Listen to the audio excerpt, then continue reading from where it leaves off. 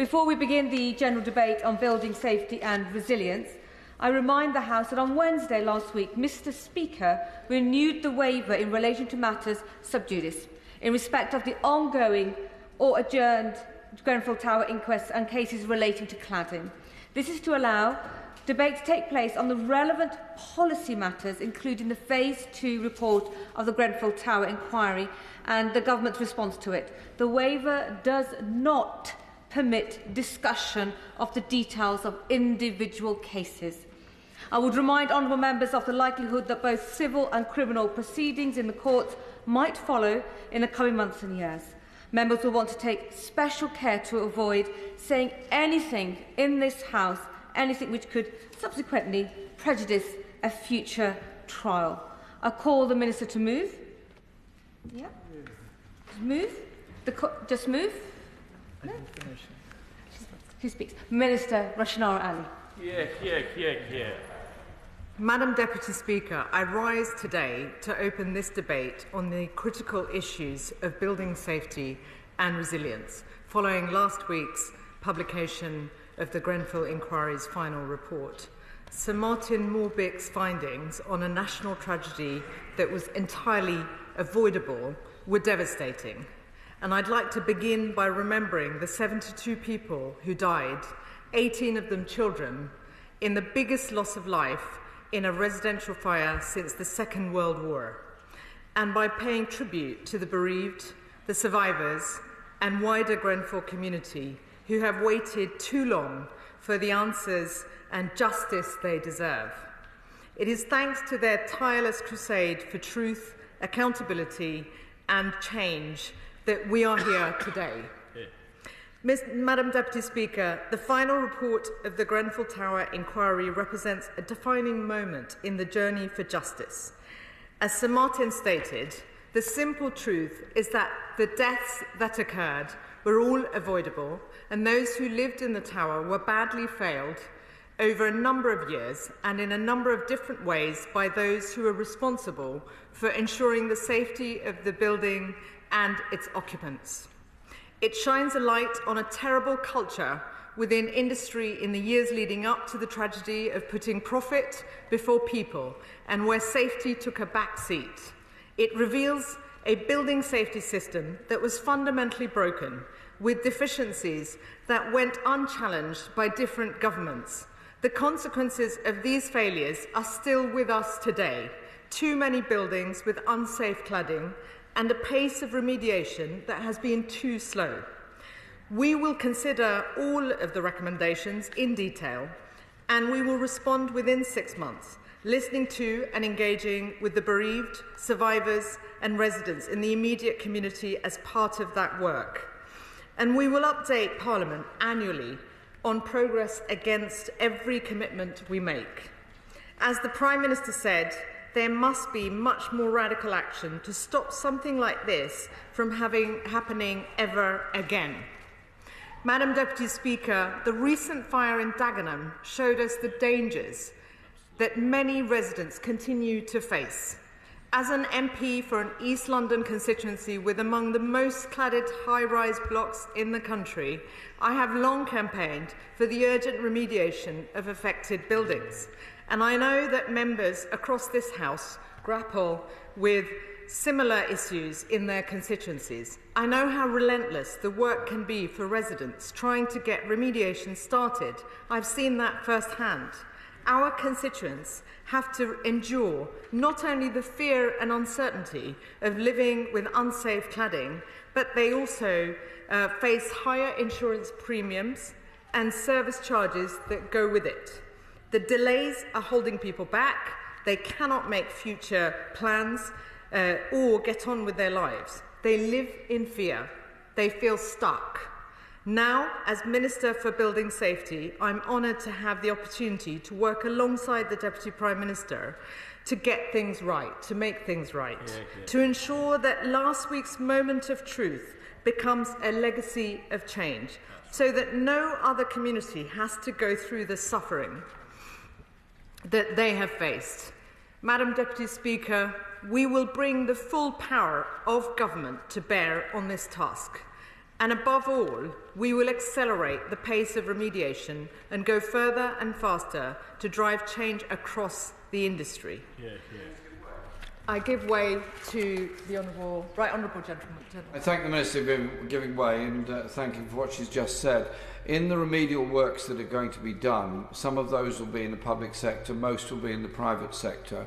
In many cases, residents are paying the price of this in very high insurance premiums, as she just rightly acknowledged. In the resolution of all this, could those residents who've suffered a great deal of stress and cost over the past few years expect some form of compensation for their losses because of the failure of government and the industry to undertake the proper remedial works? Minister. I thank the Right Honourable member for his question. We recognise the impact on those with high insurance premiums, and we will take action to protect them, and we'll have the necessary dialogue to address the points he makes in terms of making sure that there aren't high insurance premiums. I give way to... I thank the Minister for giving way. Firefighters and the FBU need to be listened to, and the government needs to deliver the statutory advisory body to ensure that the lessons of Grenfell are learned. Does the Minister agree with me? Minister. I thank the Honourable Member for her question. We have already had discussions with key stakeholders, including firefighters and the FBU, head of the FBU.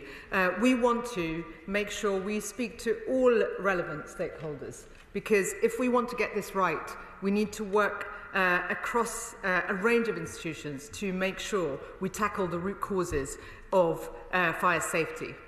Madam Deputy Speaker, I want to focus on some of the numbers of properties that are affected. There are currently 4,630 residential buildings above 11 metres whose remediation is being monitored by my department.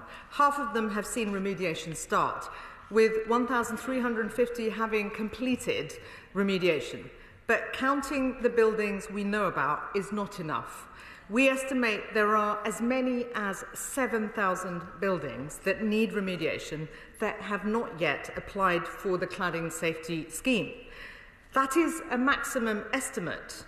There may well be fewer, but those responsible for these buildings have no excuse for failing to apply, and we will work with regulators to make sure they are identified.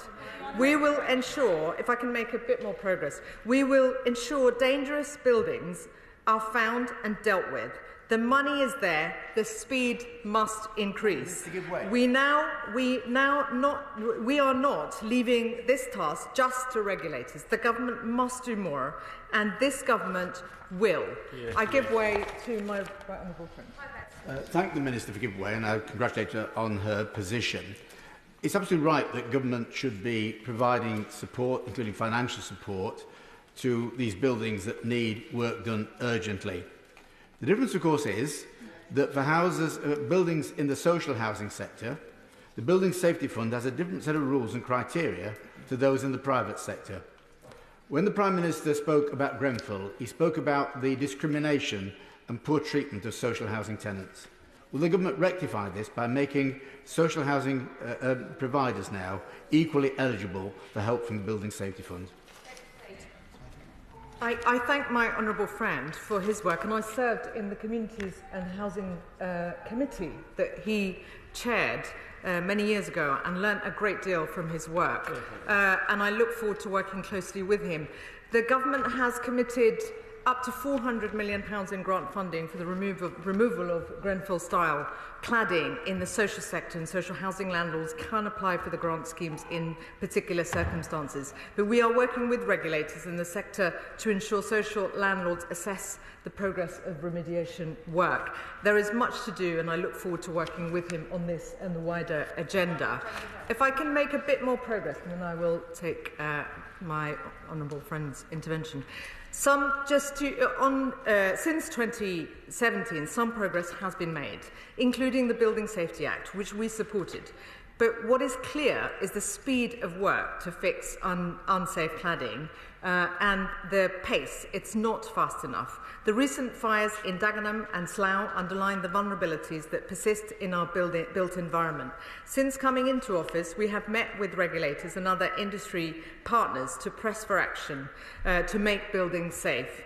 And we are contacting all metro mayors in England to ask for their support in driving forward local remediation acceleration plans, working in partnership with regulators. I'll give way to my honourable. Madam Deputy Speaker, I thank my honourable friend for giving way and congratulate her on her position, which is one of the toughest jobs in government in trying to put right these wrongs, and I wish her all the best. One of the things that would help is to improve the skills throughput in the construction industry. In my constituency, only one large block has had its cladding complete removed, and they started right 5 years ago now, and it's taken that long to deal with it. So those that have had no work started are way behind, and one of the big breaks on this is skills in the construction industry. Could you tell us what the government's doing to improve and enhance skills in that sector? I thank my honourable friend for her intervention. This is a really important agenda, and I'll say more about the remediation action plan and our response. The Prime Minister committed to making sure we respond to the recommendations of Phase 2 within 6 months, and we certainly will be looking at those recommendations and the points she makes, very important points that have been raised with me over the past 2 months, and I'm very familiar with the concerns she has, as I have raised them myself in opposition. I want to turn to enforcement action. Our message to building owners is clear. Those who fail to make their buildings safe will face enforcement action. The funding is there. The government has committed £5.1 billion to remove dangerous cladding, and industry is providing the rest. All blocks of residential flats above 11 metres now have access to a scheme to fix unsafe cladding. Qualifying leaseholders are protected by law from crippling bills for historical safety defects. As the Prime Minister made clear in his speech in this House last week, we will take the necessary steps to speed this up. We are willing to force freeholders to assess their buildings and enter remediation schemes within set timetables, with a legal requirement to force action, if that is what it takes to tackle industry intransigence. And we will set out further steps, as I mentioned, on remediation this autumn. I'll give way. Emily Darlington. Thank you very much, and I welcome her to her new position, and I know she'll be a firm advocate to those thousands and thousands of people who are waiting still for the remediation to be done on their buildings. While we need to have partnerships with the big housing builders in order to meet our target of 1.5 million, some of these same developers are the ones that are still dragging their feet on actually doing the remediation in the homes. Can she assure residents in my constituency and across the country that as part of the deal that they may be doing with other parts of her department, there will be part of those discussions are as well taking their responsibilities seriously in remediating the buildings in which they have responsibility for? Minister. I'm grateful to my honourable friend for making that very important point. We already have a number of developers who've signed an agreement on the remediation agenda, and the Prime Minister and the Deputy Prime Minister have made very clear, as the entire government, that the commitment to house building, the 1.5 million homes, these are two sides of the same coin. We have to make sure those buildings that are not safe are made safe, and we have to make sure the future homes that we build are safe and secure and address the needs of our country.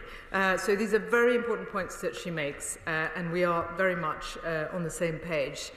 Madam Deputy Speaker, there is no excuse for a building owner to not enter a cladding scheme that they are eligible for. Yeah. Any owners who fail to do so will be held to account. We will not sit by while they fail to act.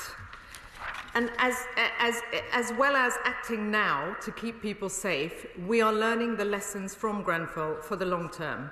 We are investing in and supporting local resilience to deliver strong planning, response and recovery.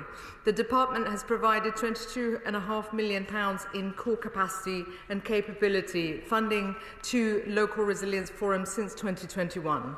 These are of fundamental importance to our national resilience, and the Department will continue to consider every opportunity for further strengthening them, including by supporting the Cabinet Office to shape and develop the programme of engagement with local stakeholders through the Resilience Review.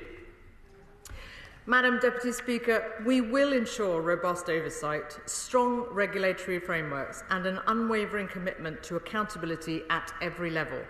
That means reforming the construction products industry that made this fatal cladding.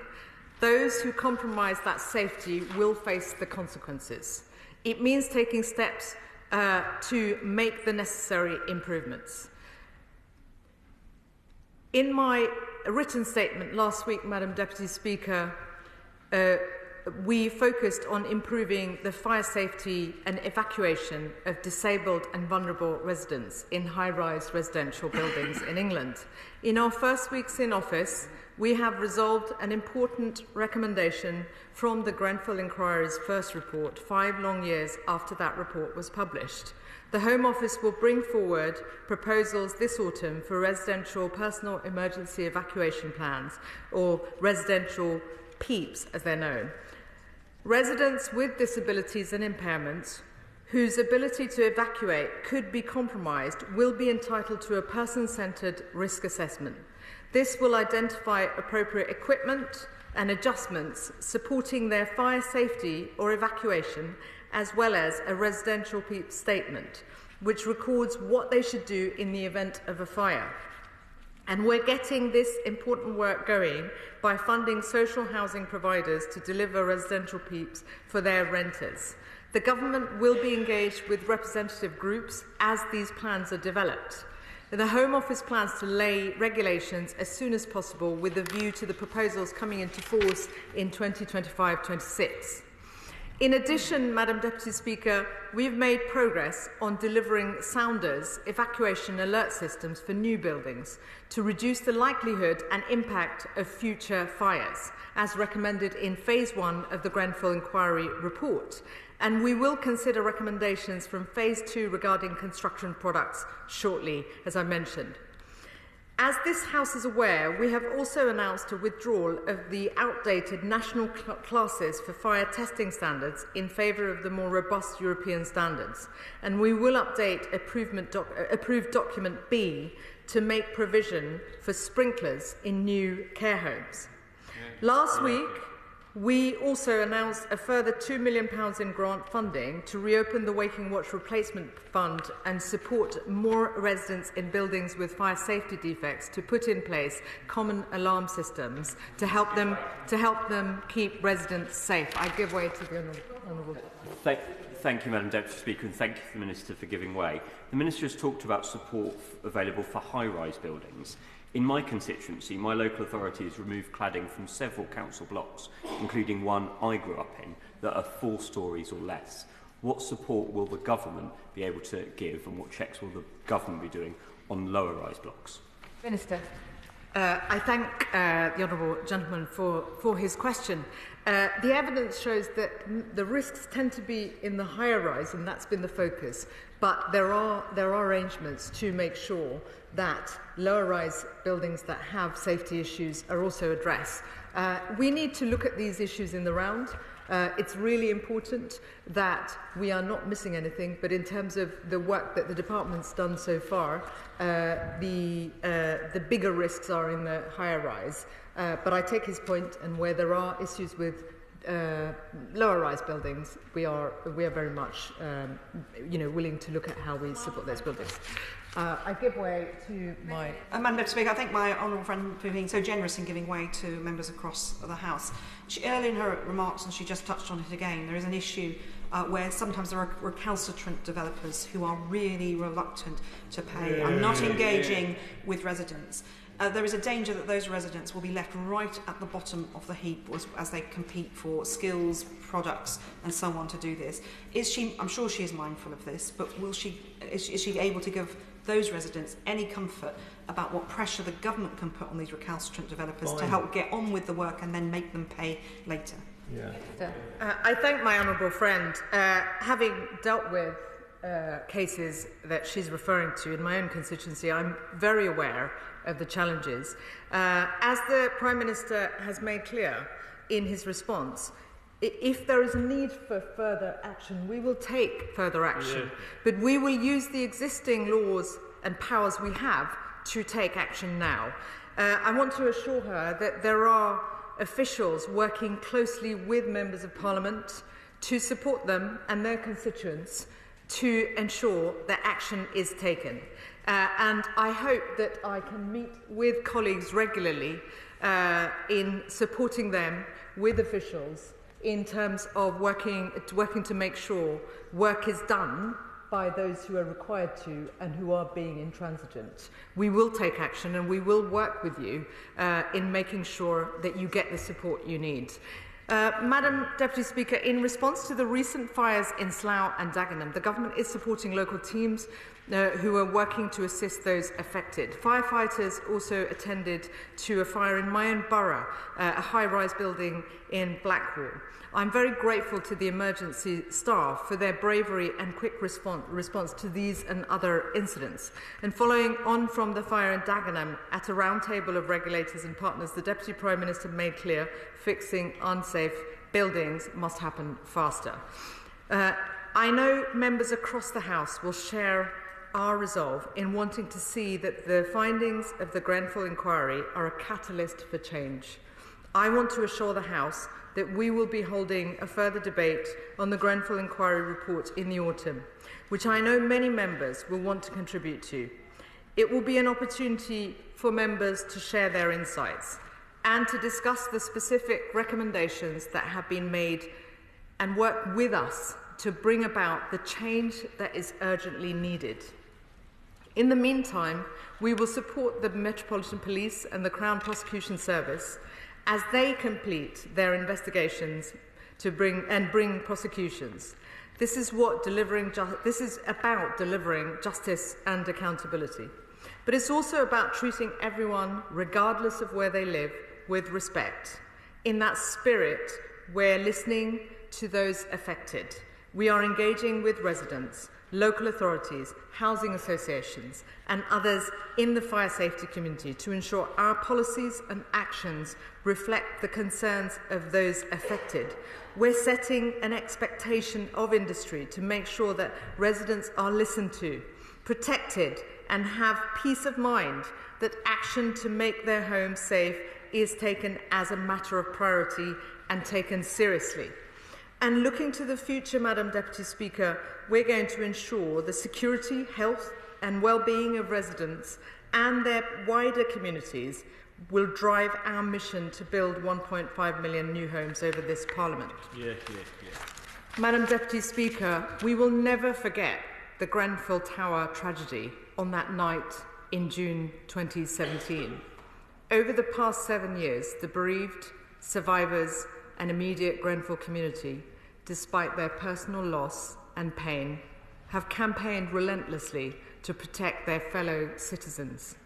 As the Prime Minister said in the memory of Grenfell, we will change our country and we will bring the full power of government to bear on this task, because that is the responsibility of service and the duty we owe to the memory of every single one of the 72 lives lost.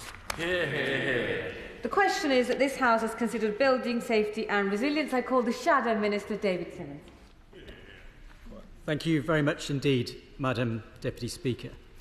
I'd like to open by sharing His Majesty's official opposition's commitment to support the government in ensuring that, in particular, the legislation that was brought forward in the last Parliament, broadly with cross-party support to address the issues that she and colleagues have outlined following the Grenfell fire, are put forward and take full effect through regulation and implementation across the sector.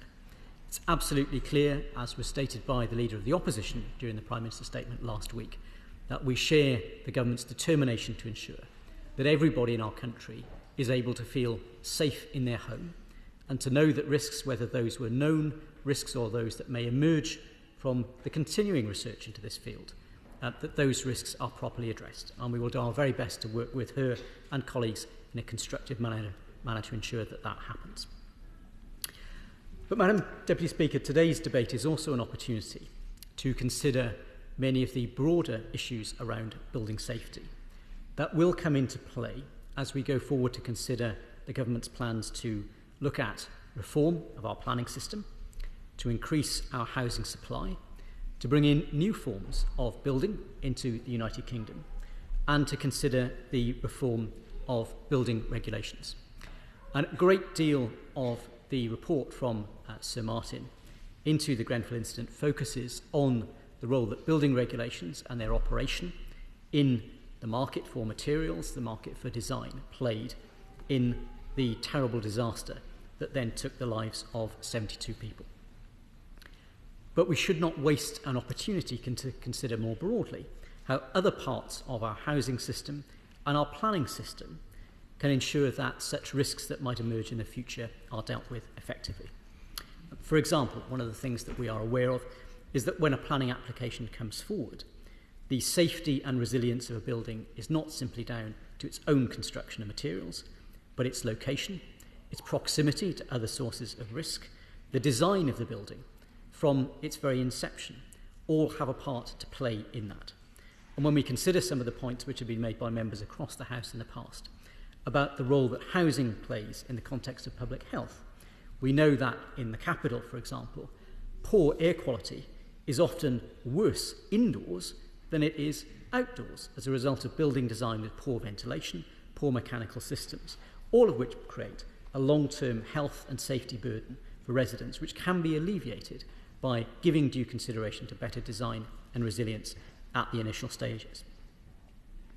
I'd also, Madam Deputy Speaker, encourage the Government to consider, as it embarks on this process, how to manage some of the very complex interactions that we see when seeking to improve the safety of buildings, where there are freeholders, there are leaseholders, and there are tenants, all occupying some of the same space. Now, I'm aware from my own experience in a local authority that Hillingdon had to go to court on 16 occasions to gain access to council properties to undertake basic maintenance and servicing work to installations against the will of the occupier, even though that work was being carried out at no cost to the tenant, which demonstrates some of the practical difficulties that this complex relationship can create in ensuring that local authorities and others are able to fulfil the duties that this House and this legislation places upon them. It's also clear from both the Grenfell report and other research that's been done that the drive towards building efficiency, in particular in respect of energy efficiency, has created a risk of a loss of focus on safety. And we know that that's been part of a global move to recognise the need to address climate change through better quality insulation and also to ensure the more efficient construction of buildings. So we see increasingly buildings being brought forward of a modular construction of different types. We've seen hotels that arrive with all of the rooms pre-constructed in a shipping crate that are simply stacked up and then provided with a brick skin. We're seeing frame-constructed homes being a significant part of the delivery of the housing market. And all of these do create an opportunity to make the available funds go further in creating more homes more quickly, and that is extremely welcome. But we also need to ensure that the potential risks that might be associated with some of those forms of construction, especially where those take place at scale, are properly considered. And I'd like to hear perhaps a little more from the Government in due course about how the broader context of building safety and resilience will take those matters into account. Of course. Would the Shadow like to reflect that I think the Government set up a committee to look at modern methods of construction around 4 years ago. The last investigation showed it hadn't actually met. It is important we get this right. We can see the problems of timber-framed homes and what the difficulties that caused in the 1980s. So important that we get the techniques and construction right. but there was a bit of a gap in the last government's approach to this, wasn't there? Well, thank you, Madam Deputy Speaker. Well, of course, it's embarrassing to hear that. I know, again, from experience in local government, a great deal of work has been put in to ensuring that modern methods of construction, often where we have exemplars around the country of how new estates, new homes have been delivered through that, are put forward for government consideration. So there's certainly no lack of evidence around the opportunities that are there. And it's also an opportunity to reflect that many of the challenges which we see, particularly in our current housing stock, and other types of buildings like schools and hospitals with aerated concrete and asbestos, that once upon a time those were wonder materials, that house builders and governments would have been considered inefficient if they hadn't brought those things forward and ensured that those were being used, and where we now know that those have created problems and risks that are requiring significant levels of expenditure to remediate. And that brings me on to another important point, which is, of course, that building resilience is not just about homes. The BBC recently did an excellent piece of work commemorating the original Health and Safety at Work Act, which was implemented by government following a number of quite appalling incidents that took place, mainly in factories where significant loss of life occurred because the design of those buildings meant, for example, in the event of a fire, that it was difficult or impossible for people to get away. We know, in respect of the total loss fires that have occurred, that we've seen school buildings that have been destroyed, and that thus far there's not been a single school fitted with sprinklers where a fire has occurred, where a total loss of that building has taken place. And the cost of installing that equipment at the design and construction stage is relatively modest compared with the impact of retrofitting it later.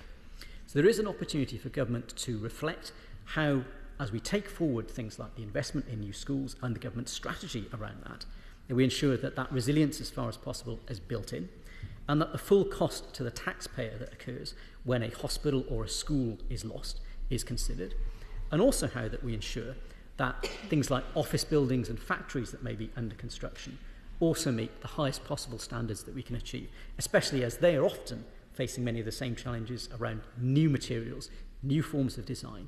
They tended to make them more efficient, but potentially bringing in risks, which it is our duty to foresee and to prevent as far as we possibly can.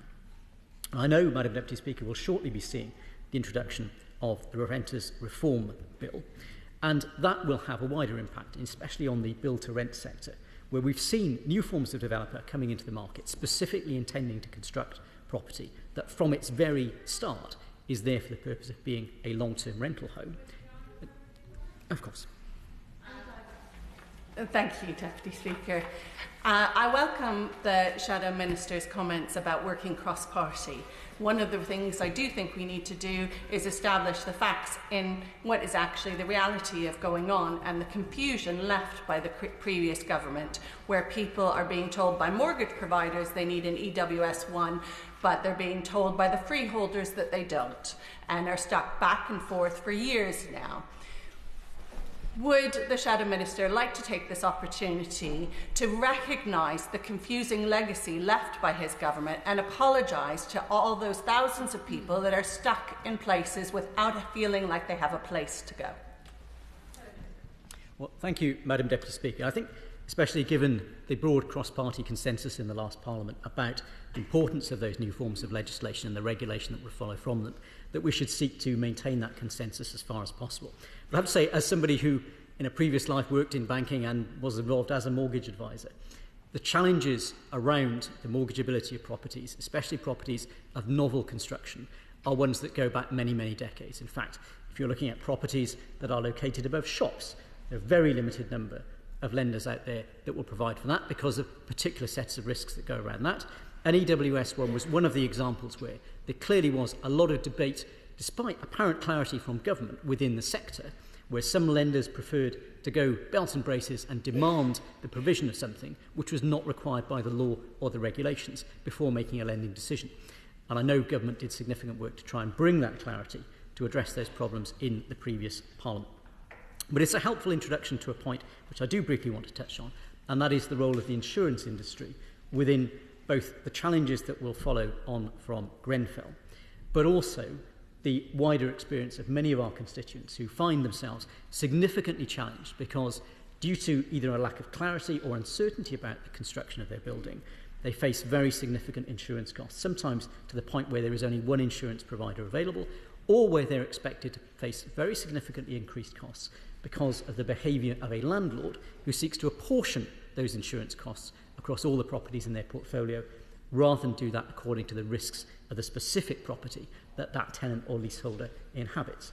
And it will be helpful for government to give some consideration to how it can work with the insurance industry to ensure that those who are paying for insurance are paying a fair price, and that it provides the necessary cover that mortgage lenders, for example, will expect to find.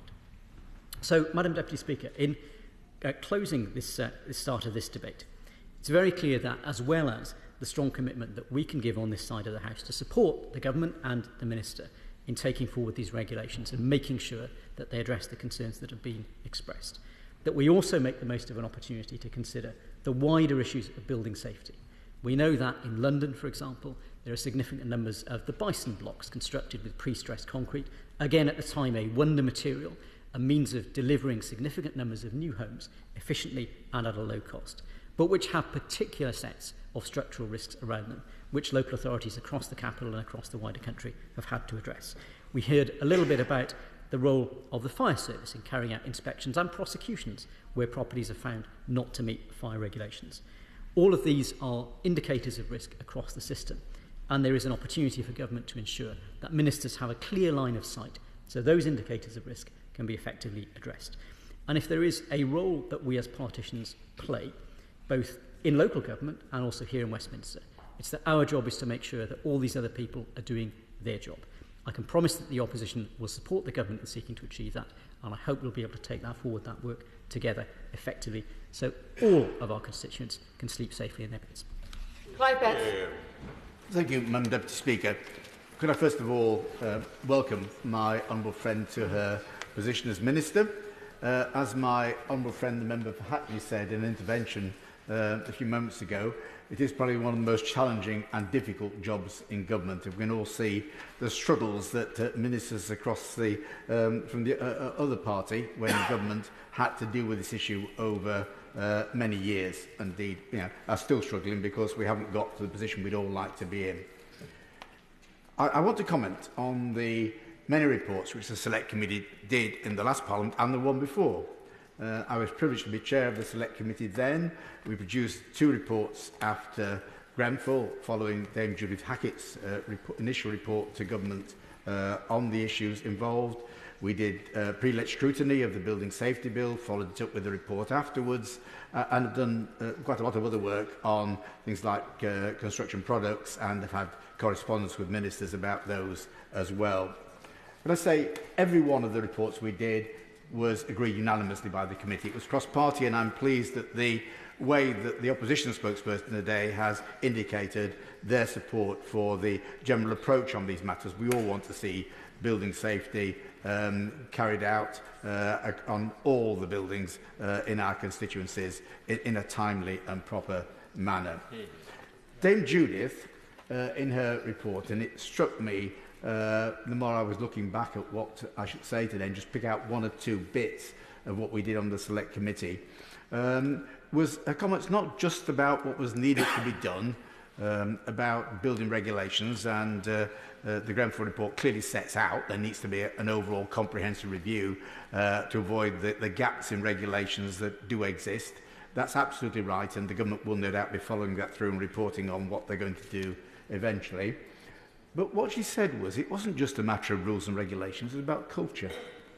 There's an issue of culture in the building industry, which is about a race to the bottom. How cheaply can you do things? And that's shown in Grenfell, when you can see examples of products being substituted for other products because the substitutes were cheaper. So in the end, the safety of individuals was put behind financial returns. And unfortunately, that's just far too common in the construction industry. And it is a fundamental reform to attitudes and culture that is needed, that the Minister, I think, may struggle to do more than even the review of building regulations, which will be a struggle enough of itself. So certainly, that's got to be borne in mind right the way through. But we look forward, nevertheless, to the government's response to all the recommendations of Sir Martin Morblick and his inquiry in terms of what they're actually going to do, because it is truly shocking, and the figures the Minister gave to me in a written answer the other day about the around 4,000 homes that still got this dangerous cladding on them. It really is quite shocking after all this time. I just say, I wonder whether the Minister might like to consider updating that figure regularly, maybe 3 months in the library, so we can all look at whether progress has been made, whether it's been made quickly enough, whether she'd even like to provide a list of all the buildings, their owners and their developers, so we can start to see where the guilty parties are.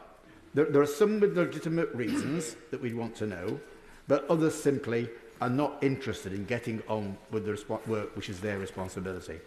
But there are some problems and some challenges which the Minister might also like to address. And one of them, my attention was drawn to a particular block where they could get access to the Building Safety Fund for removal of cladding, but other safety work that needed to be done, like missing firewalls and dangerous fire doors and all those sorts of things, they couldn't get funding for that from the Building Safety Fund. Now, where there are developers involved, then you should be going to developers and pushing them to put right their wrongs of their construction. That's okay, but when in this case, the developer had gone bust, and the building was actually owned by its leaseholders. Where did they go in that situation? Well, actually what happened was the building work just stopped. So there are situations around where, because we ended up not with a comprehensive building safety fund, which the Select Committee recommended to cover all aspects of building safety work, but just cladding, because there are other elements of building safety which are not covered by the Building Safety Fund, you can get to these situations where buildings are left unsafe. And there's no one really you can point the finger at and say they are responsible. So I hope the Minister might think about it. She probably can't give an answer today, but there are issues around. And if we could start to identify precisely where the buildings are, many more of those types of buildings may come out of that process. So the other issue is, it's about where there are recalcitrant developers and owners, how can the leaseholders in those buildings get help? They're often faced with the costs that's already been referred to, the high insurance costs. They're faced with enormous worry about what happens to their life next. And we talked to people on the Select Committee who were just in despair. And that was a few years ago. They're probably still in despair now because nothing's moved in their situation. But then on top of that, they can be faced with legal costs to challenge the developers and the owners. Can the Minister give some assurance that her department, her officials, will stand ready to offer all assistance possible to leaseholders in that situation who are really struggling, really desperate in many circumstances? I know the Leasehold Knowledge Partnership's done good work in providing assistance, but the technical advice, the legal advice, could be really coming from her department on these matters. Just one or two other key issues, and I can't go through all the issues of building safety that came up at the Select Committee. I'll be here for a lot longer than the debate today. What I would say is skills. The skills were referred to. We called in one of our recommendations on looking at the building safety bill for a national system of third-party accreditation and registration for all professionals working on the design and construction of high-rise buildings. Now, it doesn't include all the people who work on it in terms of labourers and other skills, but nevertheless, all those involved with professional skills, whether it be at one level architects, others overseeing construction work, or actually building safety managers, all should be properly accredited. And there ought to be a national system. And it's clear there are gaps in that. But down to the people who work on the trades, it is still a disgrace that under building safety regulations for electrical safety, the only rules are about competent persons. So looking at higher-rise buildings, if you have an electrician come and do work in your kitchen where there's water, or outside in your garden where there's water, they're not covered by any building safety regulations. If they come and work in your bathroom, they are, except they have to be part of a competent person scheme. But the competent person scheme doesn't mean that the person doing the work has to be competent. It simply means that the company has to be registered as having someone in it who is competent, who can sign off the work at the end of the day, even if they never see the work that's done. Now, the committee reported on that several times back in 2015 and never got any further with it. So there's something to look at there. We'll find one or two other issues. Construction products, that was clearly a problem at Grenfell. Welcome the comments in the Grenfell report on that. We called over and over again for a comprehensive review of product testing and their safety. What we called for was a publication, not merely of the products that have been tested and found to be safe, but where they had failed. Because what Dame Julie Hackett found initially in her review was that there were companies going around with their products from one testing house to another until they found one that passed them. But the failures were never notified to anybody. That can't be right. Now, Sir Martin Morblick's called for more transparency about product testing. Can we ensure that element of it, that transparency of results, the failures as well as the successes, is reported as well? In all the costs of Grenfell, developers are being held to account to some degree. Not one construction product manufacturer has been asked to pay a single penny towards the cost of building remediation. Yet we know that many of them are clearly responsible for some of the problems. Why? We've pushed government on this. We last wrote to the Minister, I think, in March of last year about it. The government commissioned a report by Paul Morell on construction products and safety. The government's not responded. The last government never responded in detail to that report. So will the Minister now look at that report and give a response to it, look both at the testing, at the categorisation of products, and also how construction product manufacturers can be made to pay some of the costs that shouldn't fall on leaseholders and shouldn't fall on social housing providers. Just 2 more points, Madam Deputy Speaker. Building control. Really pleased that the recommendations in the Grenfell report that building control should always be appointed by an independent third party. The developer shouldn't be choosing their own friends in some cases to go on and sign off a building. Now, for a very high-rise building, the building safety regulator now is responsible for appointing building control officers. Yes, I will. Thank you for giving way, and I compliment him on all the work he's done on this. Does he think one of the problems is the systemic underfunding of local authorities, inadequacy of all of their inspection regimes, and particular building control, which has had such a devastating effect on the quality of building in so many areas of the country? Thank the honourable gentleman for that comment, and yes, I do. And the committee has made many recommendations and many reports about the whole issue of local authority funding and how there's been squeezed resources on those sorts of services, given the priority local authorities have to give to social care in all its forms and now temporary accommodation. Yes, absolutely agree on that. But in the end, I think there is, as well as resources, the question of independence. Is the building control officer who goes there beholden in any way to the developer, whoever the developer is, on the basis, well, if you don't give me a difficult time on this building, I won't give you any work for the next one. That is something that has to be stopped. Now, the government, I say, has done that for the highest rise building, the last government, but we need to stop it for all buildings. And I'm pleased at Sir Martin's report. Finally, I will return to the issue of social housing. I'm not allowed to go away, Minister, I'm sorry. The Prime Minister and the Deputy Prime Minister both made their comments about the discrimination and back treatment of social housing tenants. For a long time, we've had the attitude that this is poor housing for poor people and they don't really matter. We've got to actually challenge that. They do matter. And of course, the landlords of the social housing sector, housing associations and councils will always do their best to try and make buildings safe.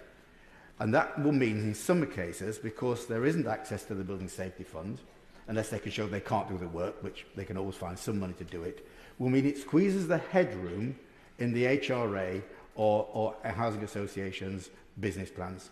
And that squeezed headroom is headroom that otherwise would be made available to build new homes. And if the government wants to build 1.5 million new homes, and I fully support that, I think it's one of the best commitments this government is making, but it will not be built by the private sector alone. There's going to have to be quite a substantial number of social houses built. And that means resources in the HRAs and resources in housing associations' business plans. And the more we squeeze them with other responsibilities that aren't funded by the Building Safety Fund, then the less money will be available to build new social housing. I will. The final time. Okay. Yes. So, thank you for raising the point of the impact on the HRA. We had two such buildings that were dealt with compartmentalisation, had no support from the government, and had to rehouse 300 families in just under a year, as per best practice. Do you agree with me that the pressure on councils was much greater than it has been on private developers to move quickly on remediation and removal in this issue? Yes, and I hope that... Need to be reminded that contributions are made through the chair, so making eye contact with the chair is most important, not with the minister on the front bench. Clive. Chair, I'd always want to make eye contact with you. I'm sure you appreciate that. No, I'm probably not get called again for a long time. That's but, yes, of course, I agree that social landlords in particular should take their responsibilities seriously. I think most of them do, but many of them are struggling. So my final ask of the Minister is, this is an urgent issue. Would she agree to meet with me and Kate Henderson, the Chief Executive of the National Housing Federation, together with the representative of local council, who've done an excellent report recently about funding for council house building, to discuss this issue and the challenges, extra challenges it poses to both housing associations and councils at this difficult time. Madam Speaker, I want to conclude my comments there. I want to thank all my colleagues who were involved in the Select Committee in the previous two parliaments. There'll be a new chair elected today. I just offer my help and assistance any way I can, two excellent candidates, whoever's the chair, to support them going forward, because this issue is going to be one I'm sure the new Select Committee will want to address. Liberal Democrat spokesperson Marie Goldman. Thank you, Madam Deputy Speaker, and I'd like to welcome and congratulate the Minister to her position and please see her in her place. As Liberal Democrats, as we have already said in this chamber, we welcome the Grenfell Tower Inquiry final report. And we would like to put on record again to thank the families of the victims and, of course, the survivors for giving their testimony and their and their statements to that inquiry. And we know how difficult that will have been.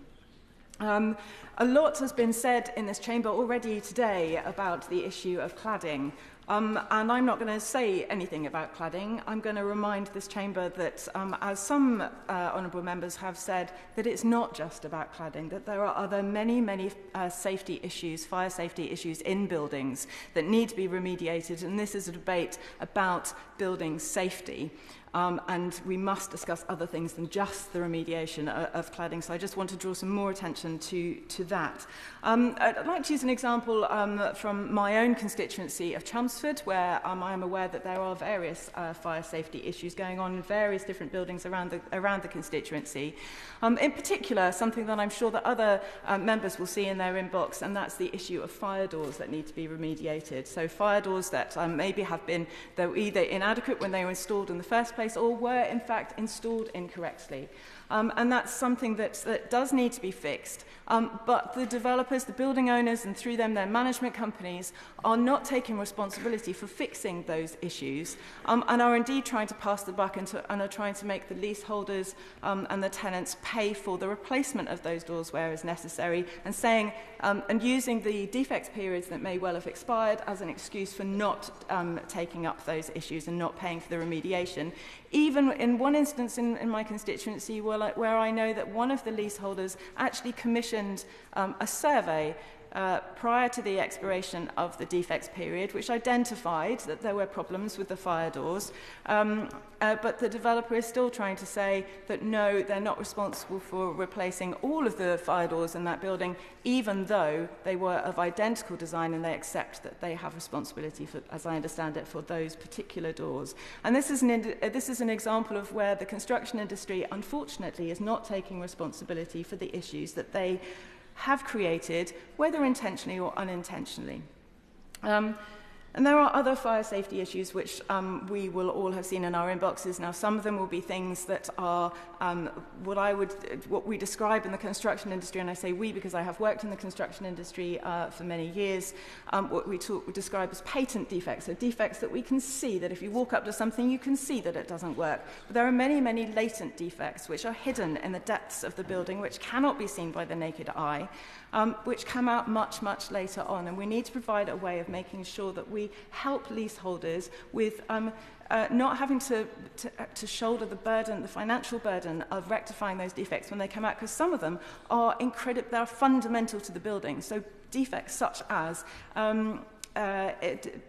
safety issues around gas pipes that have been incorrectly installed, and it's come out later on that there is inadequate shielding around those pipes, as is happening, as I understand, in a building in my constituency of Chelmsford. And I could go on and on about other fire safety issues, and I won't, because I know that other honourable members want to speak. And I have quite a few things I'd still like to say. But there is a huge backlog of issues that need to be remedied. And the Minister talked about the number of buildings that are on the register or on the list of buildings that need to be remediated. What I would say is that having spoken to a fire safety expert from a local authority, not in my constituency, who is responsible for looking at all of the buildings within that local authority's housing stock, they had to put together a report which had to be submitted by the deadline, which I believe was earlier this year. When they submitted it, or tried to submit it to the HSE, the Health and Safety Executive, the Health and Safety Executive said, whoa, hang on, don't submit it now, we can't cope. We'll let you know when we want to receive those documents. It may well not be until 2029. So the number of buildings that the Minister was talking about, I would say, is definitely an underestimate of what will eventually be the final number. And I would urge the Minister to discuss this issue with the Health and Safety Executive to see what other resources they might need to be able to move more quickly with that. Because let's remember that people are living in these buildings, and they are living in buildings where they have been told officially that they are not safe. And so every single night they go to bed knowing that they are sleeping, and their families are sleeping, their children are sleeping in buildings that are not safe. So we don't know the full extent of the problem. And there are many, many recommendations that can come out. But one of the things that really strikes me, and we could talk about how the construction industry operates, etc., but let's talk very briefly about the planning system. It strikes me as very strange that the fire service are still not statutory consultees on planning applications for buildings over 18 metres, buildings that are high-rise buildings. That seems very strange to me when we're talking about fire safety, and of course the fire service are experts in fire safety, and yet we don't make them statutory consultees. That feels very strange to me and feels quite a big oversight, and something that I would urge the Minister to look into. There was talk earlier about historical issues and how we need to remedy them. I would just like to highlight to the Minister and to everyone here that these issues are not just historical. There are buildings that I'm aware of that are less than 2 years old that have fire compartmentation problems, that have missing fire stopping. This is something that is ongoing. And as one fire safety expert put it to me, after everything that happened with Grenfell, developers are still getting away with it. So it is a systemic problem, and there are many, many reasons for it. It's partly driven by finances, it's partly driven by many, many things. But as the Honourable Member for Sheffield South East said, it is also a cultural problem. There is a lot that we need to work on with that. Now, I will now just very briefly admit to a slightly guilty pleasure, which is that I quite like watching the programme Air Crash Investigation. Now, it might seem a bit macabre, but I quite like how the airline industry... Now, the airline industry is not perfect, and I do not want to give the impression the airline industry is perfect, so anyone from the airline industry, I'm going to big you up a little bit, but I don't think the airline industry is perfect. But how they investigate issues that have happened, how they investigate crashes, and how they work out what went wrong, and then do not point the finger of blame, no matter where that where the fault lies, they look at how they could have avoided it and how they can make sure it doesn't happen again in the future. If only we could make the construction industry do the same and change that culture, rather than trying to have the slippery shoulders, well, it's not my fault, well, it was that subby, or it was this subcontractor over there, or, well, it was, it was the manufacturer, whatever. Having worked in the construction industry for a long time, I know that that does happen a lot. If we could change the culture to be something more like how the airline industry investigates problems, I would be very happy to see that. But then also there was another industry that I think we could learn something from in the construction industry, and that is when we see something, I've just mentioned, issues with fire safety issues, things that need to be remediated. If we think about if something goes wrong, how many of you, I'm sure very many people in this chamber have had cars where they've had a recall notice, a safety recall notice issued to them. And that means that the motor industry and the manufacturers have to recall those cars and they fix the issues, the safety issues. If it was something to do with the brakes or if it was something to do with anything in the engine that is a safety issue, they recall it and they fix it at their expense. I would like to see something similar happen in the construction industry where people take much more responsibility for it. But I'd just like to bring this back to leaseholders because it is incredibly important that we remember the implications of all of the delay that is happening when things are not being fixed on leaseholders. Not only is it a fire risk, as I mentioned before, we have people who are on 24-hour watch. Other members have mentioned the difficulty in getting mortgages. Many leaseholders cannot sell their properties at the moment. They cannot move on. I think this has implications for the housing crisis as well because it means that there is less churn in the housing industry. It means that fewer people are able to move out of those flats and allow other people to move into them. It is exacerbating the crisis, and of course other people have mentioned insurance.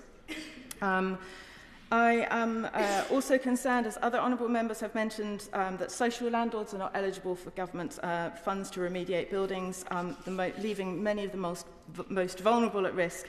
And I would urge the government and the Minister to listen to the National Housing Federation, who represent hundreds of housing associations, and also the End Our Cladding Scandal campaigns on these issues. And finally, Madam Deputy Speaker, I'd like to reiterate Liberal Democrat policy on this. I'd just like to remind that the Liberal Democrats have been calling for the removal of dangerous cladding from all buildings, but making sure that leaseholders don't have to pay for it. And just to reiterate what I said earlier, that it shouldn't just be about cladding. There are other things which are really serious as well. Fire stopping in particular, fire doors are incredibly important. So, as my honourable friend from St Albans asked the Prime Minister to do just last week, we need the government to step in and put the cash in up front to carry out the remediation in some circumstances, and then the government should go after those who are responsible, and that would alleviate a lot of suffering. And very, very finally, Madam Deputy Speaker, I would just like to say that fire safety isn't a luxury. It should be seen as a right. Thank you. Joe Powell. Madam Deputy Speaker, and I'd like to start just by putting on record the thanks of my constituents in Kensington and Bayswater, obviously inclusive of the wider Grenfell community, for the support across the House last week when the Grenfell Inquiry Stage 2 was launched, for the Minister and the Government for making time today and for committing to future time, and also for the Prime Minister for his statement and his heartfelt apology on behalf of the British state for what happened. I think he spoke for us all, including the Leader of the Opposition in that debate. The Grenfell legacy obviously has lots of dimensions, but one of them is building safety. So, again, I would urge members to, again, remember that 72 victims from that fire whose legacy has to be partly fixing this crisis. After the report, there were kind of 3 immediate actions that the community were looking to me to advocate for in this place.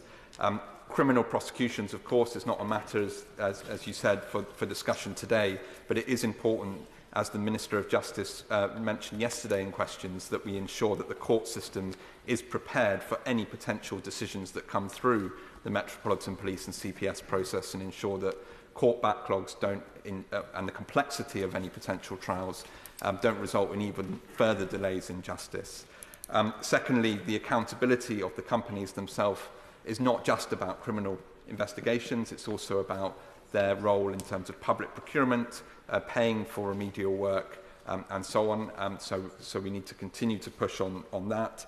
And finally, the policy changes that we are discussing today to ensure this never happens again, because as others have said, the pace of change has been far too slow. And that pace of change is partly, as my right honourable friend from Sheffield South East said, the culture around, in particular, social housing tenants and how they're treated and their agency and power and respect, but also the tens of thousands of people up and down the country who are still going to bed in buildings that are unsafe. In my constituency, quite incredibly, given the history of Grenfell, we have one of those buildings that is not yet on the department's list because they went under a fire inspection just a few months ago and flammable rendering was found. And I think it's a good example of what many members have already mentioned. It's a building that has approximately 50% social tenants and 50% shared ownership leaseholders who have scraped together the money to get on the housing ladder and have now been hit with a £400 a month increase in their service charge, primarily driven by the dramatic increase in insurance after the fire inspection took place. So I agree with the Shadow Minister and his call to look at the insurance market, because in this case there was not a competitive bid for insuring this building. I know there has been a discussion with the Association of British Insurers to see how we can bring down the costs, but I would really urge the government to look at that, because in the short term, while we wait for the remedial work to take place, that is simply unaffordable for those leaseholders. So I certainly think the insurance industry is something we need to look at. In addition, this building is another example of this merry-go-round of buck passing that we talked about last week between local government, national government, developers, freeholders, housing associations. So we need clear timelines to speed this up, and I really welcome the Prime Minister's commitment on that, and incentives, I think, in the system, carrots and sticks, to make sure that we don't have this kind of never-ending situation where leaseholders and tenants are unclear about when the work will be done. And as the Minister said, the money is there, so it's about knocking heads together and making sure that at an individual building level we get the speeding up that we need. And I will be writing to her about this specific building that I've mentioned. Speeding up this work is obviously part of the answer, but there are recommendations now from Phase 1 and Phase 2 of the Grenfell inquiry that are obviously also relevant beyond cladding itself, as the Honourable Lady mentioned. So I really welcome the announcement last week from the government that residential personalised emergency evacuation plans for disabled people will be taken forward. I know it was a big frustration of many of my constituents that had not happened under the previous government. So we look forward to more detail around what those PEEPs will look like. And I would urge the government in the comprehensive spending review to look at funding for multiple years for implementing that for social landlords, and a scheme to make sure that developers and freeholders will cover the costs for private buildings too. I think we're all still digesting the full Phase 2 report, and there will be time to go into that in more detail.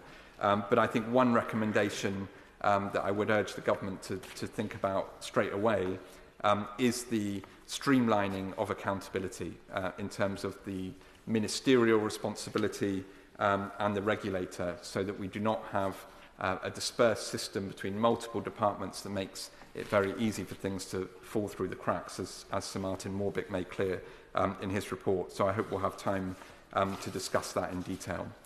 And finally, in terms of who should pay, I really welcome the Prime Minister's statement that he will be writing to the companies and looking at exclusions in the public procurement process to ensure that companies referenced in the Grenfell report will not be able to access public tenders. And I would also want to put on record my thanks to golfer Shane Lowry, who yesterday, belatedly, but he got there in the end, removed the sponsorship from one of those companies mentioned, which I will not mention them by name just out of caution. But more broadly, clearly these developers need to pay for the remedial work. So in closing, Madam Deputy Speaker, I think the campaigners have done an incredible job, as the Minister said in her opening remarks. Their ask has always been for truth, which we have now from the inquiry, for justice that we hope will come from the criminal prosecution system, and for change, which is on all of us to deliver in this House. Thank you. Maiden speech, Peter Fortune. Thank you very much, Madam Deputy Speaker. And can I say I've learnt from the potential misstep for the honourable member from Sheffield South East, and I promise to gaze at you throughout my entire speech. A maiden speech, Madam Deputy Speaker, is by tradition and design supposed to be quite light-hearted, and that is how I have fashioned this. But I want the House to be in no doubt that this is a very serious issue, and I welcome the cross-party conversation that's been had about the disaster at Grenfell. And I know that my constituents in Bromley and Biggin Hill send their thoughts and their prayers to the victims, survivors and their families, and for those that have been impacted elsewhere. Madam Deputy Speaker, it is obvious that I represent the finest constituency in all of this great United Kingdom. Before I set out my case, let me say a few words about my main predecessor, noting, of course, those communities we welcome from the constituencies of both Beckenham and Orpington. But the majority of my new constituency is inherited from Bromley and Chislehurst and Sir Bob Neal, KC. Sir Bob was and is a creature of this House, a magnificent speaker, bon vivant and good friend to many in this chamber. Bob dedicated his adult life to service. He started as a councillor before moving to the Greater London Council. The GLC, of course, met its demise in 1986. Bob, unperturbed, simply hung around till it was reinvented in 2000 when he became the first Assembly member for Bexley and Bromley. In 2006, with the passing of the much-loved awkward squad member Eric Forth, Bob fought a difficult by-election to become the member for Bromley and Chislehurst. For nearly a quarter of a century, Bob has been part of the fabric of our community, always ready to fight for those who needed a voice. Bob has a deep admiration and love for the law. Of the many positions he's held in politics, I believe it is chairman of the Justice Select Committee where he reached his pinnacle. His knowledge and depth of understanding has been of unquestionable benefit to the House, but his love of the law is trumped by a love that is much deeper. It's not West Ham, it's not opera, it's not even Gibraltar, to which I know he's given so much time. His greatest love is for Anne Louise, the woman, the wife, and the friend who's made him so happy. And members will know that fate took a particularly callous decision early on in their new relationship. But they will know that Bob and Anne Louise faced that challenge with their typical resilience and humour. I thank him for his service, for the graciousness and kindness with which he has always treated me, and I wish his family well. Yeah. Before I move on to making the self-evident case that Bromley and Biggin Hill is the greatest constituency that has ever existed ever, I want to make a note of another previous member for Bromley, the former Prime Minister Harold Macmillan. As Minister for Housing, he took on the responsibility of meeting new and ambitious housing targets. He was not keen at first, writing in his diary in 1951 that it was not my cup of tea at all. Despite his concerns, he met the inflated target a year early and changed the lives of families right across the country by presenting the opportunity to live in a safe and secure home. I wonder how he would feel now, and this does link to the substance of the debate, that residents of North Point in Bromley are still suffering due to a cladding crisis that is of no fault of their own. This is an injustice that has gone on for too long, and it is vital that the whole House works together to free those impacted from the imposed shackles of poor governance and a lack of accountability. Before moving on to talk further about the constituency, I would like to say thank you to the best people I know. I cannot linger here for too long, otherwise I shall be reduced to an emotional puddle. But I must recognise my beautiful family without whom I am nothing. My extraordinary children make me so proud, and I am blessed with the most beautiful, talented, funny, and patient wife in Anna Marie.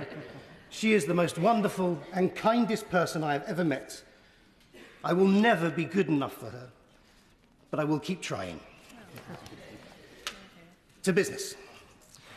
Bromley and Biggin Hill is a long, thin, and elegant constituency, which is why it comes as no surprise that they chose me, an uncanny physical manifestation of the place.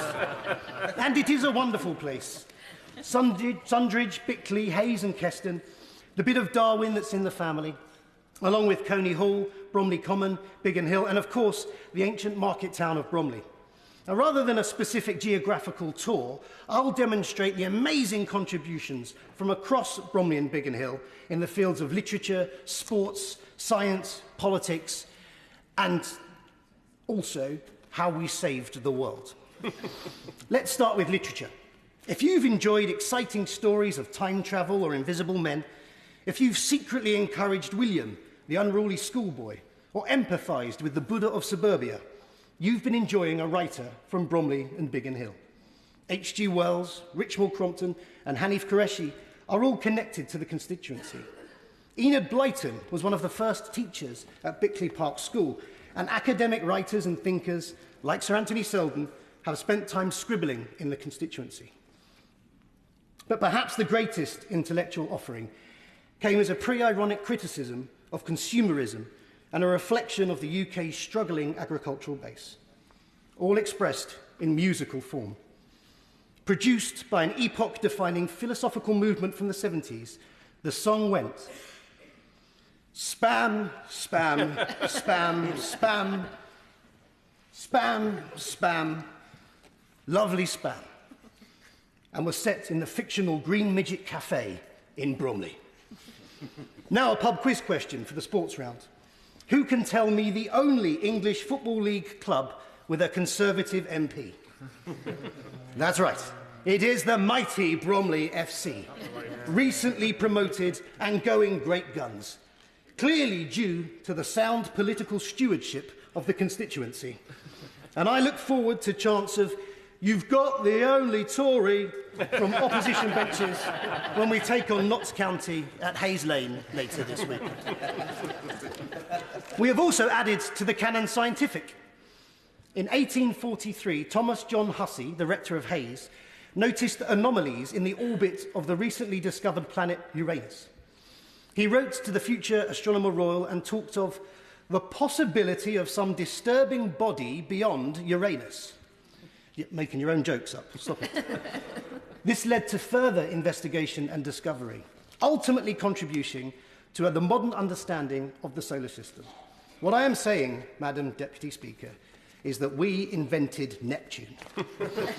To politics. And whilst we've had our fair share of lefty types, notably anarcho-communist Peter Kropotkin, who lived with us for a bit, I have to say my favourite local communist has always been Coney Hall's irrepressible Elsie Borders, who led the famous mortgage strike of 1937. Elsie intentionally defaulted on mortgage payments, demanding that the structural flaws in their newly acquired buildings be repaired. I cannot think but help how this relates to the substantive issue we are debating. And whilst I have some opposition members on side, I can delight them further by informing them that it was in Bromley and Biggin Hill that we invented the modern income tax. But before I lose members on this side, allow me to win them back by explaining that the revenue raised was used to fight the French. I got them back. It was introduced by our local boy done good William Pitt the Younger, who was born and resided in the constituency. He was assisted into this political position by his father, William Pitt the Elder, another resident. This original political Nepo baby went on to have an extraordinary career, with perhaps the highlight being the conversations he held with his colleague William Wilberforce around a tree in the grounds of the Pitt residence.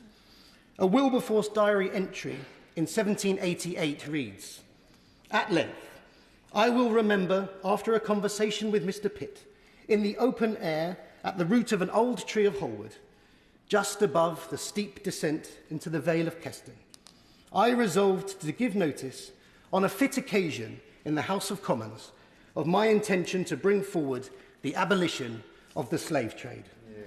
Evidence that we in this House do occasionally get something right. Finally, Madam Deputy Speaker, I wish to turn my attention to the wonderful town of Biggin Hill. It is more Kent than London, with its rolling green hills and rural lifestyle. But Biggin Hill has given us so much more. I urge members to visit the wonderful Biggin Hill Museum and Chapel and hear the stories of the few. To imagine those young men strapping into their Spitfires and Hurricanes, accelerating down the runway at Biggin Hill, gently pulling back on the stick and gliding free from the bonds of earth. The cognitive dissonance that must have arisen from the exhilaration of floating in the blue Kentish sky and the terror of the strife awaiting them as they cross a freezing channel.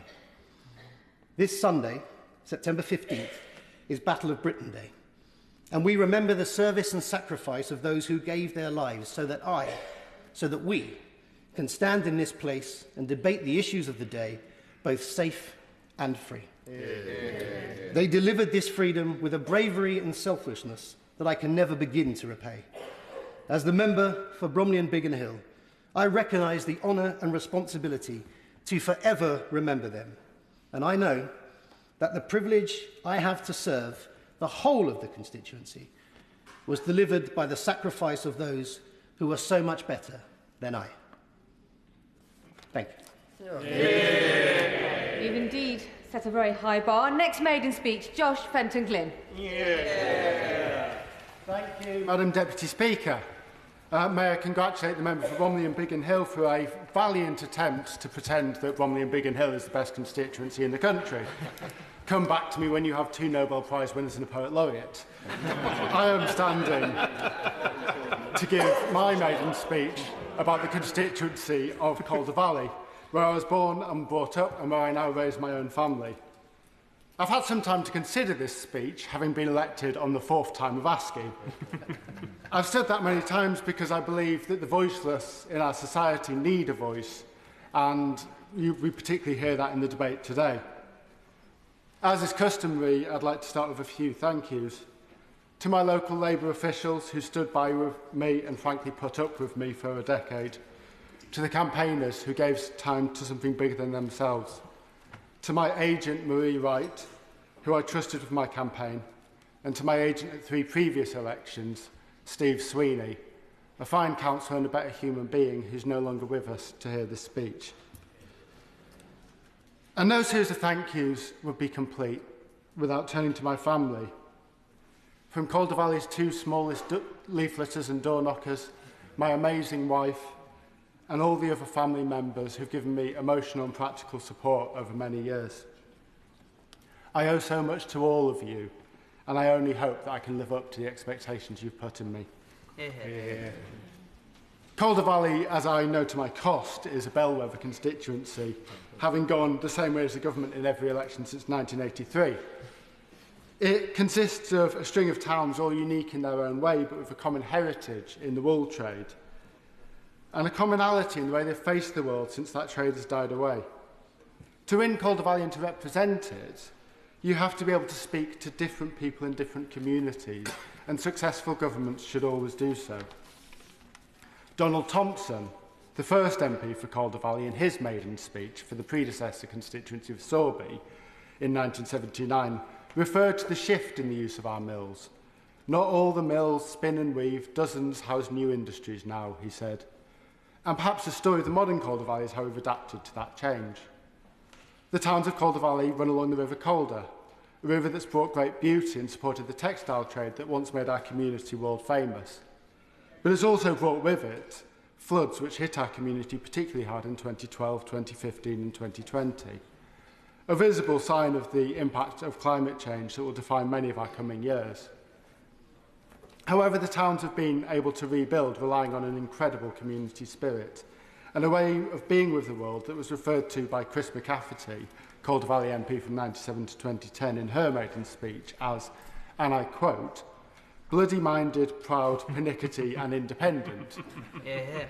A statement I would demur from making myself, but I certainly recognise it in many people I represent. Chris was good enough when I was 15 to accept me as work experience in her office. As I say, each town has its own history and tradition, guarded proudly. The town of Todmorden, the traditional county boundary between Yorkshire and Lancashire, with Yorkshire governance, an Oldham postcode and an accent somewhere in between, was home to the famous radical parliamentarian John Fielding, who changed the law to reduce the number of hours children could work to 10 hours a day. Over the years, that town has boasted an astonishing 2 Nobel Prize winners, and it's the birthplace of Incredible Edible, who've pioneered growing vegetables in community spaces. Moving down the river to Hebden Bridge, a town once famous for fustian trousers and the first workers-owned cooperative mill, that mill is now home to Calrec, which makes state-of-the-art mixing desks. Other mills host a thriving creative community. From Hebden Bridge, a short hop down the Rochdale Canal, we'll take you to Mythenroyd, the birthplace of Poet Laureate and scourge of GCSE English students everywhere, Ted Hughes. The Mid-Valley includes Elland, a market town once of such importance that Yorkshire's largest football club's ground is named for the road that leads there. Elland is now home to great businesses and even better people. I'm proud to be a member of Elland Round Table, and with our annual bonfire we've raised thousands for local good causes. Round tables across the country offer a lot of charity work, but they also give men an opportunity to do things alongside each other, creating an intentional community of friends that has been very valuable to men's mental health over the years, and I pay tribute to them. The town of Elland will soon be improved by a new train station, something that my honourable friend, the Secretary of State for Transport, will hear quite a lot from me about in due course. Our rural communities include Ryburn and Greetland, the spellings of both of which I'll pass to Hansard later, and where we see farmers reinvent themselves from BSE to foot and mouth and political shocks like Brexit. Small farmers' lives are never straightforward. However, they are underestimated as custodians of our landscape, nature and biodiversity. Through supporting small farms, we can answer many of the problems we face in other places. The biggest population centre in the constituency is Brighouse and Rastrick, famous for their brass band, who have the dubious honour of the longest-running number 2 in British chart history. Brighouse, over the years, has produced everything from biscuits to valves. It perhaps typifies the story of our changing industry as much as anywhere. The mills don't spin and weave, but they're home to new industries now. And on to me. As I've said, I was born and raised in Calder Valley, and I'm keen to continue the campaigning tradition of past MPs, from John Fielding to Chris McCafferty, a tireless campaigner for women's rights. Despite my severe dyslexia, I got a good education at Calder High School, thanks to great teachers like the Honourable Member for Stoke-on-Trent South, the first purpose-built comprehensive school in the north of England. While no one in my family has chosen politics as a path, it would be untrue to say that we aren't political. Indeed, going back to my great-great-grandfather, my family have been Labour supporters. Said ancestor, John Hughes, was the agent to Joshua Ritson, one of the first Labour MPs for the city of Durham, one of 142 Labour MPs that were elected in the 1922 cohort, but the only Josh. This intake has seen a 2.9-fold increase in the number of Labour MPs and a 7-fold increase in the number of Joshes, both numbers of which I hope continue to hold strong. And the fourth MP for Calder Valley and the fourth of local government experience. I think, in general, local government is good grounding for work in this place, but nowhere more so than in Halifax's Town Hall, designed by Charles Barry, who designed much of this place as well. Halifax Town Hall was his final building, so we like to say that he practised on Parliament, but perfected his work in Calderdale. My predecessor, Craig Whittaker, was twice on Calderdale Council and had the job of Cabinet Member for Children and Young People, as well as being a whip in this place. While he and I may not agree on many issues, we have a shared love for Calder Valley, and he was a committed public servant who, between council and parliament, gave 2 decades to his community. My council career culminated with me taking the role of Cabinet Member for Adult Services and Wellbeing, which included social care. It is perhaps fitting I've been elected in the government who want to get to grips with this issue. While it's easy to talk about the health service and delivery, I find that the difference that good care workers can make can be even more impactful in people's lives. And when I look at the areas that I've focused on in my career, it's the less glamorous topics that draw me. I spent a lot of my career looking at the welfare system and how it can alleviate poverty. I worked at Oxfam Child Poverty Action Group and Church Action on Poverty. A proud trade unionist, I've supported often low-paid workers at USDO and the Public and Commercial Services Union. I've always believed that getting benefits right, supporting people into work rather than punishing them for not being able to find work, and supporting with dignity those who simply can't work, is one of the things we can do to make our economy stronger and people happier in work and life. In PCS, I had the honour of working with many committed public servants, often unseen but in absolutely vital jobs, including public safety, which reminds us of the topic of today's debate. So many of those roles were unthinkingly closed in the bonfire of the Quangos, and we must always remember that our actions in this House have a larger impact elsewhere. My more recent career as Cabinet Member for Social Care and my day job for the General Medical Council taught me similar lessons, giving me a glimpse of some of the amazing committed people working in caring professions. It's only a shame that the unreformed care system places a different value on work inside and outside the NHS. I hope a national care service will recognise that care work is skilled work and should be supported in the same way. So in conclusion, I'd like to take a minute to thank my community of Calder Valley for the faith you've shown in me over the years. Our towns sit like unique pearls in the Pennines, formed from Yorkshire grit, but bound together by the history of the textiles we once produced. I will always keep in mind our diversity and uniqueness, as well as the common threads that weave together and unite us. I promise to always listen and do my very best to be your voice in Westminster. Thank you. I call Zoe Franklin to make her maiden speech. Thank you, Madam Speaker, Deputy Speaker, for this opportunity to make my maiden speech. But before I do, I would like to congratulate the honourable members for Bromley and Biggin Hill and Calder Valley for your excellent speeches. I have a real flavour of your constituencies and your constituents, in fact. Today's debate highlights once again the wider issue of building safety and poverty.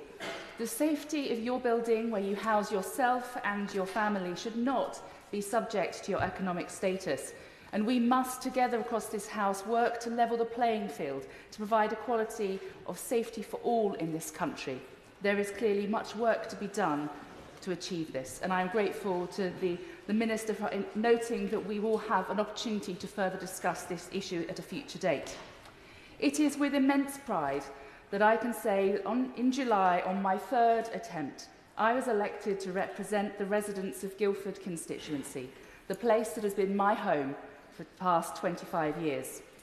In my speech at the Count following my election, I made a commitment to my residents that I would be an MP for everyone in my constituency, including those whose voices for too long have gone unheard, and I want to reiterate that promise today.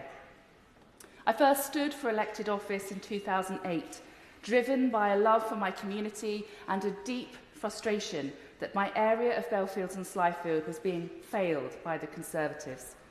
I dedicated myself to helping those at risk of losing their homes, working on community projects, and being the voice of my community fighting for change in the council chamber. 16 years later, I am here in this chamber because of my frustration following 14 years of Conservative failure that has once again left communities across Guildford and the whole country struggling. I am also here because the people of Guildford felt that too. They said enough is enough and felt that I could be their voice for change in this great chamber. I am honoured by the trust that they have placed in me. We are here as MPs to serve our residents, our constituencies and our country, and I hope this will always be at the forefront of our minds as we fulfil our work as MPs, and particularly as we speak in this chamber and as we vote. Speaking of service, I would like to take a moment to acknowledge and thank my predecessors, Angela Richardson and Anne Milton, and Sir Paul Beresford, who's part of his constituency also came into Guildford constituency at the election. Between Angela and Anne, they served Guildford, its residents and businesses with determination for 14 years. and I want to thank them on behalf of our constituents. But now, on to my wonderful constituency of Guildford. Guildford is an ancient town. The earliest human activity in the area was in the Mesolithic area, I'll get there in the end, and it's mentioned in Alfred the Great's will from 880 AD. Its name, Guildford, means golden ford, which comes from its golden banks at the river crossing below St Catherine's Chapel. But it was not the only golden watermark in this election. In June, we saw a golden tide of Liberal Democrat MPs, 72, elected across the country, 6 of us in Surrey. This victory is a message of change for our country, and I am very much looking forward to working with my fellow Lib Dem MPs, particularly on the issues of Send and Thames Water. As an MP, I am especially committed to addressing the cost of living crisis that is continuing to push too many into poverty, trapped by crisis not of their own making. We must lift people out of hardship, ensuring that everyone has access to the services they need without draining their pockets. I'm sure that across this chamber, colleagues will agree that over 3 million people across the UK relying on Trussell Trust food banks alone in 2023-24 is a disgrace. It is a blight on our country, and it must end. Guildford, though, is not only a historical town, but a modern hub of innovation. Once often referred to as the Hollywood of the computer gaming industry and home to many high-tech businesses at the cutting edge of envirotech, defence, space and more. Our town is a tech hub that draws on the legacy of our constituency, of Ada Lovelace, the mother of computing, who lived at Horsley Towers in my constituency for many years, and of Alan Turing, whose childhood home was in Guildford, and whose genius we continue to honour through the Alan Turing Institute at my alma mater, the University of Surrey. My constituency is also blessed with breathtaking natural beauty, the stunning RHS Wisley, to the Surrey Hills, and to our many National Trust properties, including the River Wey navigation, which they also manage. As MP, I am committed to balancing the continued evolution and success of my town and surrounding villages with the protection of the natural beauty of my constituency for generations to come. That is why I will be championing in this House the cause of cleaning up our rivers. The River Wey, which flows through the heart of Guildford town and through our villages to the east of my constituency, has been the lifeblood of Guildford for centuries. It is central to Guildford's identity, its history, residents' leisure time and its future. The levels of pollution being recorded in our river month after month are disgusting, and it is impacting the health of nature, animals and residents. It is time to clean up our rivers and bring to an end the stories I too often hear on the doorstep of residents becoming unwell after going in the water. For example, just one example, I met a coach of a children's cricket team earlier this year who shared how in 2023 his young team went for an end-of-season celebratory dip in the River Wey. Every single one of those children became ill after going in the river. Madam Deputy Speaker, I want to end with 2 final thoughts. My first comes from my time studying music at the University of Surrey. It taught me the importance of harmony, both in art and in life. It is my sincere hope that together in this chamber over the coming years we can create a symphony of voices, change the divisive rhetoric of the last few years and restore public trust in politics and politicians. If we do not, I worry about the future we leave for future generations. And finally, I want to express my deepest gratitude to my friends and family, and particularly my husband Chris and my sons Reuben and Josh, who have supported me every step of this journey to this place and continue to walk it with me. Without their love and encouragement and occasional campaigning skills, I would not be here today. Thank you, Madam Deputy Speaker. I call Oliver Ryan to make his maiden speech. Thank you, Madam Deputy Speaker. Please allow me to start by congratulating the members for Bromley and Biggin Hill, Guildford and my neighbour in Calder Valley for quite fabulous maiden speeches, although I'm sorry to correct all of you and say that my constituency is, in fact, the most beautiful and the most brilliant in the country. I stand here, slanderous, I stand here honoured beyond belief to represent the great towns of Burnley, Padiham and Briarfield, towns which are part of the story of our nation. This is the land of dramatic sandstone avenues, of hills and skies, of romantic scenery in the shadows of Pendle Hill. This is the land of regimented urban landscapes, of terrace tops and towers, nestled among chimneys and waterways, cushioned by villages, farms, country pubs and proper pints. We are England and Lancastrian, and we are proud. Yeah. Burnley, the meadow by the Brun, first recorded in the 12th century, has long been a hub of culture and commerce. With the 13th century market, the 14th century Townley Hall plays, the 15th century St Peter's Church. Indeed, coming over the moors from the wrong side of the Pennines, Charlotte Bronte visited Gawthorpe Hall in Padiham. Wordsworth wrote of the site of Pendle Hill. And Burnley's most prolific poet, Henry Houlding, led a literary renaissance for northern towns in the 19th century. Once the epicentre of the global cotton trade, the workers of our towns built this country. It was said at its height that Burnley's cotton industry had clothed Britain by breakfast and the rest of the world by dinner. We're a birthplace of movements too. Suffragettes like Margaret Aldersley, fighters, leaders and thinkers. Nonconformists are we, radicals and reformers, once the seat of a Labour leader no less, in Arthur Henderson. And I say all this because I want to stress that our story didn't start or end with the mills. Looms for a long time were our tools. In our hands was the industrial world made. But now, we're so much more. We don't buy the standard story of decline. We're a place determined, with eyes focused on the future, hungry to play our part. And by the way, we have no greater example of Burnley endurance and enterprise than Burnley Football Club.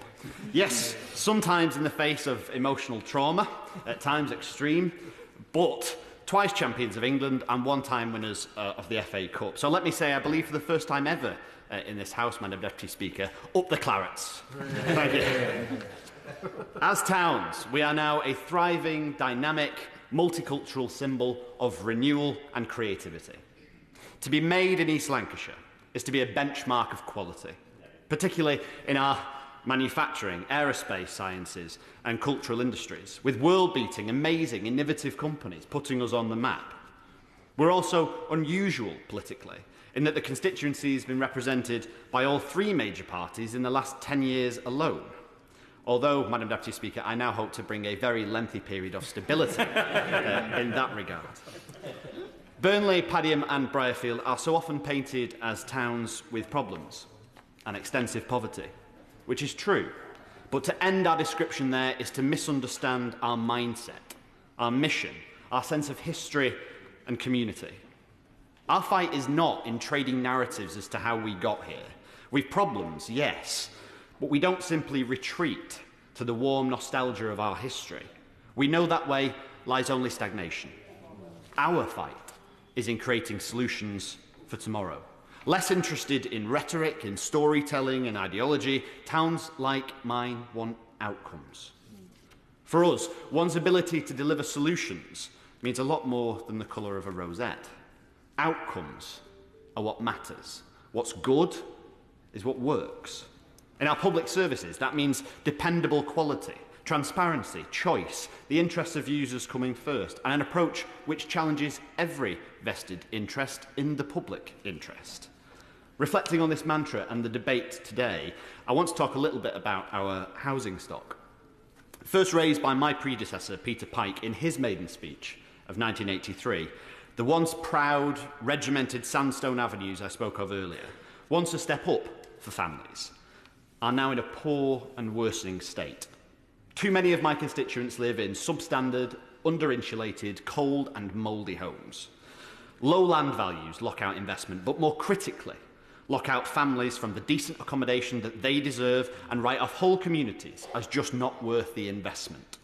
If we're to continue to thrive, we need more housing, newer housing, more social housing, and a decent retrofit programme not seen on a scale since the last Labour government. It is only through that growth that we can achieve the sort of improvements in our public services we need, and the only way that we'll attract the secure jobs and dynamic workforce of the future. Too many of our young people are stuck in a generational cycle of worklessness, which holds back entire families because of a lack of opportunities, skills, connectivity, and actually of confidence. We will only truly grow as a country when people in places like ours feel like growth touches them, when prosperity reaches the doorsteps of our terraces, when we break the cycle and say, if you have the will, we will give you the way, no one left behind. In my time here, I hope to represent to the best of my ability those values and those ambitions. At this juncture, as is tradition, I want to pay tribute to my predecessors. In Burnley and Padiham, Anthony Higginbotham, and in Briarfield and Nelson East, Andrew Stevenson. Both very decent and hard-working men. They campaigned on many local issues in their years in this House and had many friends across this House, which was testament to their character. I genuinely wish them both well for the future. Madam Deputy Speaker, I am the great-grandson of Irish immigrants who made their life in Manchester, from Dublin and across Ireland.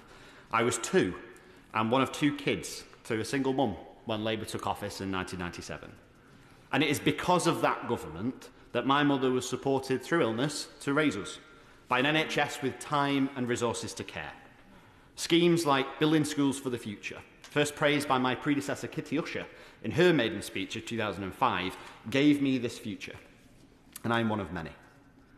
We stand on the shoulders of giants in this place, but I was only able to climb onto these shoulders because of a supportive family, watching from the gallery today, and the ladder that Labour government provided for kids like me, for families like mine, from towns like mine. Madam Deputy Speaker, I know this new Labour government will strive to do the same, and I, for one, am enormously proud to be a part of it. Thank you. Sarah Gibson to make her maiden speech. Thank you, Madam Deputy Speaker, and I'm grateful for the opportunity to make my maiden speech in this building safety debate. And I would like to congratulate the members for Bromley, Calder Valley, Guildford and Burnley for the love that they've shown for their constituency. But I do note that my first contribution to this House was in the Prime Minister's statement on Grenfell last week. And we must not forget that in this debate, that tragedy was also a fault of failing building safety and government accountability. Having worked in the construction industry as an architect in Spain and having run an architectural practice in the UK most of my professional life, I have seen far too often the construction industry fall foul of silo working and cost cutting. Value engineering, we call it in the trade, but don't be fooled. It adds no value and is very rarely engineered. Many families in my constituency, and indeed across the UK, are bearing the effects of poor building safety in various areas. Homes are suffering from mould and damp, as mentioned by my previous colleague, and with complaints to housing associations, letting agencies and landlords often falling on deaf ears. I would like to urge the Department for Housing, Communities and Local Government in their proposed reviews of the building regulations to introduce stronger measures to protect the most vulnerable residents from mould and damp. Everyone deserves a safe and comfortable home to return to. However, I do not want members to leave today's debate thinking that the only notable point of the beautiful constituency of Chippenham is that it is damp. Although there is no doubt that the West Country is beautifully green for a good reason. Chippenham sits in Wiltshire in the southwest of England, and we have a proud industrial heritage too, with mills originally reliant on the River Avon and later on the Great Western Railway, with many impressive tunnels and viaducts. This railway currently only stops in Chippenham, and I will spend the next few years demanding that Corsham and Royal Wootton Bassett are also in receipt of stations. Quality employment and prosperity came with the railway when it was built, and access to transport is equally important to the growth of this area today. It will play a vital part in my constituency's future as an innovation hub. We are currently home to some fantastic cutting-edge businesses from renewable energy sector through to the health sciences. They are complemented by the provision of excellent technical education, namely that provided by the Wiltshire College and University Centre, whose campuses in Lackham and Chippenham will be critical to the growth of dynamic young companies in the future. And I intend to be a strong voice to champion the skills, employment and opportunity in this part of the world. My father, who unfortunately died very young, instilled in me a passion for technology and innovation. But he also left me with a very special interest in vintage cars and all things mechanical. So I am now incredibly lucky to be married to David, who is the man who built the very first electric Austin 7 some 30 years ago. Slow old cars are a perfect way to drive through a constituency that hosts some of the most beautiful towns and villages in the country, contrary to the views of some of my colleagues earlier today. Many of them will be familiar to you. The town of Corsham is home to free-ranging peacocks and can be recognised, surprisingly, in Poldark. The town of Caen, rightly called the town of discovery, was the home to Joseph Priestley, who discovered oxygen. And Laycock, with its picturesque abbey, was home to William Fox Talbot, the inventor of the photographic negative, and appears in more films than I have time to mention today. And Royal Wootton Bassett, with its proud connection to RAF Lynham, was granted royal status because of the community's important role in the repatriation of those killed in the service of this country. The recent boundary changes mean that I have inherited the honour of representing these communities from both Michelle Donnellan and from James Gray. James will be known to this House for his chairmanship of the Armed Forces Parliamentary Scheme, which has done wonders to ensure that we gain an insight into the lives of those who have committed to serving in our military. Michelle Donnellan, meanwhile, has been a strong advocate for our town centre in Chippenham, and her work in that area will not be forgotten. Before Michelle and James, Chippenham was represented by my Liberal Democrat friend and colleague Duncan Haines, and I would like to thank Duncan for his advice and support in what has been a hectic start to the Commons. Over the past weeks, many people have asked me if I have had a restful recess. I have found myself raising an eyebrow and explaining that this has been the busiest period of my life. Not being on these benches over the summer has meant that I have been able to hit the ground running at home and raise some of the specific concerns about a lack of NHS dental provision and access to GPs across the constituency. But I have also been able to meet with campaigners and lend my support to important issues within the constituency, such as Chippenham's One Plan, Bassett's proposed active travel network, and the campaign for a new health centre in Caen. By backing these projects, I intend to ensure that there are careers for our young people in my area and options for those hoping to change career in later life. And like many other people here, my own career has taken a dramatic change of tack recently. I hope members will not mind if I briefly explain how I am here today. I was lucky enough to be born into a family that cared deeply about my education.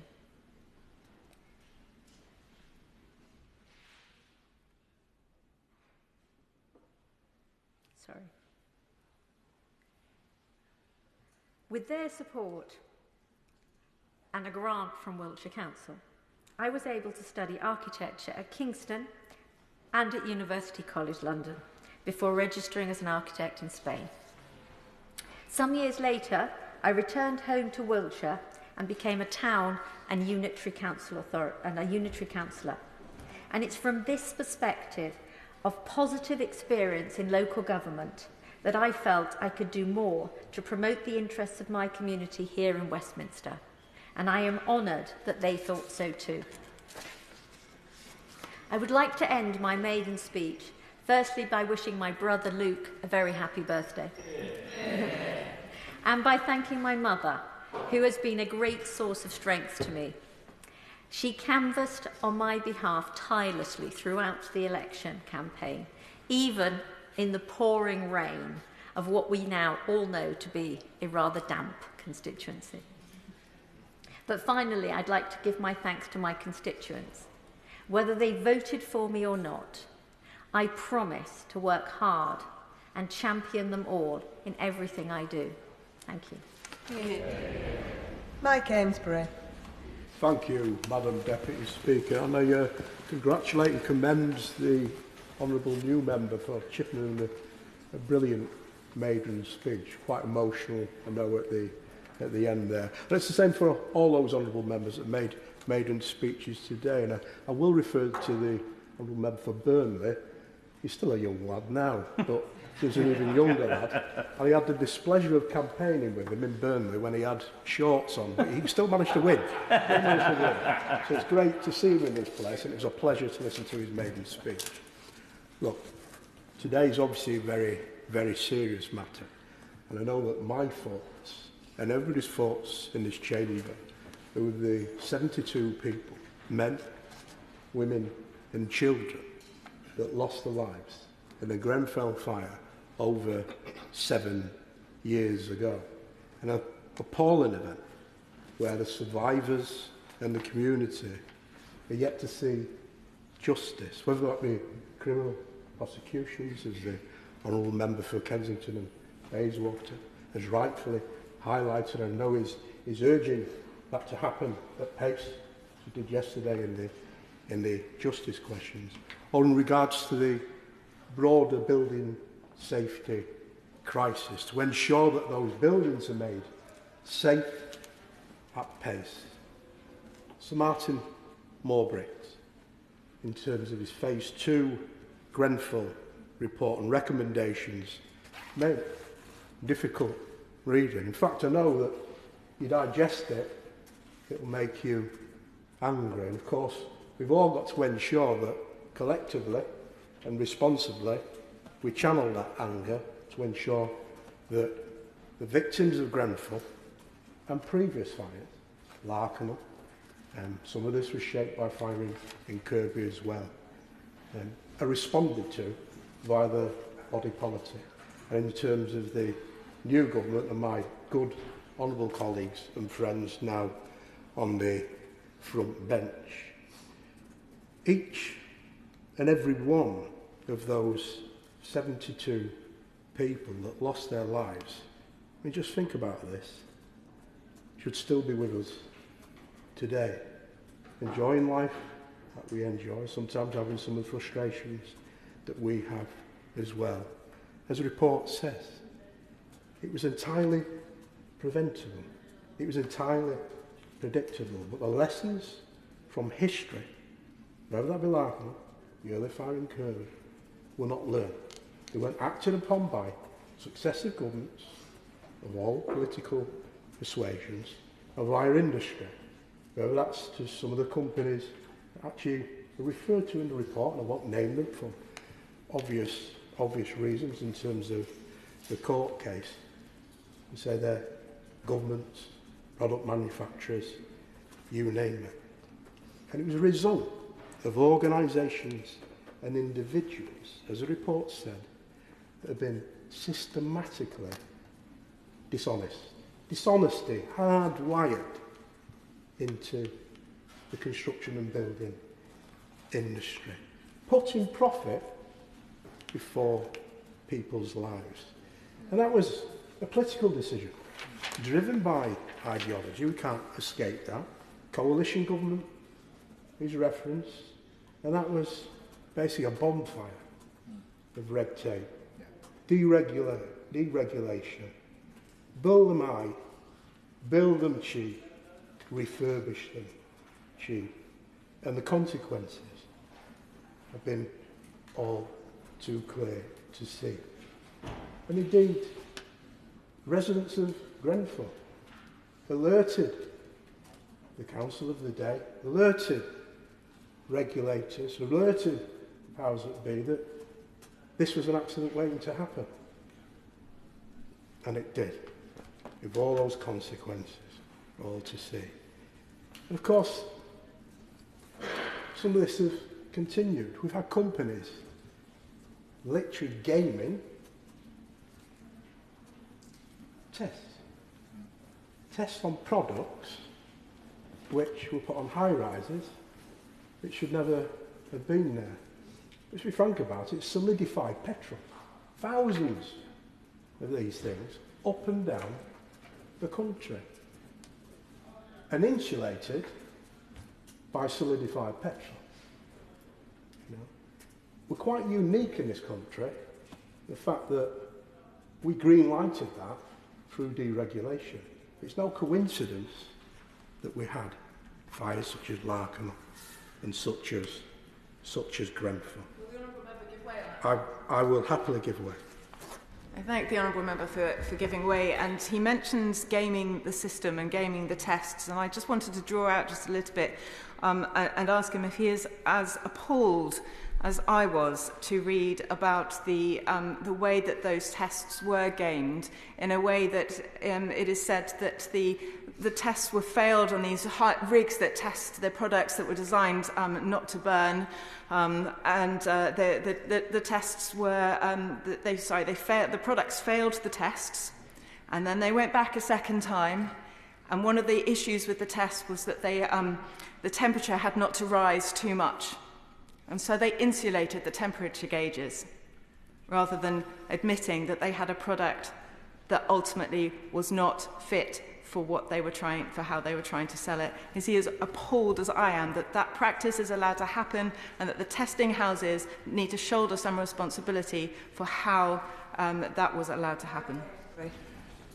Absolutely, I am appalled, and that legacy is still with us. I've got my honourable friend here will refer to, obviously, the recent incident in Dagenham, where they're trying to remediate that building. Will the member give way? I will. Thank you, Honourable Member.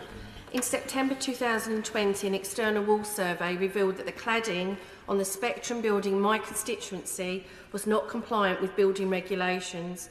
Works to remediate the building were not actioned until 3 years later, in July 2023.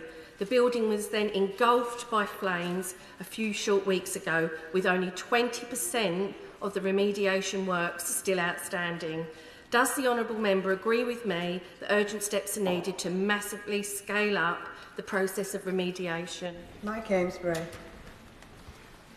I do agree with my honourable friend who demonstrated how alive and kicking that issue is, and the need for actually the new government, not been in power very long, I think just less than 10 weeks now, need to step up and step in around regulation and remediation. I know they're going to do just that. Of course, because of campaigners, whether that be Grenfell United, the all parliamentary groups, the fire safety leasehold, all the cladding action groups, and honourable members in this place and well beyond, we did have stronger regulation in terms of the Building Safety Act, and there was considerable cross-party work, as the new Shadow Minister said from his front bench over that period of time. And I indeed, I think, was at the Shadow Housing and Planning Minister on that 13-week process. So we've certainly got stronger regulation framework now to remediate those buildings. There's certainly, as I think the Minister mentioned from the front bench, a considerable amount of money, is billions of pounds worth of money now, but the Building Safety Act itself does have undoubtedly some holes. Remediation is not done at pace. It's incredibly slow. And of course, it's cladding-centric, I think it's mentioned by the spokesperson for the Liberal Democrats. It doesn't cover those broader, as it should, fire safety issues. So the new government, Labour government, the ministerial team have quickly discovered, crystal clear about this, that remediation process is incredibly slow and they're going to turbocharge it. Only 29% of buildings, 7 years on from Grenfell, have been fully remediated. I think the Minister mentioned is up to 7,000 buildings that have been identified. So the task in hand is incredible. It's alarming. But I know, following the Grenfell Inquiry Report 2, that we'll step up and move things on at pace. People have mentioned insurance premiums. I mean, I found it somewhat bizarre in a number of buildings that have been remediated, yet insurance premiums are going up. I think the Shadow Minister has referred to that. I mean, how can that be? If something's safer, surely the risk has gone down. Yeah. I think there's some fundamental questions to ask there. I know there's issues certainly around commissions being passed on to management agents and freeholders, a whole plethora of things that putting those insurance premiums up. So I think that's something that certainly the Minister and the government benches need to look at to ensure that these things that are passed in terms of service charges via their insurance, there's intervention there so we can bring it down. And it might be we have a similar model that we have in terms of flooding. So there's flood re, so where the government becomes an underwriter to help bring the cost down. There's interventions so far by the previous government. I'm not going to get over party political here, but the previous government didn't work. So collectively, we've got to move things forward. I know, I mean, there's a plethora of issues mentioned there. Insurance, I think the previous, who's not in his place at the moment, chair of this select committee, referred to mortgages, referred to issues with mortgages. He also referred to the lack of parity between social housing providers and housing associations in terms of funding and the private sector. Again, that's something that needs to be addressed by the government. There's a lot of money out there, and there's a lot of people with responsibility for this mess that need to pay.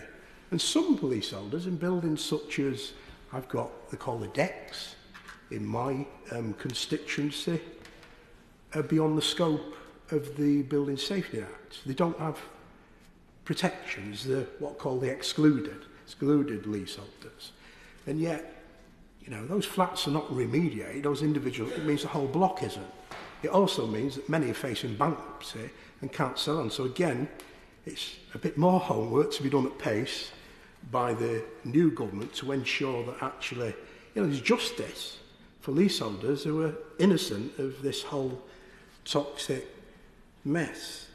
I think the Honourable Member for Kensington and Bayswater refers to one of the key recommendations, and I'll finish on this, I'll conclude on this, in the report, phase 3 report, and that's around the regulator.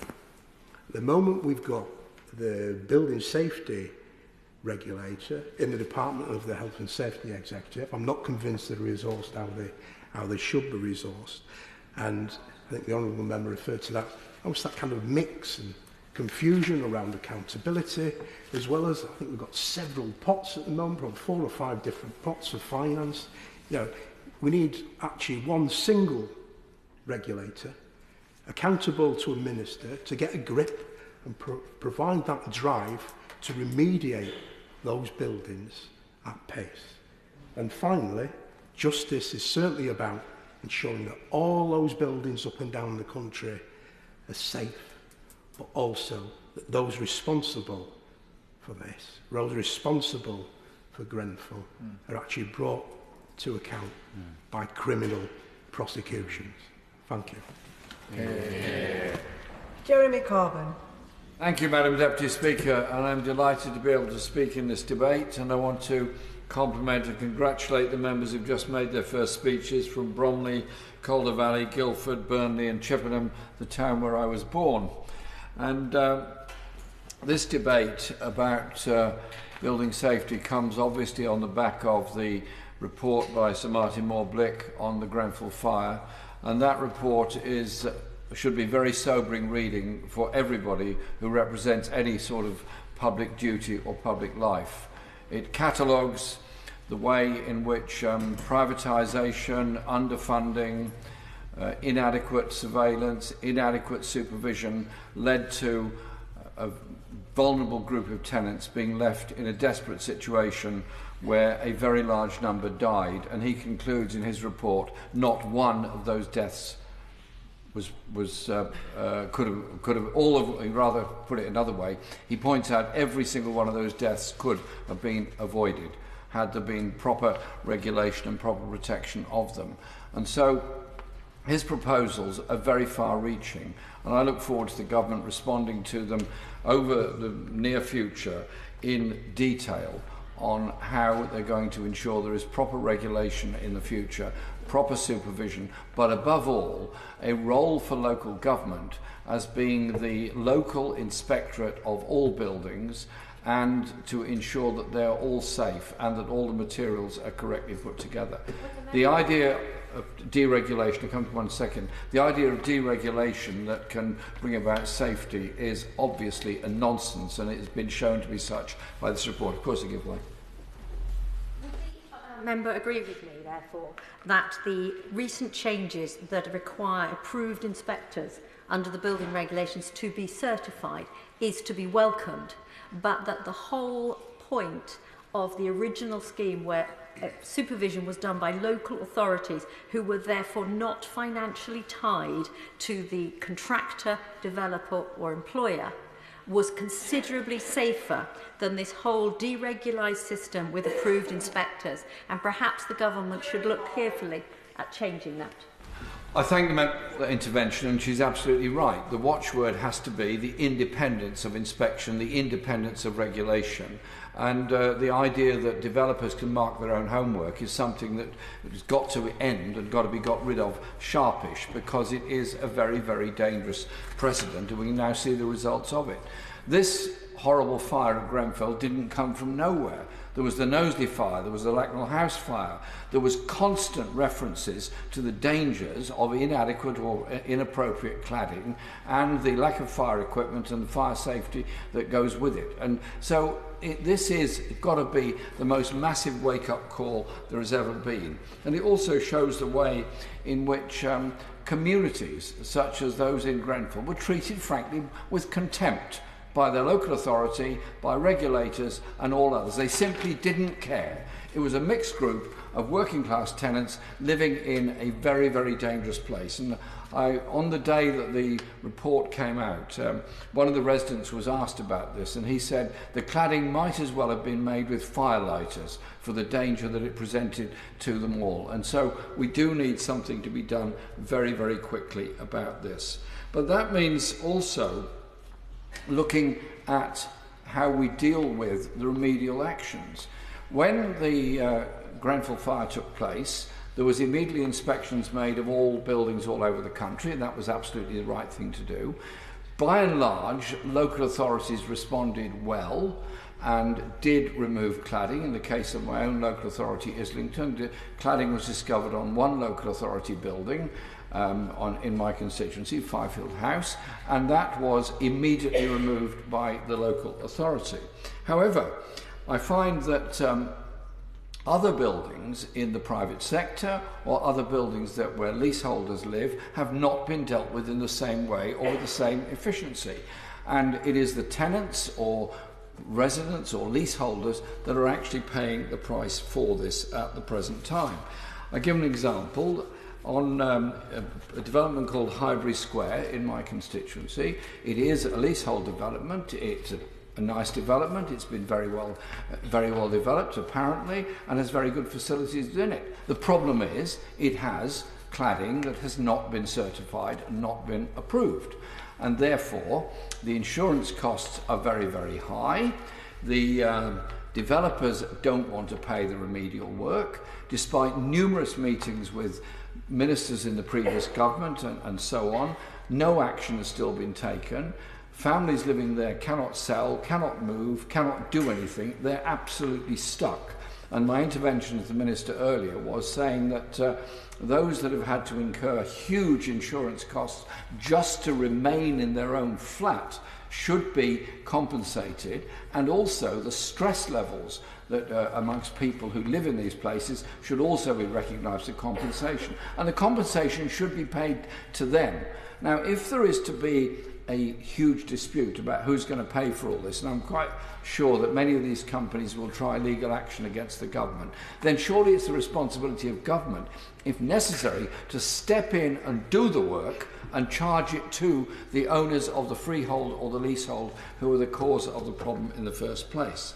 I have in that case, it's a Viva pension fund that are the ones responsible there. In the case of Drayton Park development in my constituency, which the Ministry is very well aware of, I've had several meetings with ministers in the previous government on this, as well as many officials. It's Galliard Homes who simply seem to be trying to evade their responsibilities to ensure that this work is carried out. And so I do appeal to the Minister to look very carefully at the excessive delays that have taken place by endless arguments by developers and by the owners of freehold that have actually put people at risk and put people at enormous cost as a result of it. And I'm coming across other developments all the time where this seems to be the case, including some of those at the former Arsenal Stadium site. And so I think this debate is about all of that. But it's also about recognising the way in which communities respond and responded at the time of the Grenfell fire. I went there the day after the fire and met the firefighters who had been bravely, unbelievably bravely, trying to deal with a fire they'd never seen before, never seen the like of before, and didn't really have the wherewithal to deal with that fire. Their bravery was enormous and huge, and their stress levels are huge. And the abuse that some of them received by some of our media and others who tried to put the blame on the firefighters for this, when they're the last persons to be blamed as a result of it. And the way in which the community came together. And I've been on every one of the silent walks for Grenfell that take place on the anniversary every year, usually in the company of the former Member of Parliament for Kensington, Emma Dent-Coad, who's done a fantastic job, not just as the MP at the time, but ever since then on campaigning for safety and justice for the victims of Grenfell. And it does need to be recognised that that community came together, the community came together to support and demand, and they are expecting answers from this government to ensure that they're able to live in a place of safety in the future. The last thing I want to say, because I know others wish to speak in this debate, is this. This is a debate fundamentally about housing and how we treat people. What we've had is a market domination of the whole principles of housing. We've gone away from the principle of housing as a human right. We've gone instead into a market solution to it all. And you can see the results. The results of several thousand people rough sleeping every night. The results of tens of thousands of people living in grotesquely overcrowded conditions and accommodation, and many people, in the case of my own constituency, a third of them living in the private rented sector, which at present is largely unregulated, insecure and very, very expensive. I've been leafing through the renters' bill that's just been produced by the Secretary of State. What I've read, much of it I welcome, but unless it addresses the fundamental issue of the cost of private renting, instead of leaving it all to the market to set it, then areas like mine will be suffering from social cleansing for a very long time to come. Working class families will be moved out because they simply cannot afford to stay there. If we want to maintain the communities in our inner urban and city areas, as we do in all parts of the country, then we have to have rent regulation as well as the security of tenure and all that goes with it. And so that does mean public intervention. It does mean building more council houses. It does mean taking the market element out of how planning decisions are made on building council housing and instead saying the priority for all of our community is a sufficient supply of good quality, well-designed council housing. And I'll just finish on this thought. We have the potential to build some wonderful places. We also have the potential to take over many empty properties and convert them into council or social housing in some form. But we also need to ensure that it's well designed with sufficient open space, sufficient room sizes and all that goes with it. When you're creating a home for somebody to live in, think it through changes in life, disabilities that may occur, all the other things that go with it, and ensure that we are having the highest possible quality of good quality of design of social housing for the future. And this report could be the great turning point in the way we deal with housing in our society, or it could be something that's shelved and just forgotten in a few years' time. The people of Grenfell, those that suffered and those that are still grieving the loss of others, will never let us forget that. Chris Curtis to make his maiden speech. Thank you, Madam Deputy Speaker. And I'd also like to start by congratulating the members for Bromley and Biggin Hill, Calder Valley, Guildford, Burnley and Chippenham for their fantastic maiden speeches. And obviously, it's great to start my time in this place by proving no fewer than 5 of my colleagues wrong about their constituency being the best, because obviously that's an award that belongs to the people of Milton Keynes North. And this is such an important debate to be taking place today, and it's an issue that also affects many of my constituents and the constituents of other members from across Milton Keynes. I'm glad to hear that this government will work to ensure that everybody feels safe in their home. And as the brother of one of our brave local firefighters in Milton Keynes, I also want to echo the comments of many of my colleagues in paying tribute to those in our emergency services that have dealt with incidents like this in the past. I hope that they have to deal with far fewer incidents like this in the future. It's an immense honour to be standing here today as the new MP for Milton Keynes North. I am deeply privileged not just to represent the new city of Milton Keynes, but also many of the beautiful villages and historic towns around which it was built. In my constituency lies the old market town of Olney, where 250 years ago the timeless hymn Amazing Grace was penned. There's Wolverton, which boasts the oldest operational railway works in the world. Stony Stratford, where I'm told the term cock and bull story originated. Thankfully, not something we're known for in this place. And Newport Pagnell, which for over half a century hosted the headquarters of Aston Martin. Next week marks 60 years since the release of the film Goldfinger, where the most famous car in the world, the DB5, made its debut. And last week, I had the pleasure to visit Aston Martin to see the home of that historic car and where they filmed some of On Her Majesty's Secret Service. Now, can I promise that my contributions in this place will have the excitement and the glamour and the adrenaline of those films? Yes. No, no, I can't. But as the MP representing towns with such fascinating pasts, I can promise that I will fight to give all of them an even brighter future. And I'll start by paying tribute to my predecessor, Ben Everett. He worked tirelessly to try and secure a much-needed women's and children's hospital for Milton Keynes. And as we now have some of the longest NHS waiting lists in the country, it is an important campaign on which I will be sure to take up the reins on. He also chaired the APPG on housing market and delivery, looking at how we fix the broken planning system. Some of the issues with that system have been discussed today. I hope this new government takes forward many of the recommendations that emerged from that work as we strive to build the 1.5 million new homes that this country needs. I would also like to take a moment to mention my Labour predecessor and friend, the late Brian White. Brian was a true champion of Milton Keynes. He saw the potential in our city long before it was fully realised. And as an MP, local councillor and later mayor, Brian was a tireless advocate for our community. Hear, hear. Now, he was never one to shy away from a hard battle, as those of us that knew him would often know. One of those battles, Madam Deputy Speaker, was the successful fight to keep the laws in this place written on vellum. Now, we have since, unfortunately, moved to a compromise position where only the front covers of each act, I believe, are printed this way. But with the only remaining vellum manufacturer in the country, William Cowley, based in my constituency, I will fight with everything I can to keep what is left of this important 175-year-old tradition.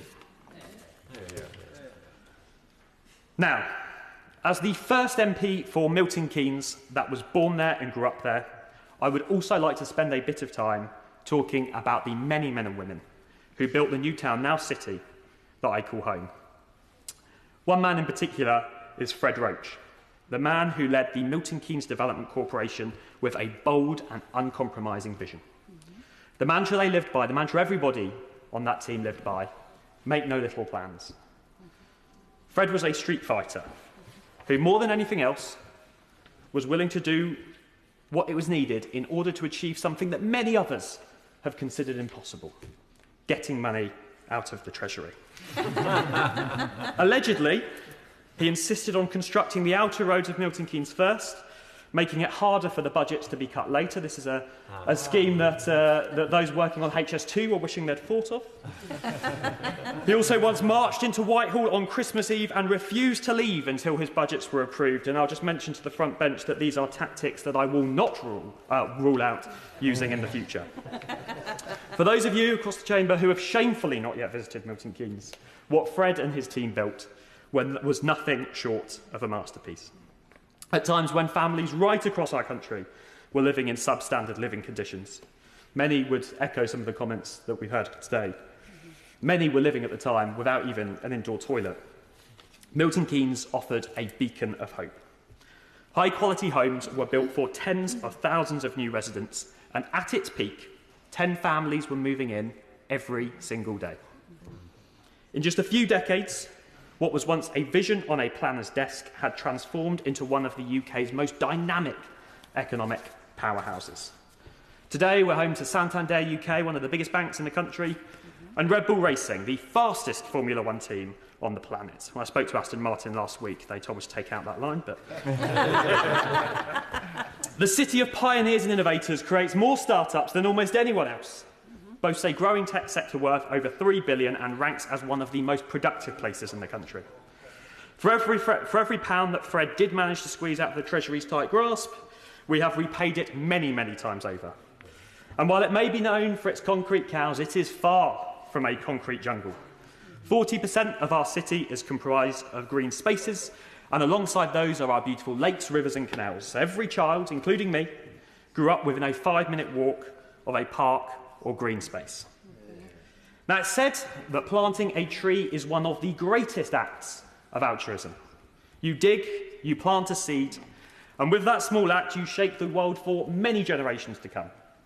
Now, Fred Roach and the team planted more than a fair few trees. In fact, Milton Keynes boasts over 22 million trees, more than 80 per person.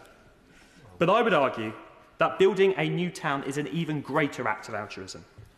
Fred passed away a few years before I was born, but I stand here today as a member of the first generation that truly benefited from his vision.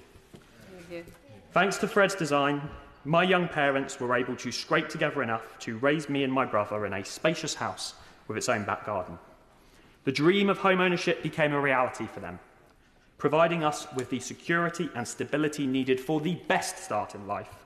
And the parks and green spaces they created back then may one day be enjoyed by my own children.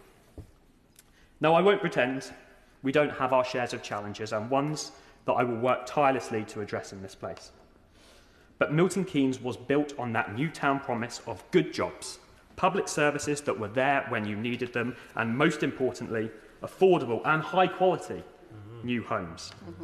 It's a place that gave me the opportunities so that I could one day be standing here giving my maiden speech in the House of Commons.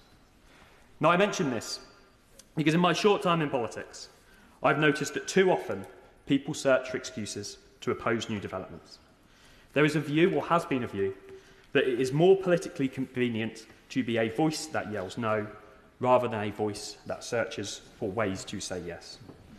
And while the acronym NIMBY may be a modern invention, the sentiment isn't. You glance through the historic pages of Hansard from the 60s and 70s, and you will find countless examples of opposition to building of my hometown. But there are consequences to that short-term political thinking.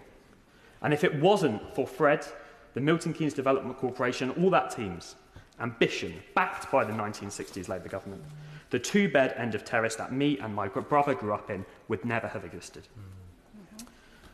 So as a proud son of Milton Keynes, I can think of no mission more important for this new government than to build the new towns and the new homes that this country needs.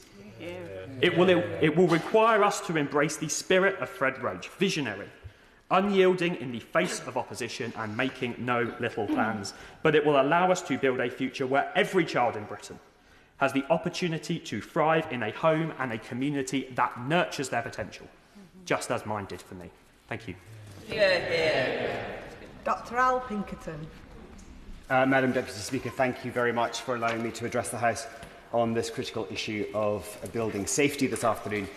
Before I get into the meat of what I want to say today, can I just please congratulate the maiden speakers that we've heard today. They've taken us on a tour of Britain, or perhaps more particularly a tour of England, that would send the newly reconvened APPG for publishing into an excitable frenzy, and I hope some of those words do find themselves into publications in the future. But may I particularly congratulate the Honourable Member from Milton Keynes North for his particular maiden speech, and to thank both him and his brother for their service to his constituents and to those imperilled by the risk of fire.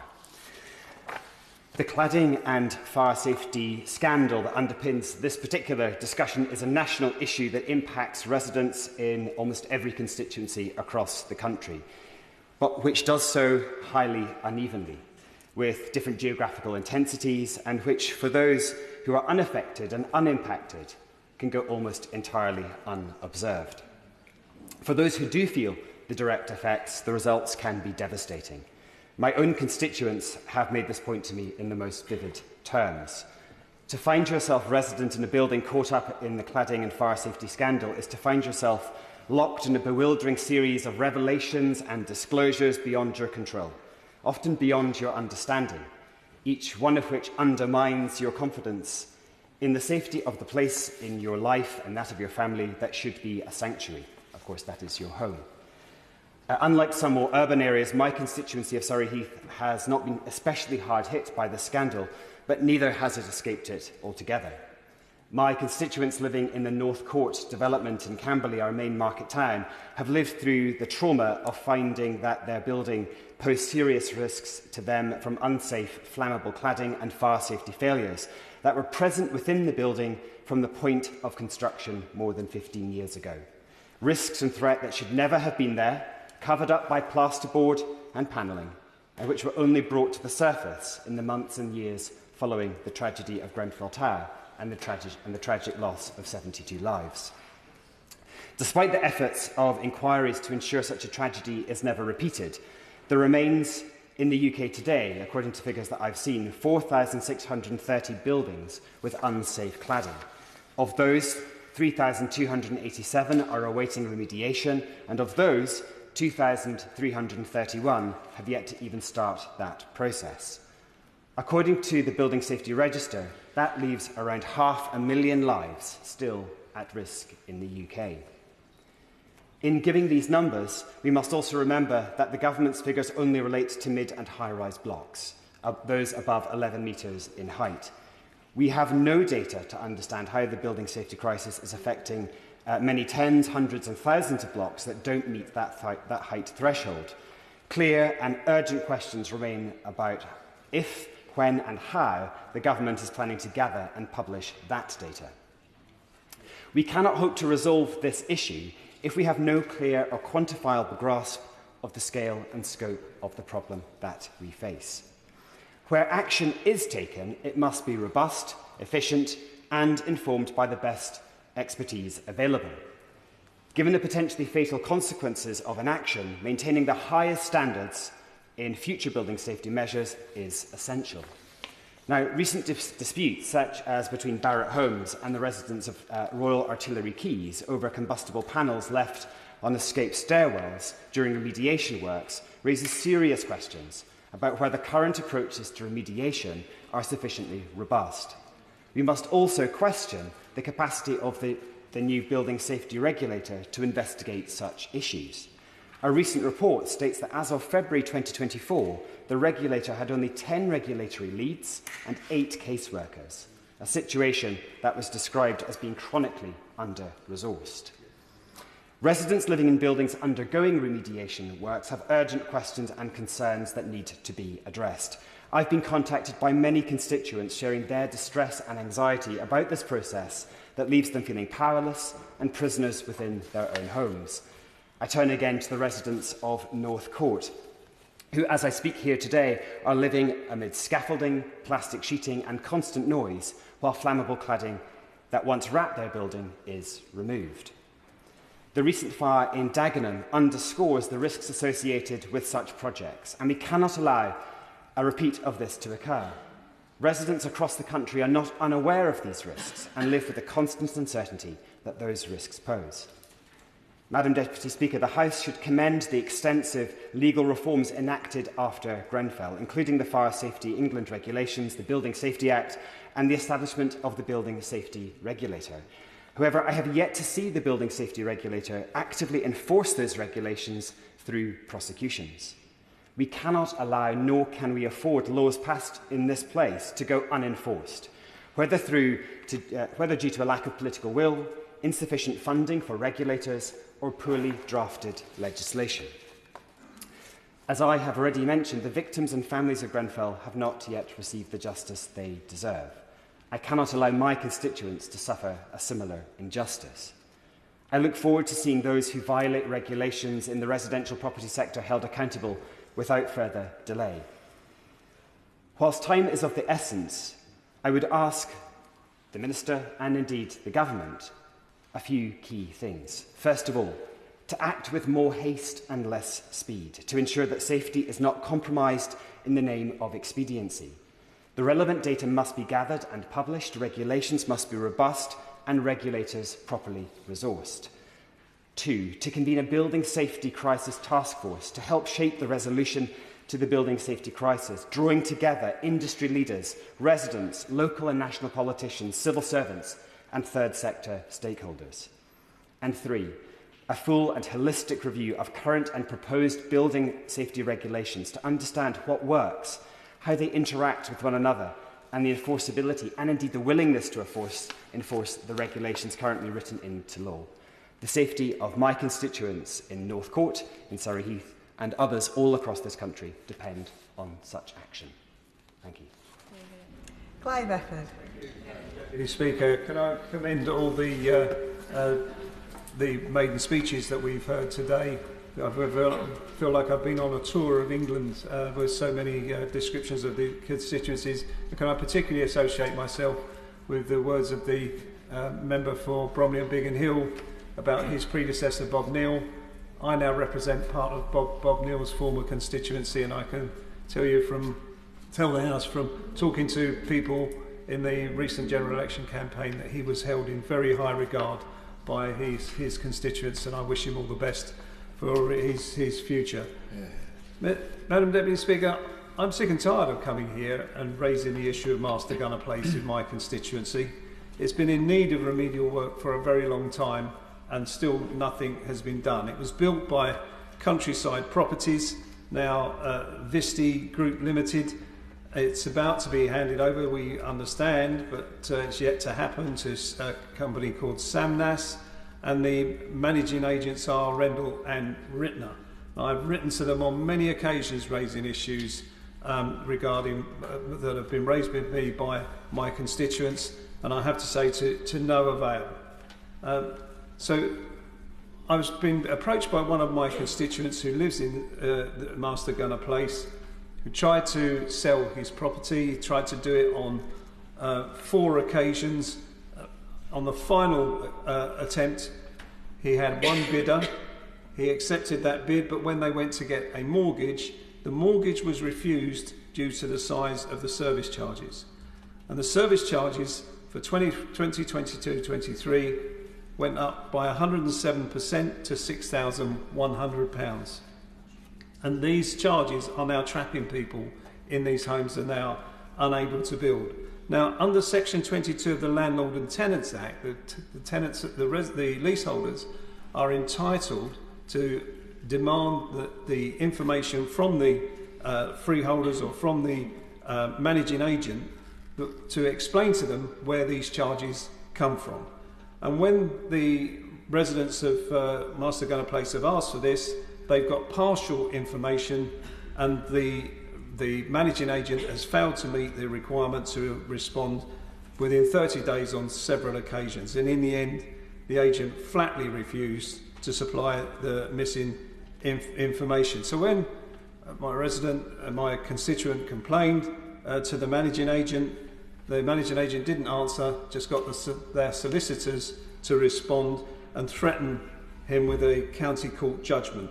Now, as a result of that, my constituent had no option because of the terms of the lease. He had to pay up, otherwise he could have been in default. So he ended up paying the service charge plus nearly £1,250 in legal fees and interest for being 2 months late with his service payment.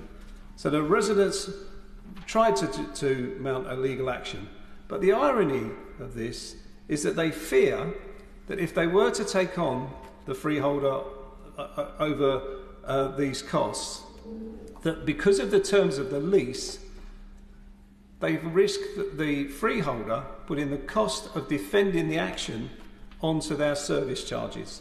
So they are absolutely trapped in a situation where they need the information to be able to legally challenge the freeholder, but it's the freeholder and the managing agent that withhold the information that they need to be able to undertake that action. That cannot be a fair situation for them to be left in. Now, yes, by all means. I think the right honourable giving way on this. Does he agree with me that it's also about insurance? I've had a constituent in my area that has, in Gravesham, paying £2,500 on insurance costs on a similar situation to this. Does he agree with that? Yes, insurance costs are driving up service charges, and I've heard of 60% increases in service charges that are attributable to insurance costs, and insurance companies gouging the prices, I think, and making money on the back of this. When you consider what we're debating here and what's brought us to this debate, is absolutely appalling that they're behaving in that way. Now, the remedial works are the responsibility ultimately of the freeholders, and contributions from leaseholders should be capped. And management companies are obliged to provide the detail of what they're spending on this work or what they intend to spend. But unfortunately, as I've said, they're withholding that information. And the management agent should not be able to charge these residents anything until that information is supplied. Now, the cap should be spread over 10 years, and it should not be charged at more than 1/10 in any 1 year. And in the absence of the information, the leaseholders cannot check whether the charges that are being imposed on them are reasonable. And as I say, if they don't pay them and if they challenge them, they risk being default of their leases and receiving a letter from the solicitors. So the reality is that the terms of the leases are preventing people from actually being able to get justice in this situation. And the outstanding safety work that is in this block is just simply not being done.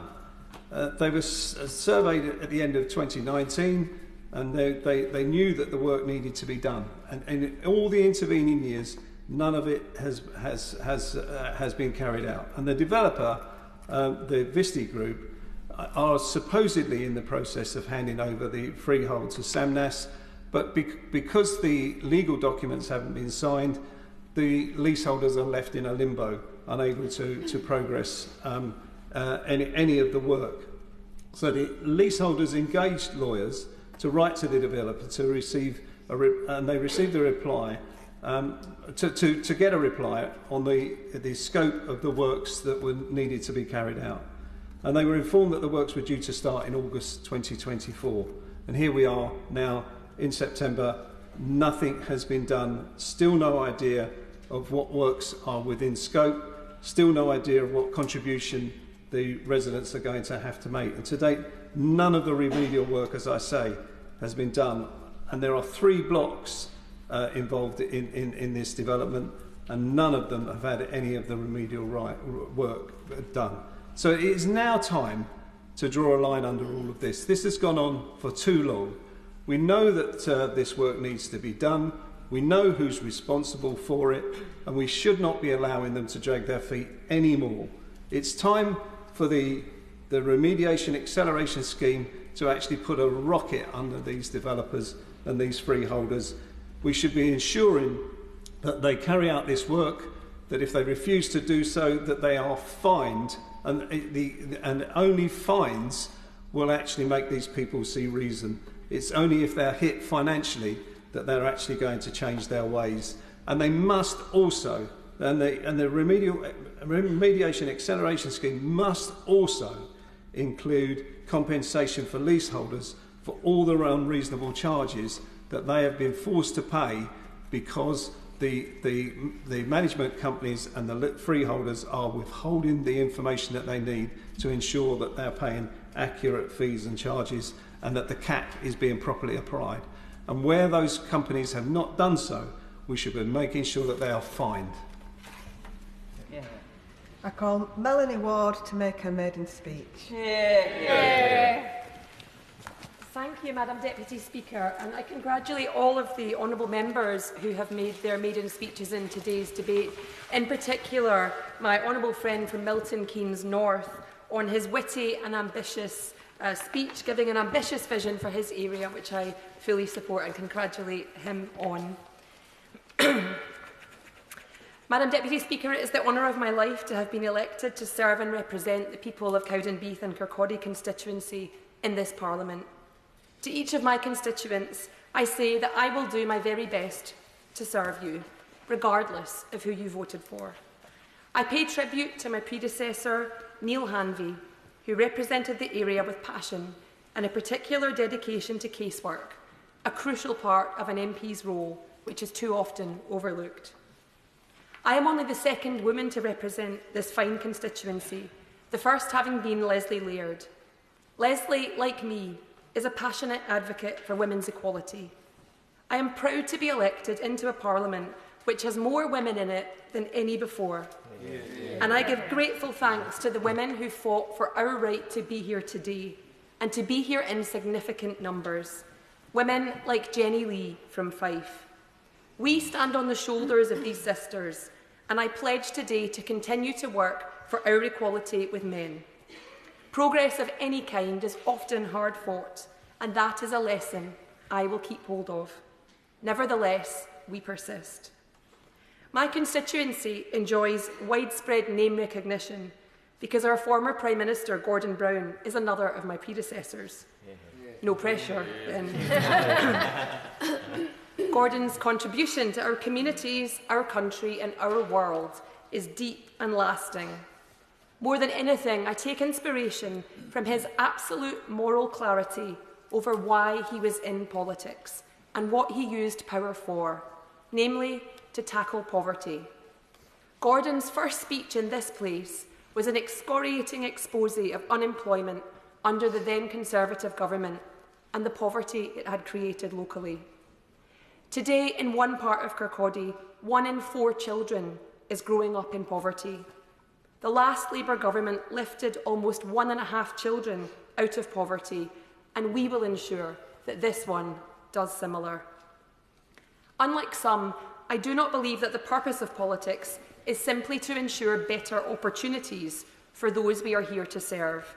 It is also about bettering their outcomes, because every child in my constituency should be able to fulfil his or her potential. As we've heard this afternoon, it's not a surprising contribution in a first speech to say how lucky I am to represent such a beautiful part of our United Kingdom. But in my case, it is definitely true. My constituency takes in towns and villages including Dysart, Kirkcaldy, Kinghorn, Burnt Island, Aberdour, Dalgetty Bay, North Queensferry, Inverkeithing, Kingseat, Crossgates, Auchtertool, Cowdenbeath, Hill of Beath and Lumfinnins, as well as the islands of Inchcombe and Inchkeith. We have some 19 miles of glorious Fife coastline, stunning beaches and rolling fields. One end of the engineering wonder that is the Forth Bridge, a UNESCO World Heritage Site, rests in North Queensferry.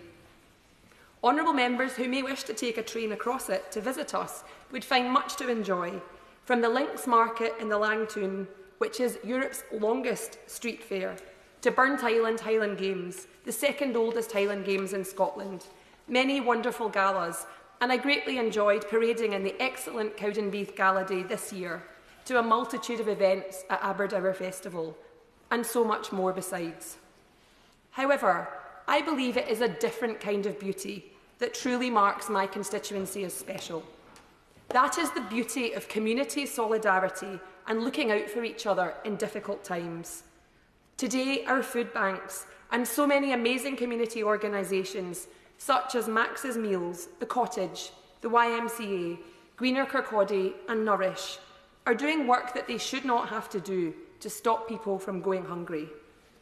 On this side of the House, just as we recognise the beauty of this community solidarity, we work for the day when nobody has to rely on it.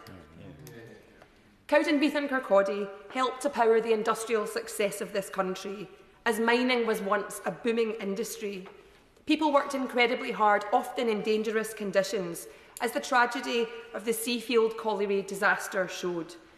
I am proud to be a trade unionist, and indeed unions have a proud history in Fife because of our mining heritage. And we have a proud industrial history too, of openness and connection to the wider world, where once we were a world leader in linoleum production. It is well known that economist Adam Smith was born locally and wrote his hugely influential text, The Wealth of Nations, in Kirkcaldy. His book, The Theory of Moral Sentiments, written over 250 years ago, is lesser known, but made significant observations about empathy between human beings, including between those in countries far apart. A lesson in our common humanity could not be any more important in today's deeply dangerous world.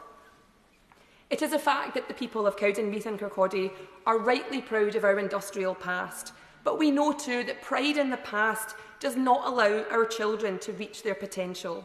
What my constituents want is a future to look forward to, with work that pays fairly, and it is the job of those of us elected to this House to make that possible. Madam Deputy Speaker, Fife has a housing emergency.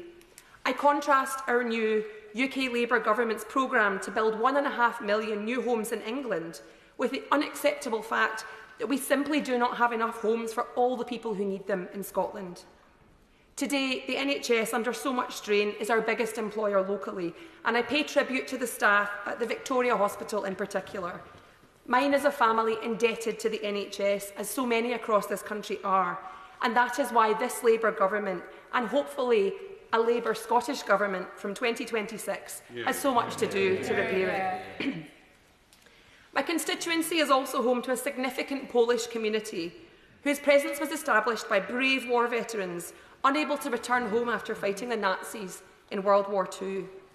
Those who seek to sow hatred and division in this country would do well to remember that many of us simply would not be here without immigration.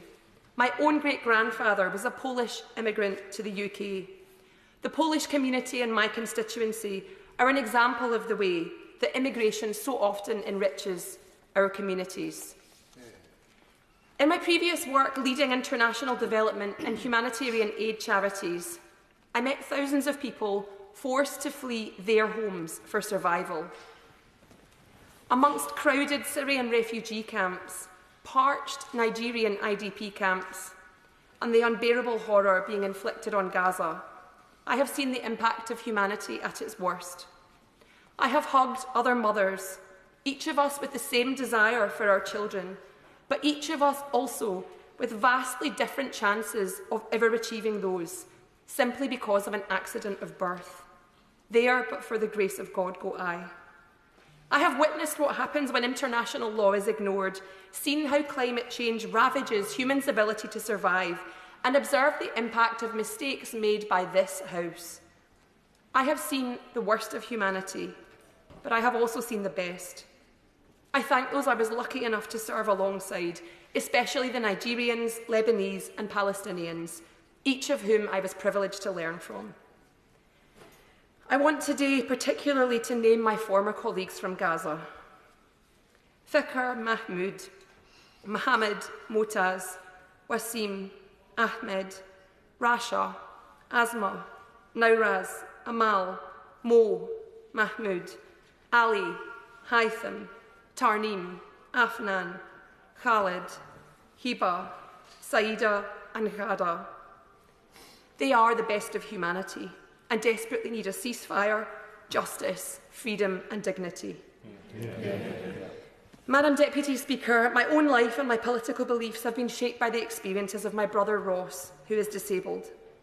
Like so many, my family, my mum in particular, has had to fight incredibly hard with and for Ross to access the support that he should be entitled to: education, health, housing, and from our social security system. But disabled children and their families should not have to fight so hard. There is a fundamental flaw in our state that it requires the parents of a disabled child to make it their life's work to access the services that should be their right. This must change. It is of enormous sadness to me that my dear dad is not here to see me become a member of this House, having been taken from us by cancer, as too many still are. I was a schoolgirl when he first brought me to this place, and we never imagined then that I might one day sit on these green benches.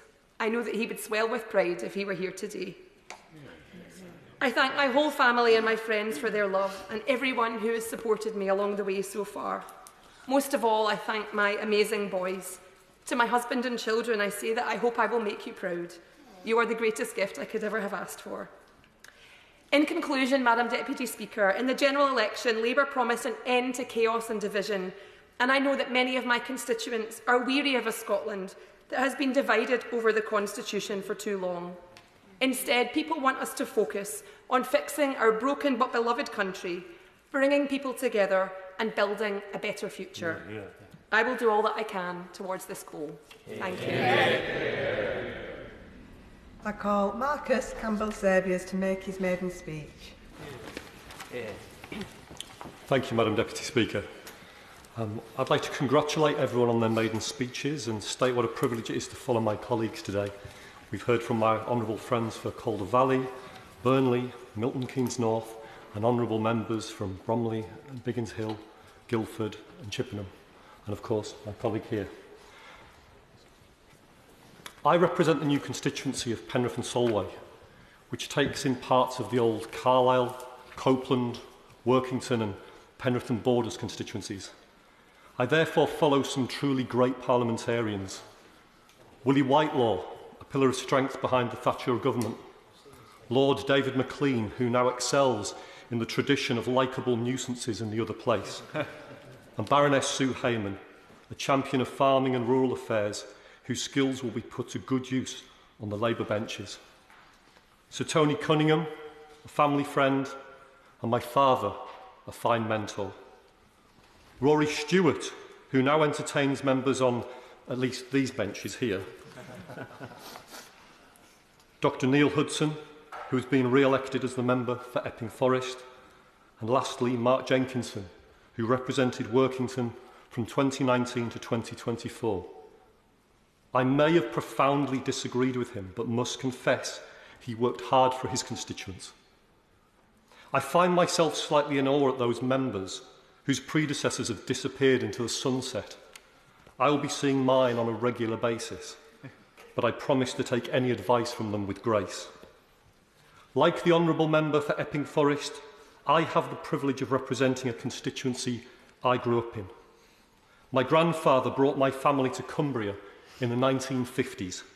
His work as an engineer saw him on the platform for the opening of Calder Hall, the world's first full-scale commercial nuclear power station. My family's love of Cumbria and the Lake District has endured ever since. I have now had the pleasure of representing my home of Keswick on town and district councils, and more recently the new Cumberland Unitary Authority.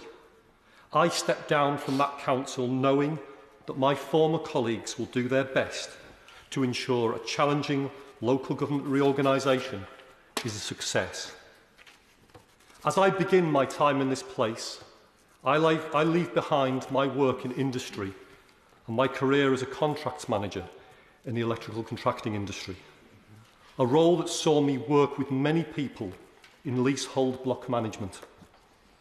It therefore seems apt that I make my maiden speech in this important debate.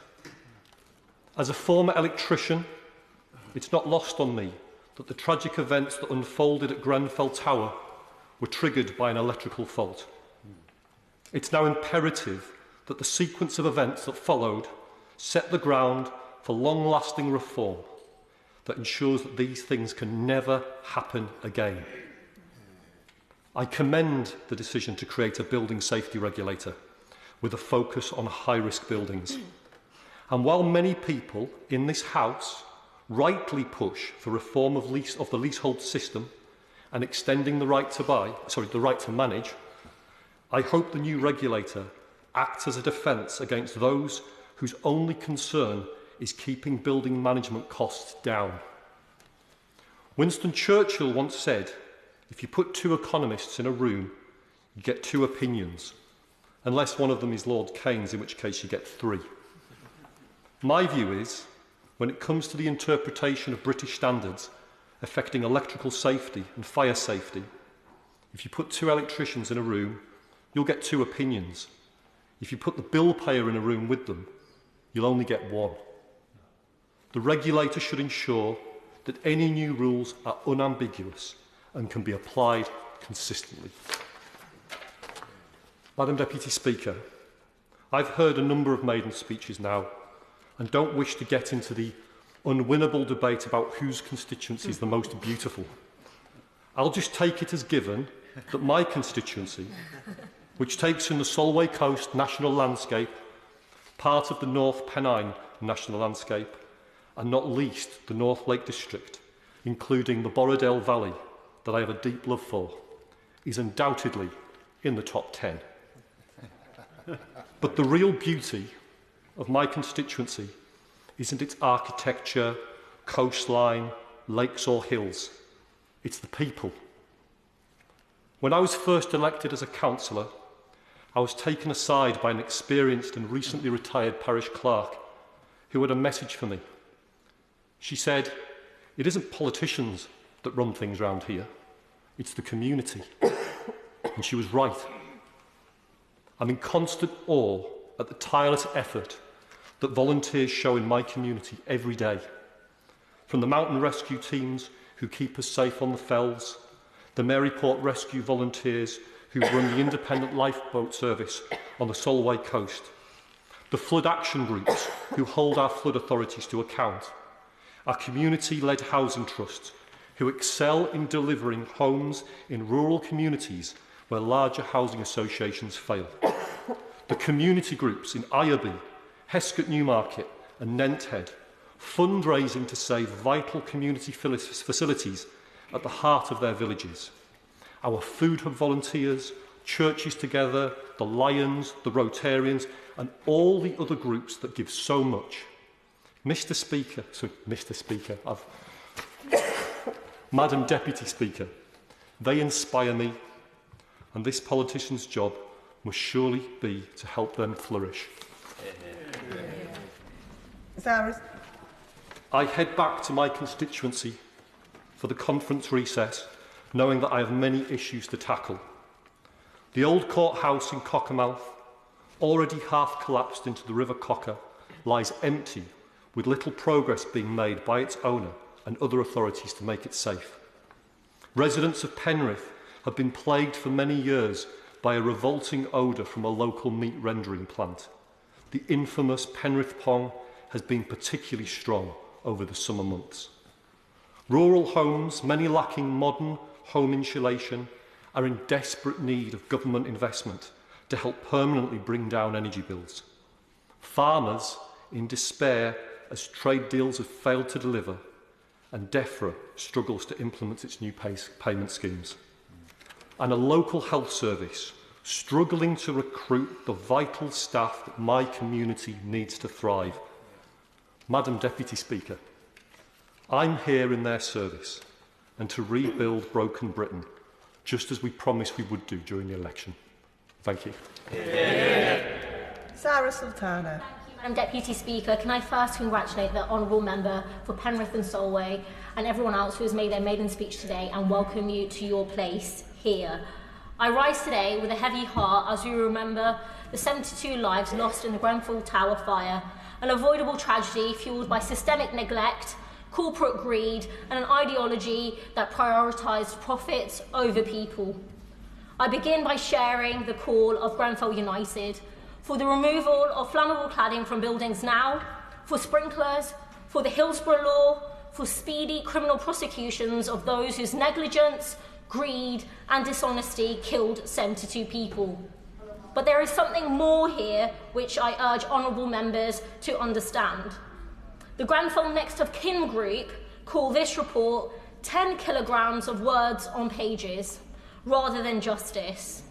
The anger that Grenfell survivors have expressed is an anger that many of us feel, that in Britain today, working class people are treated as expendable. Less than a year before the fire, the Grenfell Action Group warned their dangerous living conditions would cause a catastrophic event, an incident that results in a serious loss of life. They predicted their own deaths because they knew how little anyone in power cared about keeping them alive. That is the inescapable conclusion of this report. Building firms engaged in systemic dishonesty, that's what the report says, to profit without ensuring safety. Some of them knew their insulation was, and I quote, a raging inferno, but they kept selling it anyway. After the earlier fires at Knowsley and Lakanal, after large-scale tests warned of the dangers of cladding, neither the British government nor Kensington and Chelsea Council came to help the residents of Grenfell. Then, after the fire, a former Secretary of State responsible for housing, Lord Pickles, loudly told the inquiry to not take up too much of his time. Nobody seriously thinks that the residents of London's wealthier streets would be so ignored, so derided, treated with contempt for decades and left to die. So let's tell the truth about the society we all live in. When 2 billionaires drowned on a submarine voyage to see the Titanic, powerful countries united in a global rescue effort. But when poor people and persecuted people drown in the English Channel or burn in Grenfell Tower, we do not mobilise every single resource to save their lives and bring them to safety. That is a kind of class war, a war on exploited and persecuted people wherever in the world they are born.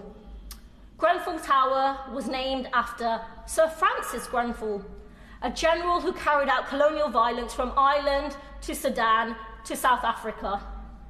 When the British ruling class want cheap labour from places like those, it houses workers in an unsafe building named after a man who may have killed their ancestors and then ignores their warnings and leaves them to die.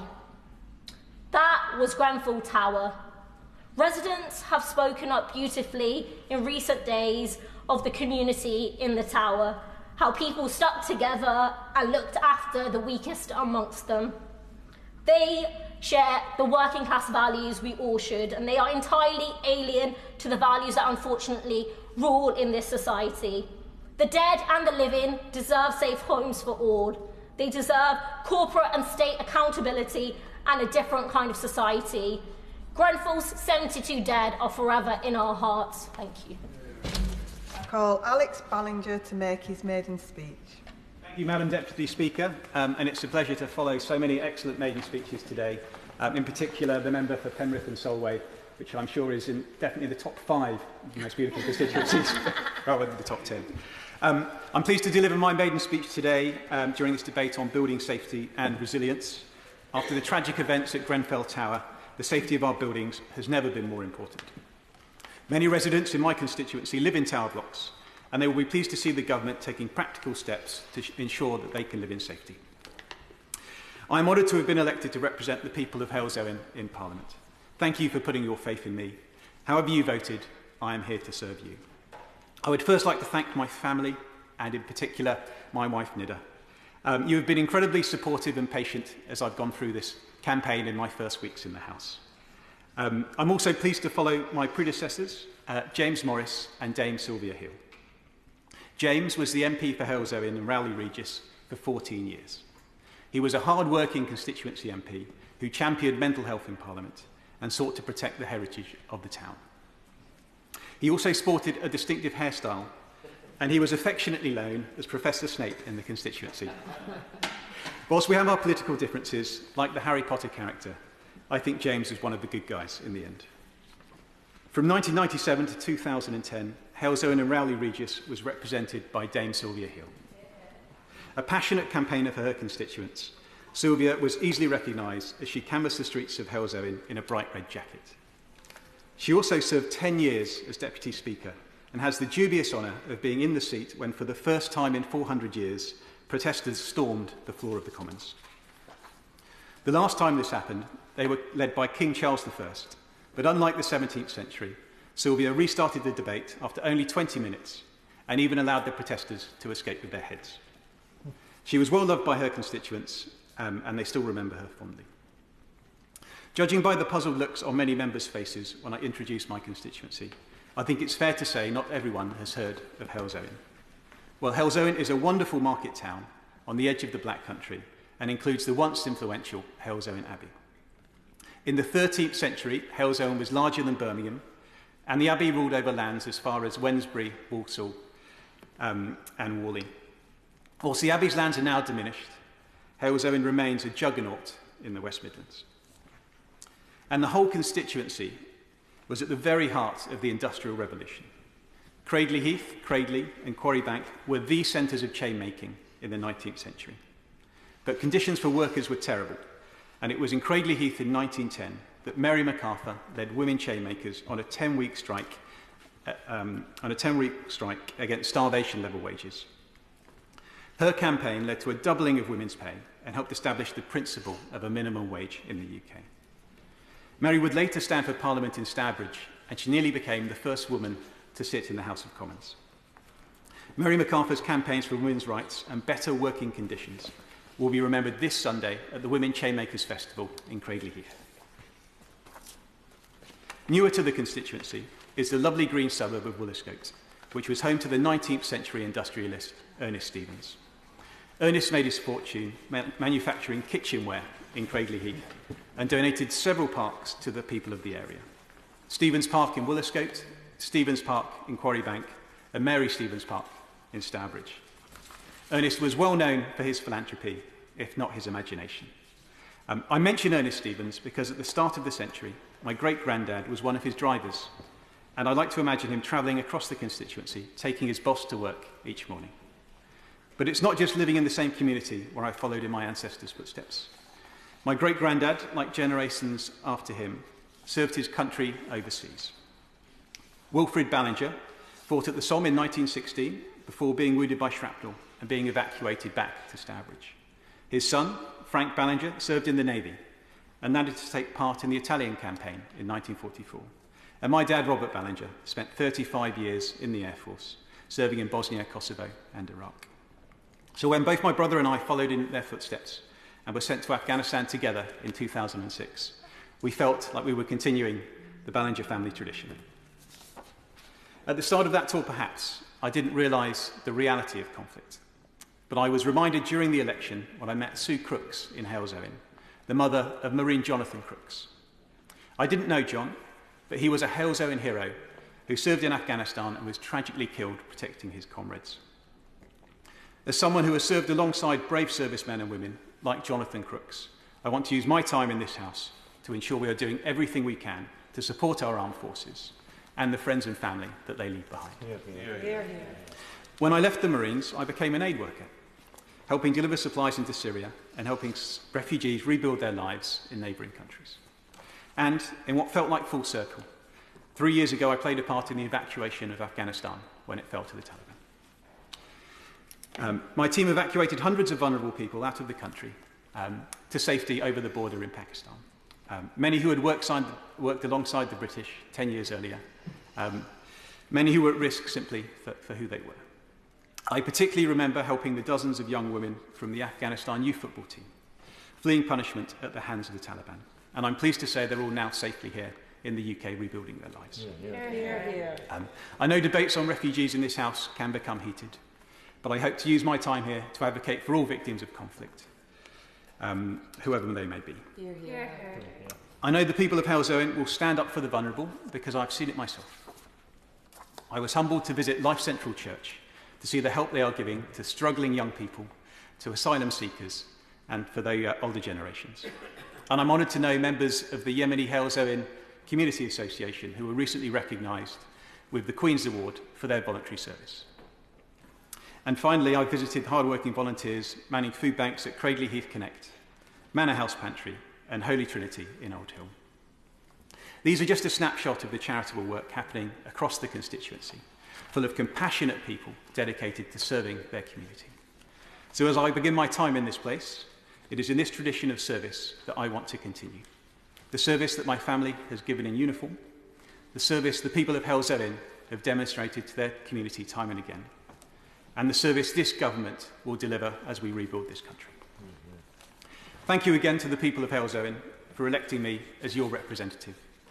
Just as I have served my country for the last 20 years, I will give the same dedication to serving you as your Member of Parliament. Matt Rodder. Thank you, Madam Deputy Speaker. And may I also pay tribute to the Grenfell families at this very difficult time following the recent publication, and also to say that my thoughts are with the families of those affected by the fires in both Slough and also in East London. And may I also commend the Honourable Gentleman and other members for their excellent maiden speeches today. I would also, Madam Deputy Speaker, like to thank the Minister for her explanation of government policy and for the reassurance she's given us today.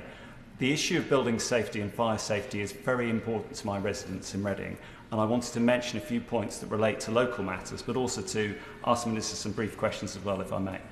I have to say that in the years since Grenfell, I have been constantly reminded and aware of the awful briefing that I had from Royal Berkshire Fire and Rescue immediately after the tragedy, which was sobering and really quite something that will stay with me for many, many years. And what I was told at that time was the scale of the problem in our county, not just in Reading, but in other towns like Slough and Wokingham and Bracknell. And what I heard from the fire service was really quite incredible. The scale of the problems that they were uncovering and the really serious threat to human life that was caused by building safety issues. To give you an idea of some of the problems, and some of these relate to both cladding but other issues as well, they explained to us about the holes they discovered in what should be safe partition firewalls, the dangerous cladding that existed in buildings across the county, the fact that it was going to take them a very long time to carry out assessments across the whole, and this is just one English county, across the whole of our county, to fully understand the level of risk that's both to residents in taller buildings and some, as some honourable members have mentioned earlier today, some lower rise flats as well, which are below the limit that's been set on for some of the measures that have been taken. And indeed other problems like wooden cladding, poorly designed fire doors, the need for waking watches, the incredible work that then followed obviously to carry out those measures over a number of years. And it's been a huge, it's taken a huge amount of work locally and I'm sure across the country to try to tackle some of this awful legacy.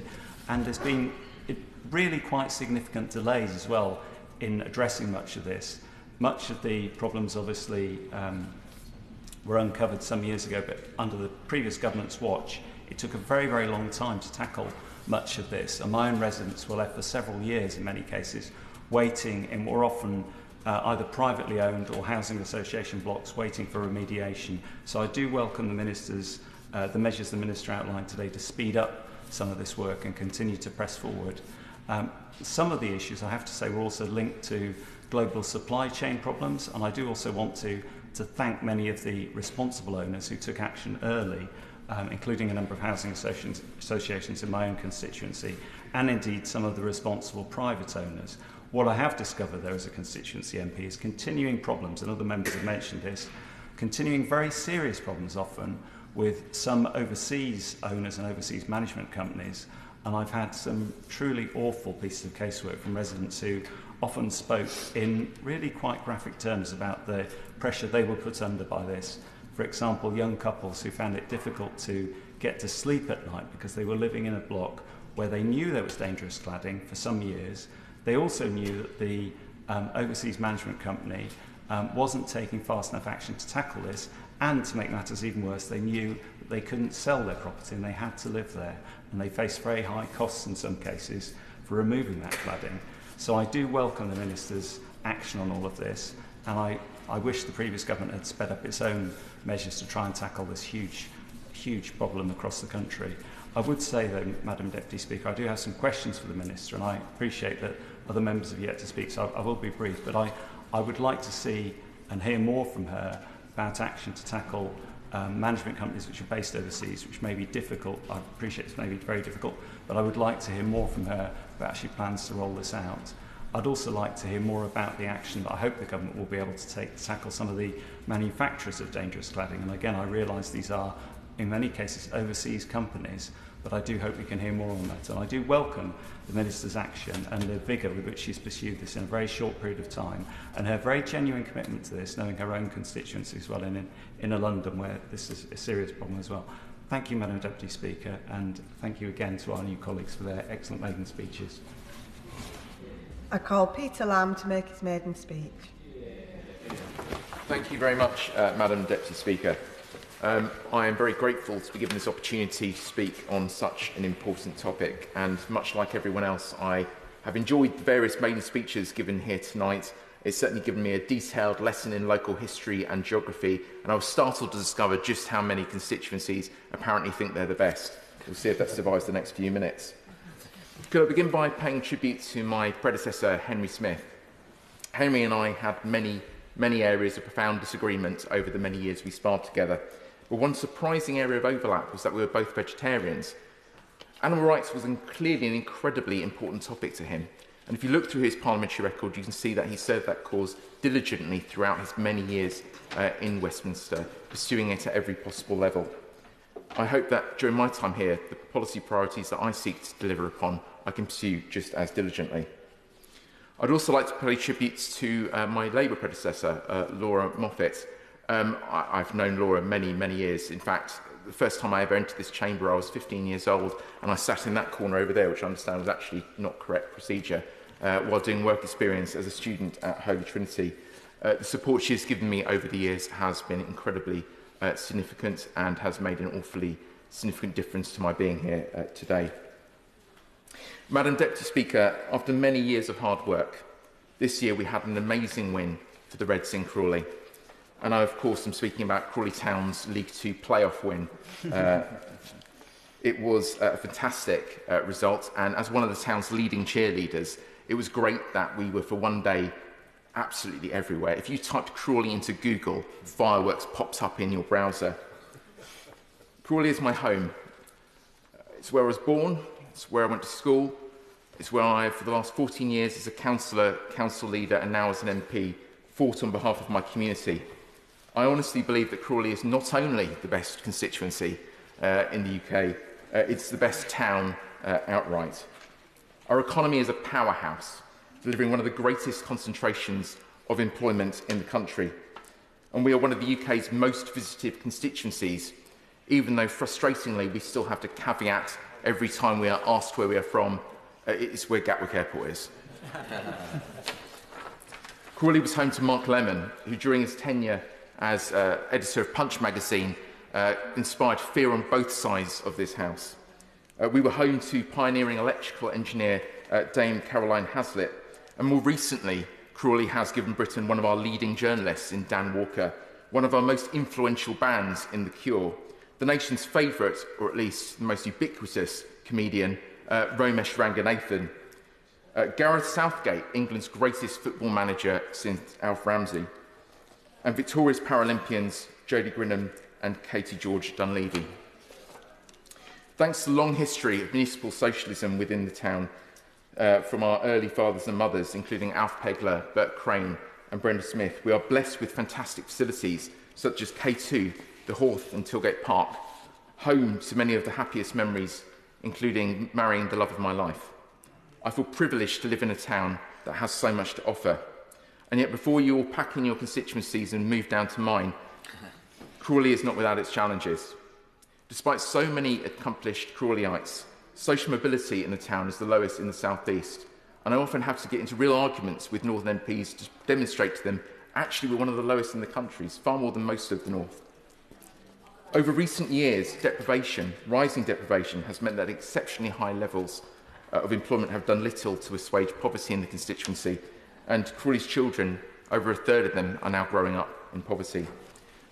And earlier this year, Crawley Borough Council became the first council in the country to declare a housing emergency. Madam Deputy Speaker, I love my town, and I'm here in this House to fight to solve these and the other issues facing the constituency. If there's one issue that I intend to prioritise during my time here above all others, it is housing, and it's essential not only to Crawley's immediate challenges, but a part of the history of the town. And I fear that in this I may echo many of the sentiments earlier made by my honourable friend, the member for Milton Keynes North. Crawley is mentioned in the Doomsday Book. We're home to an Anglo-Saxon church. But the town as it is known today began in 1946 with the passage of the New Towns Act, an amazing achievement which I believe rivals Labour's creation of the NHS. It had been intended that Crawley would be the first of the post-war new towns. Unfortunately, Stevenage pipped us to that title following a last-minute legal challenge to the development. Some things never change. In creating the town, planners drew inspiration from the Garden City movement, designing each neighbourhood to be its own self-contained village, incorporating a neighbourhood centre with their own school, GP, community centre, shopping parade, and fostering a strong sense of neighbourhood identity. At the centre of the town was a modern town centre, and to the north one of the country's largest industrial estates, located away from residential areas where pollution might affect people, and providing skilled employment in light industry. Across the town they built comprehensive infrastructure, green urban space, high-quality council housing, ensuring residents from every walk of life could move to Crawley. And if you talk to that first generation of Newtowners, they talk about being able to walk down the street and pick out which of the houses they wanted. Imagine if that were here today. They could do this because the new town development corporations were granted the power to buy land cheaply at agricultural prices and with the ability to grant themselves planning permission to deliver at pace. I believe that the model, which worked almost 80 years ago, remains the most effective means through which new housing can be delivered in terms of quantity, quality and affordability. Indeed, the only period in the last century when the growth in housing supply exceeded the growth in demand was when the UK was building the new towns. The lesson of history is clear, certainly of recent history, that no matter how easy it is to get planning permission, builders will not build housing if that will result in a drop in house prices. Direct delivery can overcome this. I was proud to campaign at the election on a Labour platform championing the development of new towns as an alternative to the high-cost, low-quality urban extensions and infilling we have seen all too often. I am pleased that the government has already announced its first site, and I hope that many more will now follow using the same mechanisms developed and deployed by Nye Bevan to bring an end to the appalling housing conditions the country faced in 1946. And Madam Deputy Speaker, isn't that what this debate is here about today? In 1946, the country faced not only a shortage of housing, but cities filled with slum housing in the most appalling conditions. It is a failure to learn the lessons of history which has resulted in far too many homes today, posing a danger to those living in them. From the horror of Grenfell Tower to the mould daily eating away at people's health. The steps needed now to address this risk of lives are urgent and necessary. We must put resident safety back at the heart of housing, but we cannot forget that now, back as in 1946, for too many the choice remains between dangerous housing and no housing at all. Madam Deputy Speaker, with an intense programme of housing construction along the new town model of the 1940s, we have the chance to bring an end to the housing shortages which affect so many of our constituencies, mine included.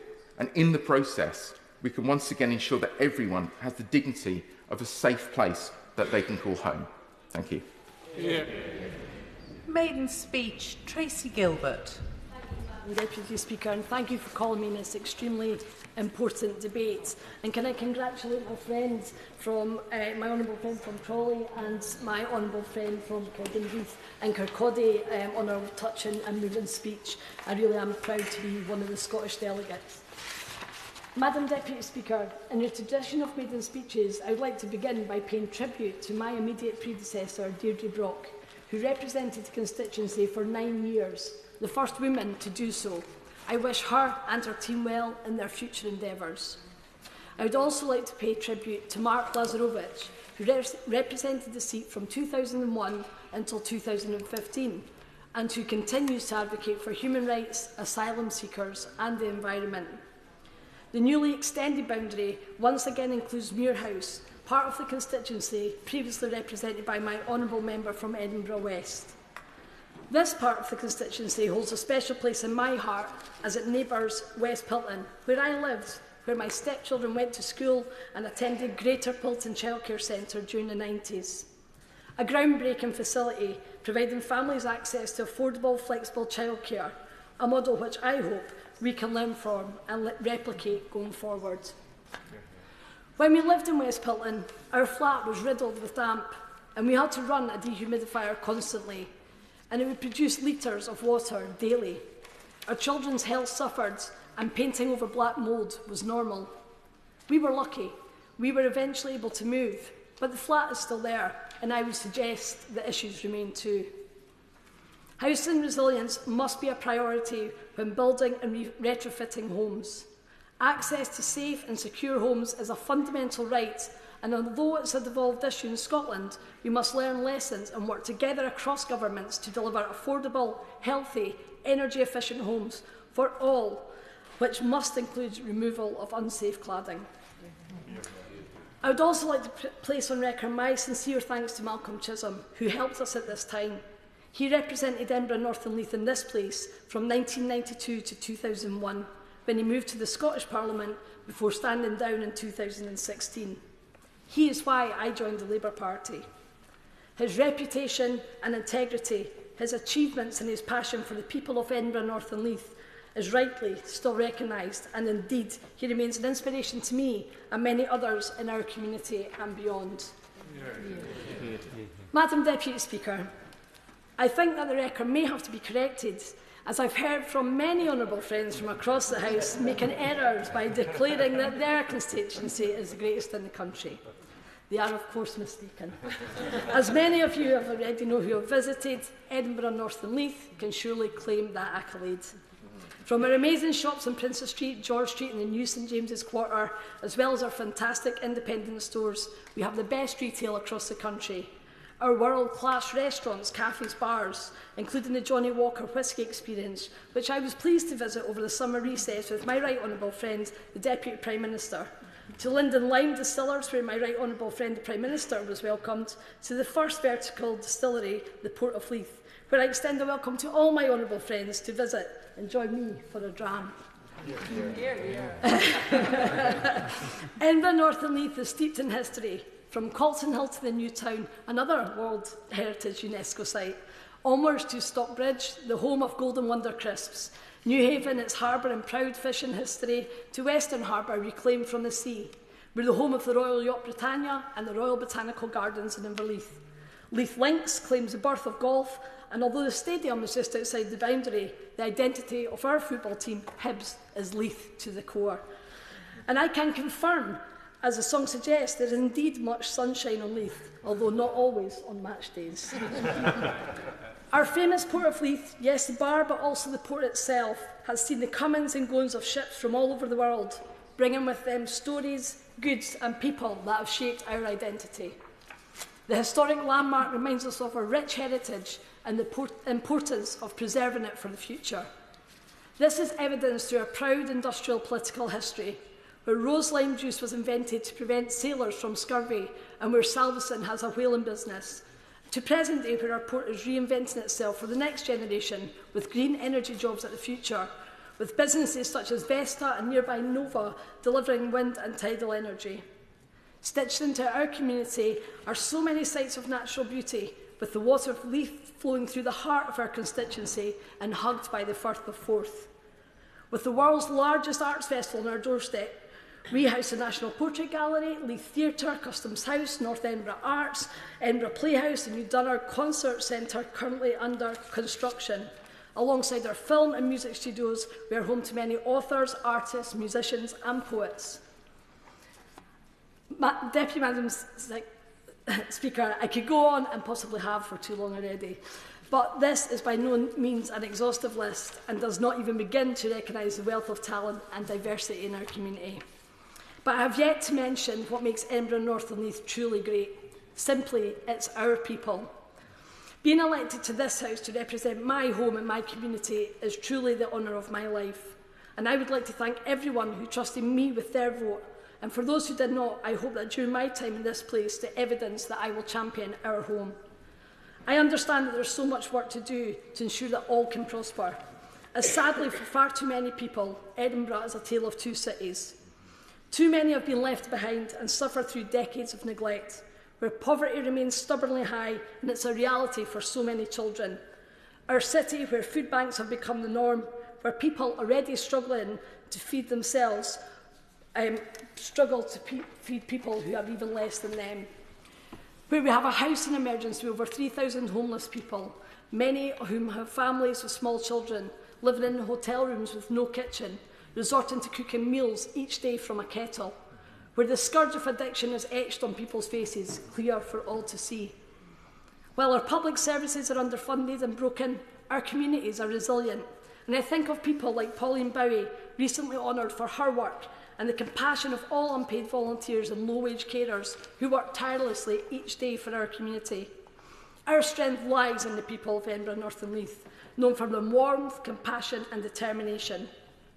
Changing people's lives by offering hope was why this government was elected, and it's why we must deliver. Madam Deputy Speaker, my journey started, like all of us, before we were born. I was born in Rotten Row Maternity Hospital in Glasgow. Yes, you haven't misheard me. There was a maternity hospital called Rotten Row. When I was a baby, before I had a voice, decisions were made which would change and shape my life forever. I was lucky then, as I am now, to have people who loved and nurtured me. And I know that although my mum, dad and gran are no longer living, they would be very proud, as well as very surprised, that I'm in this place. As I left school at 15 with few qualifications and left home not long after, it took me many years to find my place in this world. And I am so grateful for the love of my stepchildren, David and Zoe, for Zach, and for my wife, Melanie, for her love and support every day. To me, they are home. To all my friends, party activists, colleagues and loved ones who have supported me in my life and on my journey to this place, I thank you. As a child growing up in the 80s in a council house in a mining town, with hindsight, it seems inevitable that I would end up as a proud product of the labour and trade union movement. In my working life from a YTS in the City Council to a housing officer and trade unionist, as well as through my voluntary work on the Children's Panel in drug and alcohol and mental health, advocacy has always been my passion. Because I have learnt through life, when others give up on you, it's easy to give up on yourself. My promise to everyone in Edinburgh North and Leith is that I will not give up and I will fight for everyone's right to thrive. I will be your voice in this place, and as is Leith's motto, I will always persevere. Thank you. Richard Quigley to make his maiden speech.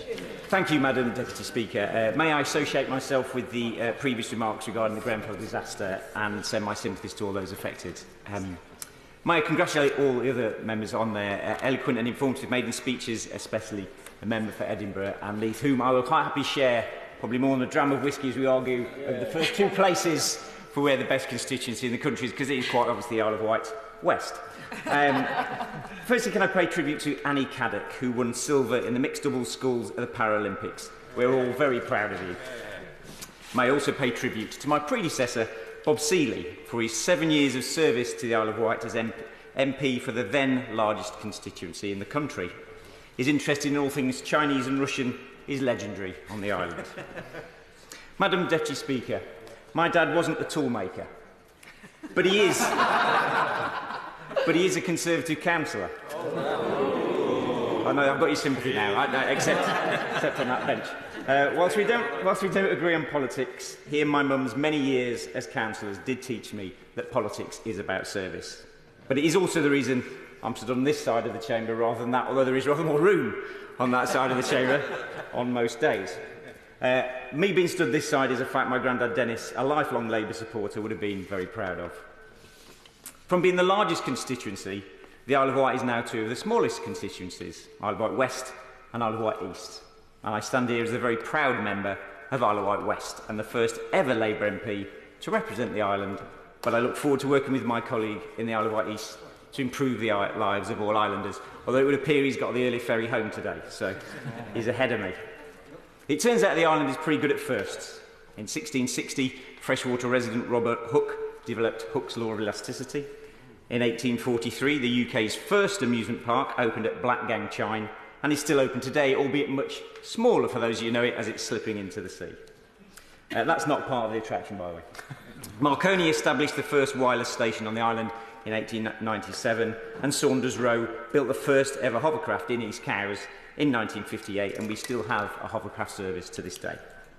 The first Isle of Wight festival was in 1968, but in 1970 the crowds were so large that the following year an Act of Parliament was passed banning such large-scale gatherings. The first consumer electric cars, the Enfield 8000, were built in Cowes, and in 2009, 4-year-old Daisy Morris discovered a new species of dinosaur, not in the council, but actually on Atherfield Beach, known as the pterosaur.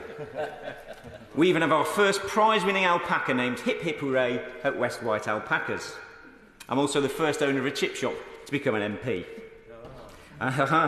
Of course, free pickled eggs when you come to the island. Of course, we are known for sailing, and a special thanks to the RNLI and independent lifeboats that put their lives at risk to save ours. The island is also home to some fantastic produce that graces the menus and tables of some great eating establishments across the country, and many of you will have tried them without even realising. Fantastic tomatoes from the Isle of Wight Tomato Company, asparagus and sweet corn from the Arrington Valley and Brown's Farm, beef from Cheverton Farm, cherries from God's Hill, and our own cheesemakers. But we also have industry. We make blades for wind turbines at Vestas. We make aircraft parts, and the Thames Clipper boats that you see from the terrace are made at White Shipyard in East Cowes.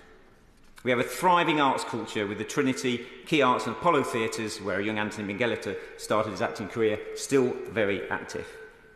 But it's the people that make the Isle of Wight. It's community that makes it a special place to live, and the envy of towns and villages across the country. Whether it's a Saturday morning tea and cake in Knighton, or the regular events in Yarmouth, the community-run sports centre in Freshwater, with a warm space in Northwood, the volunteers at Cowes Food Bank, the model train enthusiasts that open up to the community, and the amazing work of Pan Together in Newport, and the inclusivity of East Cowes, as well as the many charities, with a special mention to the Ellen MacArthur Cancer Trust. Community is the heart of the island. Now, when I made it to this place, the Isle of Wight West was referred to, along with many others, as a bonus seat, which appears to be code for, oh, fair play, you won. But we did win, and we won due to the hard work of 120 volunteers that have worked hard over the last 5 years, returning me as the only Labour councillor and now the first Labour MP. I'd like to thank every single one of them. But a special thanks must go to my agent, Phil Atfield, whose commitment was second to none. But extra special thanks must go to my wife, Leah, my 2 children and grandchildren, for their unwavering support and for putting up with me over the last few years. But as rosy as a picture as I paint of our wonderful island and how much we contribute to British life, we share all the same problems as coastal and rural towns: poor access to NHS dentistry, GPs, adult social care and SEND education in crisis, as well as a severe lack of secure and adequate homes. These problems are exacerbated by us being an island. Imagine every time you drove to your neighbouring county, you were charged between £50 and £300. Travelling from Derby to Nottingham, or Southampton to Salisbury, or Oxford to Aylesbury becomes prohibitive. Ferry travel across the Solent has become unreliable and ferociously expensive in the last few years, so much so it's now a barrier to opportunity. Having to rely on expensive, privately run ferries means school trips don't happen, NHS appointments on the mainland are missed, or patients are so worried they travel the night before and pay for a hotel. My predecessor mentioned ferries 23 times in 7 years.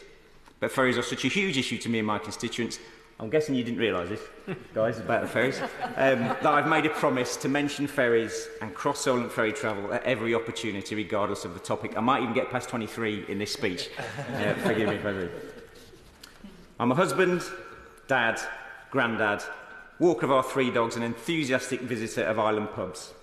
My focus whilst in this place will be finding solutions to the issues I've outlined previously, and my job as MP is to champion the island here, ensuring I represent all my constituents and that the island is no longer a forgotten outpost and gets its fair share of support from my government, as well as action on ferries. I extend a warm invitation to everyone on the estate, not just in the estate, not just this place, to visit the Isle of Wight, but I make a plea to ministers to visit.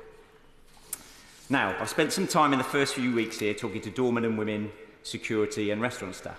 I explained that I found this place to be one of the friendliest workplaces I've ever stepped foot in, and bear in mind I'm self-employed. The response that this has changed as a workplace very recently. Asked how recently, they've all replied, the 5th of July. So I'm extremely proud to stand here today with my colleagues as part of a Labour government dedicated to service, and I look forward to being part of a government that builds a future for the Isle of Wight and the country. Thank you. Brian Leishman. Madam Deputy Speaker, thank you, and thank you, Minister, for your statement earlier and the fantastic maiden speeches we've heard today, especially my comrades from Cowdenbeath and Kirkcaldy and Edinburgh North and Leith, and of course the Isle of Wight West. Parents always want better for their children, and you achieved it by joining the Labour Party. I want to... A slow burner. Good line. I like that. I want to start off, Madam Deputy Speaker, by paying tribute to the victims and the survivors of the Grenfell fire, as well as the wider Grenfell community. I would also like to record my thanks to the brave firefighters who go to work every day all over the country to keep our communities safe. Theirs is a genuine public service, with their expertise and selflessness deserving more than just respect. Starting with funding and investment that sees them properly resourced at their work. The contributing factors that led to Grenfell tragedy can be seen in constituencies and communities all over Britain. We see them every day when local authorities have their budgets cut and the services they provide are negatively impacted. And of course, it's not just local authorities that feel the pain of budget cuts. Our emergency services are also no strangers to savage underfunding.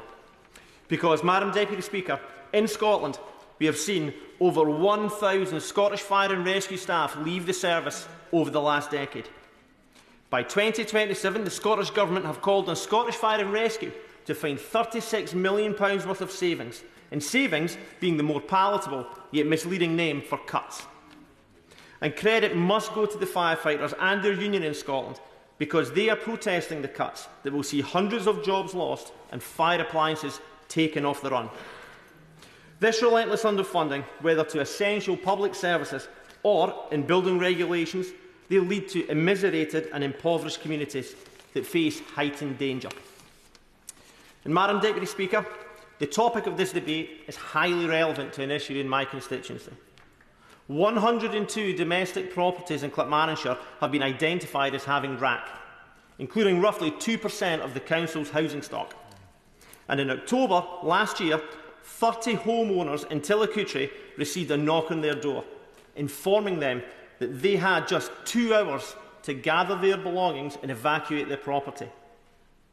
I can only imagine the stress these people must have felt at being told that they had to leave their home. And understandably, the confusion they felt at such news meant that many left behind important documents such as driving licences or passports, as well as personal belongings and precious family heirlooms that, frankly, a monetary price cannot be put on.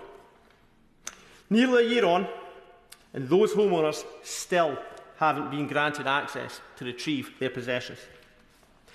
Amongst the residents that have been impacted by RAC, I met with a couple who lived in their flat for 40 years. They had achieved the dream of home ownership.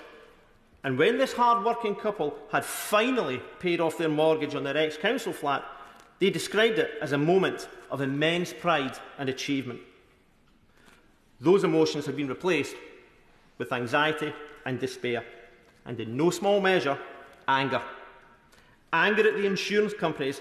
They have told the residents that there is no obligation to cover, as they say RAC is not a named peril or insured cause. And after evacuation, some of the homeowners found themselves placed into hotels. Some chose to stay with family or friends. Some had to present as homeless and therefore be relocated to Clackmannanshire Council's temporary accommodation. Some others were relocated to bed and breakfast accommodation in Kirkcaldy in Fife, a town 31 miles away from Tillicoultry. What a situation to be in for those homeowners that work locally or have children in school or look after elderly relatives. Madam Deputy Speaker, nearly a year on, and these constituents live a life in limbo. Some are leading a nomadic existence, going from property to property. Some feel like a burden on their friends and family. Some tell me their physical and mental health has suffered. And some have told me that they are staring into the abyss, that their golden years of retirement have been snatched away because of the financial impact of what has happened to them. But all of them are united by the anguish of not having somewhere to put down roots and call home. The ever-reducing budgets provided to local authorities will likely mean that the solution my RAC-impacted constituents need will have to be a collaborative effort. To reiterate, Clackmannanshire Council, like so many local authorities and the Scottish Fire and Rescue Service, know about budget cuts. And with housing being a devolved matter, and the Scottish Government announcing £500 million worth of cuts only last week, I fear that means the Scottish Government won't right this wrong either. And I say that with no criticism to the Scottish Government. My constituents don't want finger-pointing. They want action. And I warmly welcome the resetting of the relationship between the Scottish Government and this Labour Government. This new, positive working relationship is exactly the approach that my constituents from Tillicoultry will need for them to receive the equitable solution and justice that they deserve. And with that, I hope the Minister will meet with me to discuss possible solutions for the benefit of my constituents. Thank you. Adam Jogi. Thank you very much, Madam Deputy Speaker, and I'd like to congratulate all colleagues who've made their maiden speeches today, and I say to them it's a massive relief once you've done it, so congratulations to them all. Now, this is a really important debate, not just for constituents of those colleagues who've spoken already, but particularly for my constituents in Newcastle and Lyme, and I want to echo many of the points that colleagues have made so far. I'll speak briefly, Madam Deputy Speaker.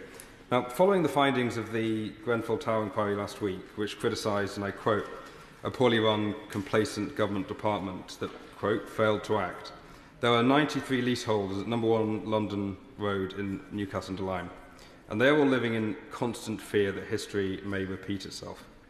Now, back in 2022, leaseholders at No. 1 London Road were made aware that an external survey had highlighted significant fire safety concerns over the building's cladding and that urgent action was needed. The site was approved for government funding renovations, but over 2 years later, the previous government failed to act and to protect the safety of my constituents. But it gets worse, Madam Deputy Speaker. On top of living in constant fear of a fire breaking out at any point, the leaseholders have also been left to foot the bill of the premium insurance costs due to the building's safety concerns. Now, 5 years ago, the insurance premium was £20,000. Today, it's risen to £570,000. And as a result, leaseholders at No. 1 London Road and Newcastle and Lyme are being forced to borrow money, and some have declared bankruptcy. Now, I'm sure the Minister will agree with me that this situation is completely unacceptable, and it can't go on. And so I hope the Minister will find some time to meet with me, and I know other colleagues have sought such meetings too, because we need to make sure that this government acts where the previous one failed. Thank you. Minister David Simmonds. Thank you, Madam Deputy Speaker. With the leave of the House, I will close this debate for His Majesty's loyal opposition. Madam Deputy Speaker, it's been a very constructive debate with a wide range of contributions from members. And I would like to say a particular congratulation to all of those members making their maiden speeches. it was particularly striking that those maiden speeches covered a huge range of different issues which have been debated and will be debated in future in this Parliament. And I was particularly struck by the expertise shown by members on areas as diverse as local government, housing, electronics, and the support of refugees, all of which I'm sure will go on to play a significant part in the future.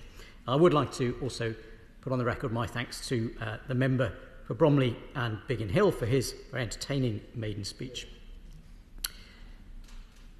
The member for Sheffield South East made some particular observations around the Hackett review and the connection that has to the liability of construction material manufacturers for the consequences of significant problems in the buildings in which their materials are used. And as the Minister said in the opening, the £5.1 billion Building Safety Fund, which was put in place in the previous Parliament, is a significant step towards addressing those concerns. But it's clear that that is one example of the many issues which will need to be addressed. And I have a list of points which I'd like to put to the Minister, where I hope we will be able to work constructively as we take these issues forward in a variety of different pieces of legislation which we know will be debated in future. The issue of personal evacuation plans is one which a couple of members did touch on. And I know that there was a previous consultation which took place in 2022, at which a wide variety of stakeholders were invited to express their views about that. Now, Madam Deputy Speaker, I know one of the key concerns which was raised by the Local Government Association, and I declare an interest as a Parliamentary Vice President of that organisation, was that it seems to imply an anticipatory duty for local authorities and social housing providers to anticipate, without having to be asked by residents or informed by residents, the needs of those who may require special arrangements for evacuation in the event of an emergency. Now, it is clear from the feedback across the sector that where there is no expectation that a tenant or an occupier will advise a particular individual or authority, that presents a significant challenge. And I would suggest to ministers that as they bring forward the government's response to that issue in particular is addressed with a high degree of clarity, so that everybody knows what their responsibilities are and knows where they stand.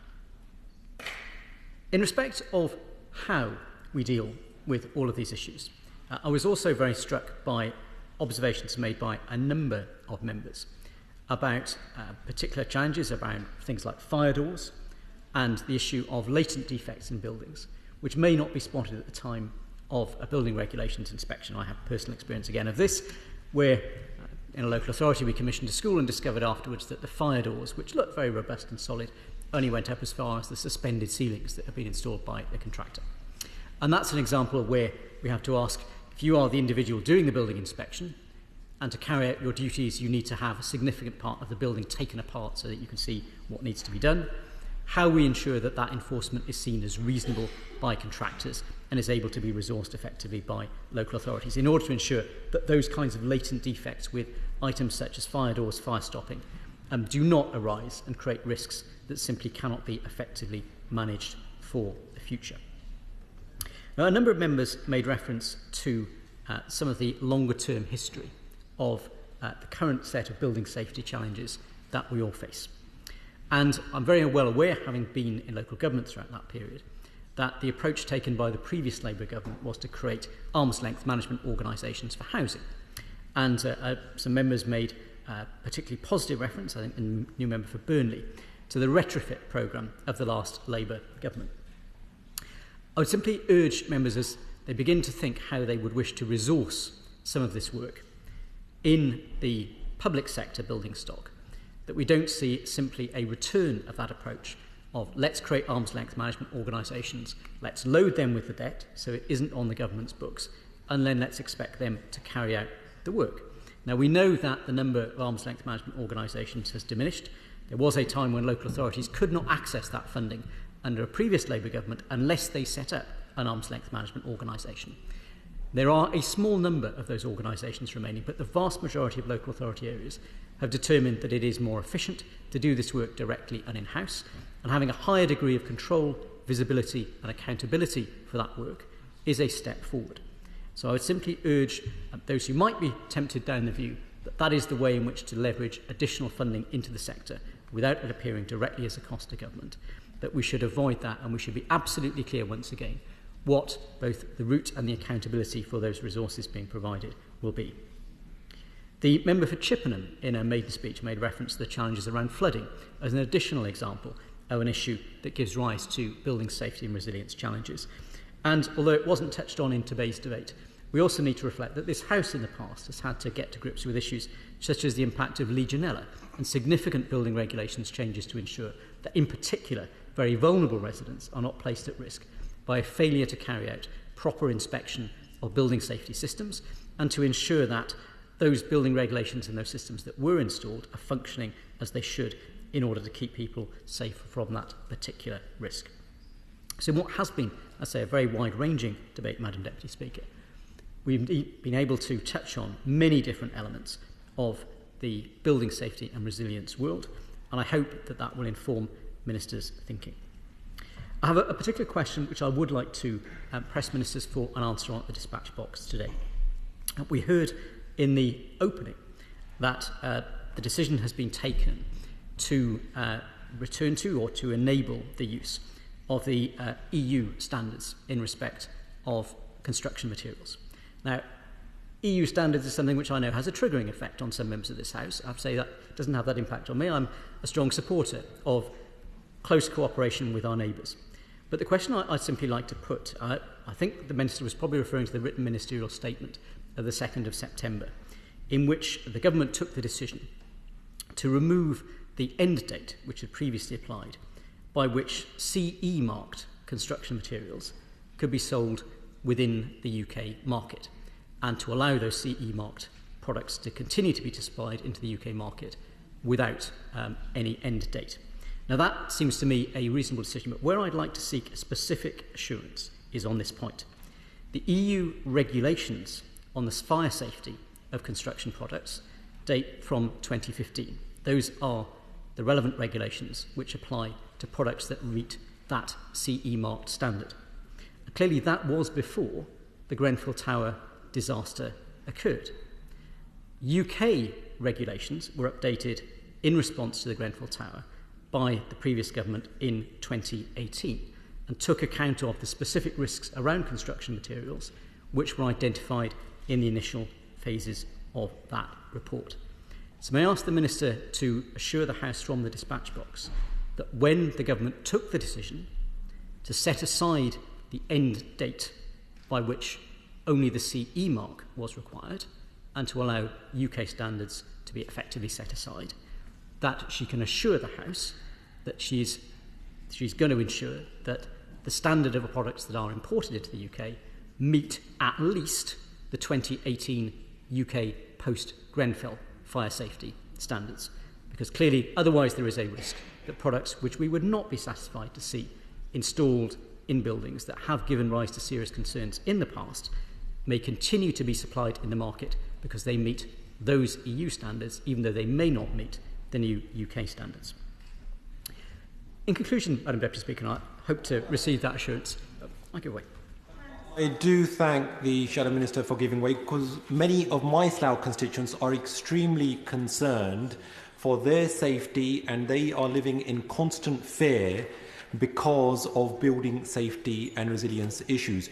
I'm sure the Shadow Minister would agree with me that the pace of remediation has been too slow since the last 7 years of the Grenfell tragedy. Would he agree with me that firm action needs to be taken by developers, by freeholders, manufacturers, other organisations, and the government must push to make sure that that remediation pace is quickened up? Madam Deputy Speaker, I entirely agree with the member for Slough about the need to ensure that this work happens at pace. But I think during the course of this debate, the contributions from the likes of the member for Sheffield South East, the member for Runcorn and Helsby, demonstrated the complexity of some of the issues which governments of all parties have wrestled with over the years. And I think we need to recognise that, and I speak as somebody who has the insulation material that was identified in the Grenfell report in my own home, because in certain applications it's considered to be within building regulations. We know that this is not a straightforward process, and we need to ensure that local authorities' building regulations have the absolute clarity that they require. And that's why I press the Minister on that point.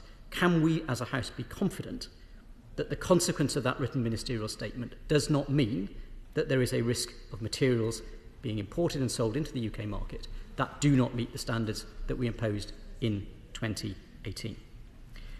In closing, Madam Deputy Speaker, it's clear that there will always be a debate, not just in the context of housing, but in the context of any complex public service in this country, between those who think that the best approach for regulation is to specify the outcome that we want to see. We want the tenant, the resident, to be safe in the home. We want the child to be safe in the children's home. We want the patient to be safe in hospital. And that's very similar to the approach that was referred to in the aviation sector. And an argument that the best approach is for Parliament and for other relevant authorities to specify the specific safety features that we wish to see installed. Now, each of those approaches has strengths and weaknesses. The previous government, particularly in the early years, was keen to focus more on the safety outcome that was being pursued rather than specifying individual measures that had to be taken, partly out of a concern that those individual measures may not be as effective in practice as they needed to be. And it's very clear from the contributions across the House that members do understand the complexity of this debate. The Minister will have to make decisions as we consider the future of building regulations. Do we as a Parliament specify that it has to be a sprinkler system in this building but a mister system in that building? Are we going to specify that it has to be a dry riser in one type of building or a wet riser in another type of building? Or are those simply matters that we prefer to leave to local building control services and specify the level of safety that we expect to achieve? All of these are important elements in that complex debate. But as I said, Madam Deputy Speaker, in opening for His Majesty's loyal opposition, we are determined to carry forward the work that we did largely in partnership with members opposite in the previous Parliament on fire safety and on building safety. Those pieces of legislation inevitably lead to guidance to be provided under the current government to local authorities, to building control services, to builders, to construction firms and to other parts of the sector. And it is going to be by working constructively together to support the effective implementation of those measures, to provide that absolute clarity of expectation that we will achieve our shared aim, once again, of ensuring that all of our constituents know that the buildings in which they live, in which they work, in which they're educated, in which they receive medical treatment, all of those buildings meet the relevant safety standards and are environments and places in which they can safely go about their daily business. Minister. Thank you, Madam Deputy Speaker. This has been an important debate on the safety of our residential buildings and, more importantly, the safety of the residents that call those buildings home. The final report of the Grenfell Tower inquiry sets out appalling failures of industry and of successive governments.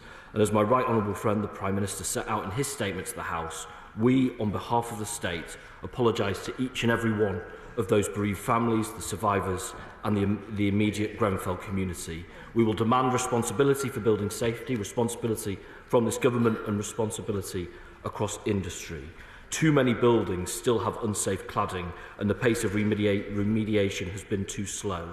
Like many colleagues in this House, I was in this chamber those 7 years ago, and I think if we'd said to ourselves then that 7 years later we would still be in the situation we are now, I think we would consider that we'd failed. And that is very much the case, and this government intends to address that failure. Because too many buildings, as I say, still have that unsafe cladding. And the funding is there. There is no excuse for a building owner not to enter a cladding scheme that they are eligible for. And we will be accelerating efforts to bring all remaining buildings into remediation schemes and will empower regulators and local authorities to act, including considering new legislation. Now, for very good reason, Madam Deputy Speaker, a lot of this debate has been about safety rather than resilience, but as the Minister with responsibility for local resilience, I did want to make a point here at the outset that we are looking at resilience very closely, both at a national and local level, in response, of course, to this inquiry, also the one related to the COVID pandemic. And we're looking at the ways in which we can respond to crises. And the Chancellor of the Duchy of Lancaster is leading a review of resilience at the moment, which will include work with the devolved governments, with regional mayors, with local leaders and local resilience partnerships. And again, that's something that those reports have said that we ought to be doing, and we're looking at those recommendations very carefully and making sure that local areas are empowered and have the capacity to respond in time of crisis. I'll give way. I thank the Minister for giving way on that point around resilience, which obviously firefighters and the FBU are a key stakeholder in terms of resilience work. I just wanted to ask the question that I asked earlier around the statutory advisory body around Grenfell. What is the timetable the government's working with in terms of developing that and getting it on board? I'm grateful for the question from the member for Coventry South. I was very proud. I was the Shadow Fire Minister before the election, and I was very proud to get into the manifesto the commitment that we did make around getting the fire family around the room and driving standards. I can't give her the exact date today, but I can tell her that the Home Department are, it is a priority, and they are getting on with it. Now, this has been a slightly odd debate, Madam Deputy Speaker, because the substance of it is exceptionally serious and is rooted in one of the nation's greatest tragedies. And we've also had the joy of a dozen members making their maiden speeches. So, as the member for Bromley and Biggin Hill said in a very eloquent speech, I hope those watching understand why that's been in that way. And to give the due respect to those colleagues, I'd just like to reflect on some of the things they said.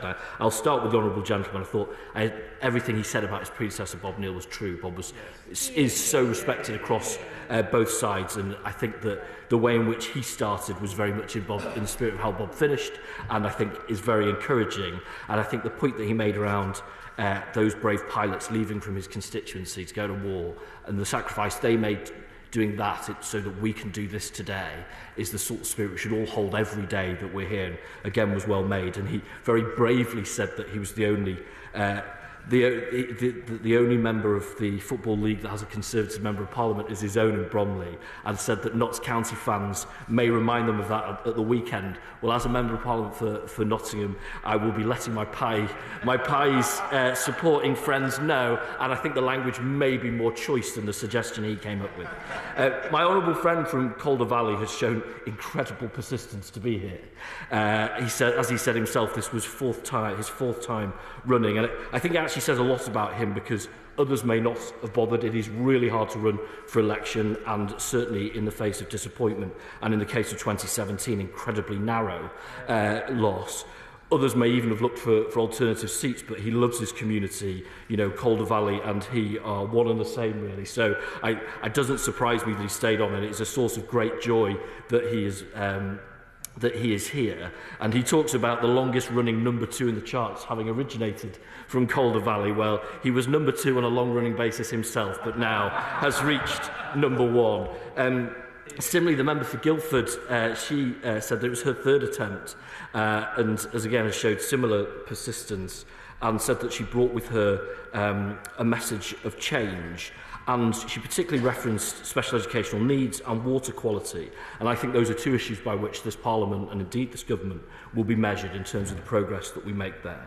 My honourable friend, the member for Burnley, who I will proudly say, like me, is one of 43 Labour and Co-op members of this Parliament, joining our 11 mayors during our I think it's more than 1,000 councillors now standing as Labour and cooperators, so it's a great joy to see him in his place. And I was rather struck by what he talks about, because it made me feel similar about my community, about the proud heritage of his town, but also the ambitious future, and that the industries may change, but the principles will be the same.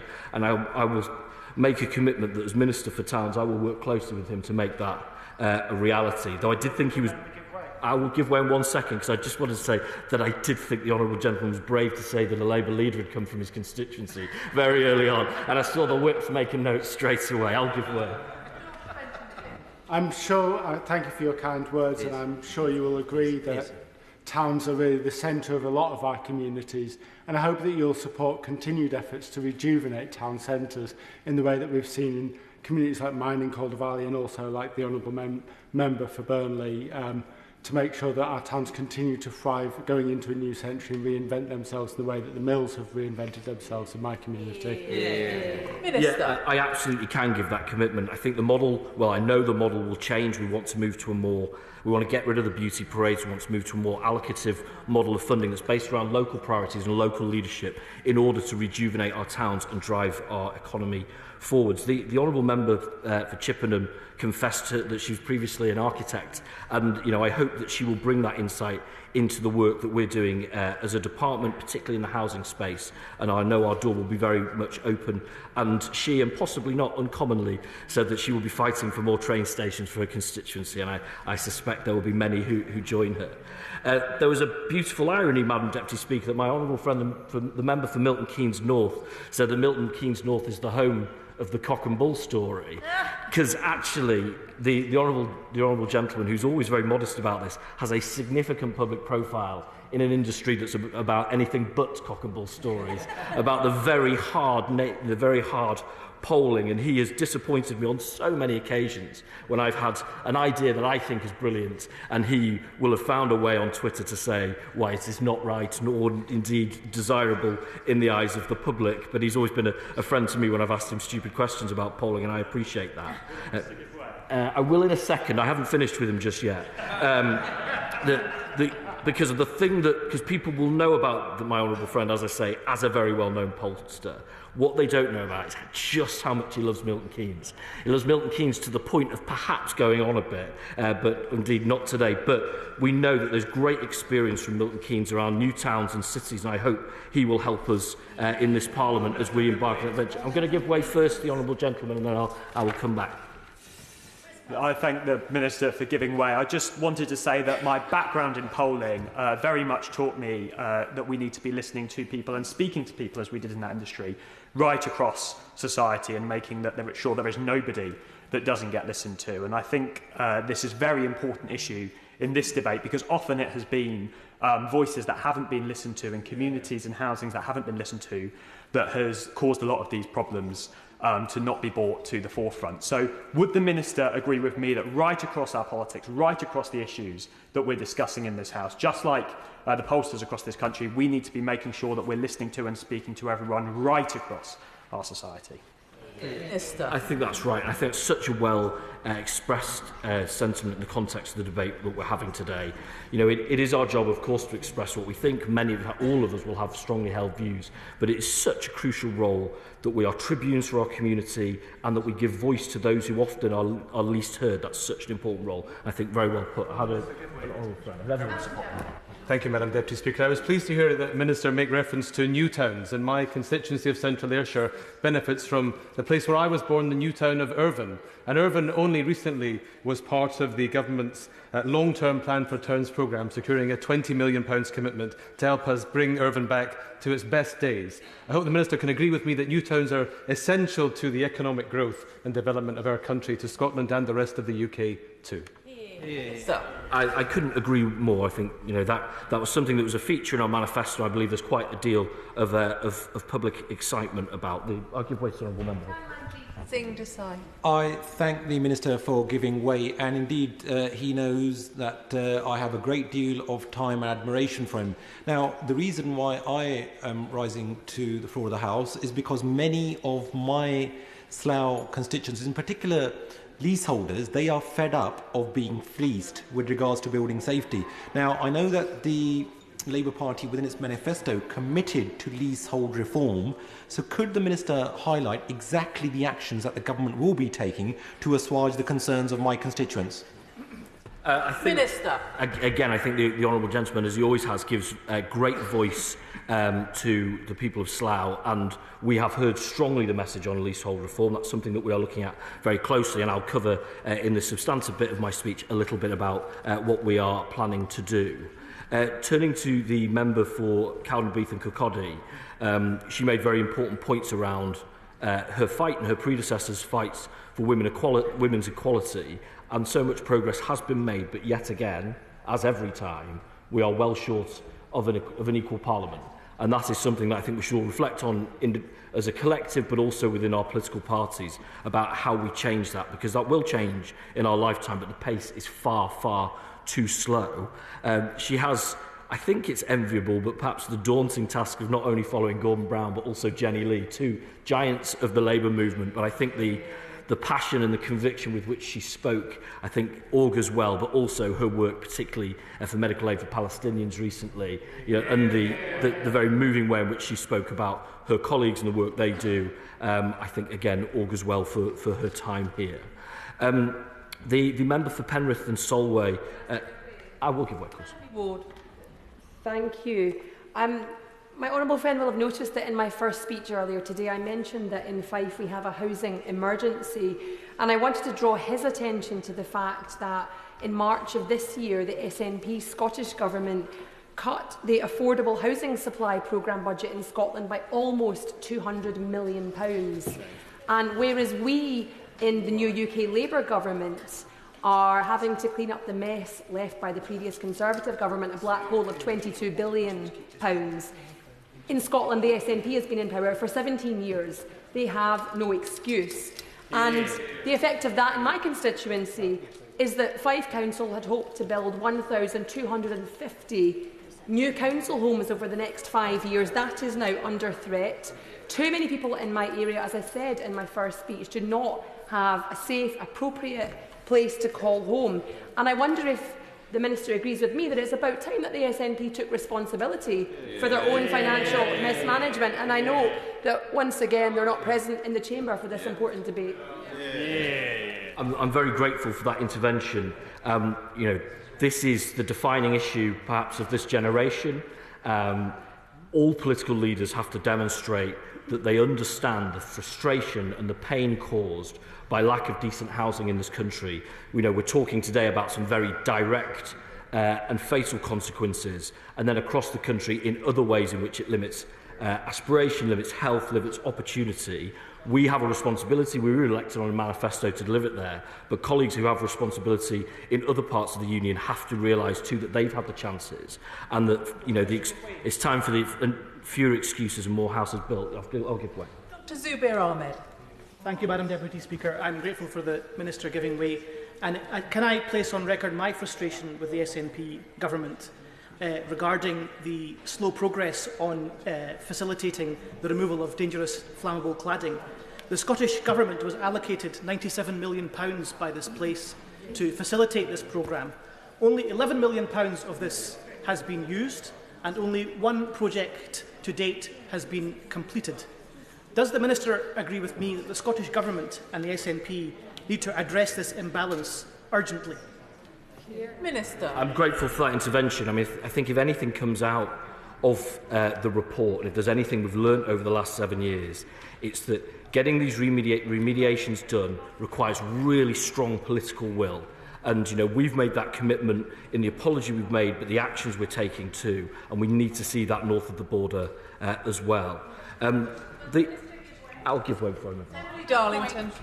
On that point of strong political leadership, will the Minister join with me in congratulating those councils that, as soon as the new building regs came out, the wider ones, not just about cladding but also about compartmentalisation, took immediate action to put in a waking watch, and within a year in Milton Keynes we had emptied 2 tower blocks that had compartmentalisation, rehoused over 300 families, and then demolished it at a time when Milton Keynes families who are in private developments with similar issues are still waiting for remediation works to be done. Now, we often hear that councils are slower than the private sector, but in this case, does the Minister agree with me that councils have acted responsibly and quicker than the private sector in responding to these issues? Minister. I'm very grateful for that intervention. I think the lesson, the Honourable Lady, of course, is too humble to point to her own role in this in Milton Keynes, but the political will that was exercised there in this issue and many others across the issue of housing has got results. We're going to display that degree of political will on these benches as a government, and we need to see that in local government too. And Milton Keynes, I think, sets a really good example. I'll give way. Gardner. I'm very grateful to him. There's something that troubles me about the way in which many of the owners of these developments, who have they are the responsible people according to the Act, for the fire safety in these blocks are now seeking to establish themselves in foreign jurisdictions and often in tax havens. How can the government take action to ensure that those who are responsible, often those who were responsible for the defects in the first place, but now seek to evade jurisdiction in this country, can be brought to justice? Or will the government actually have to take action to appropriate those buildings in order to be able to get the remediation work done that is so badly needed and not at the expense of the residents there? Minister. I'm grateful for my honourable friend's intervention there.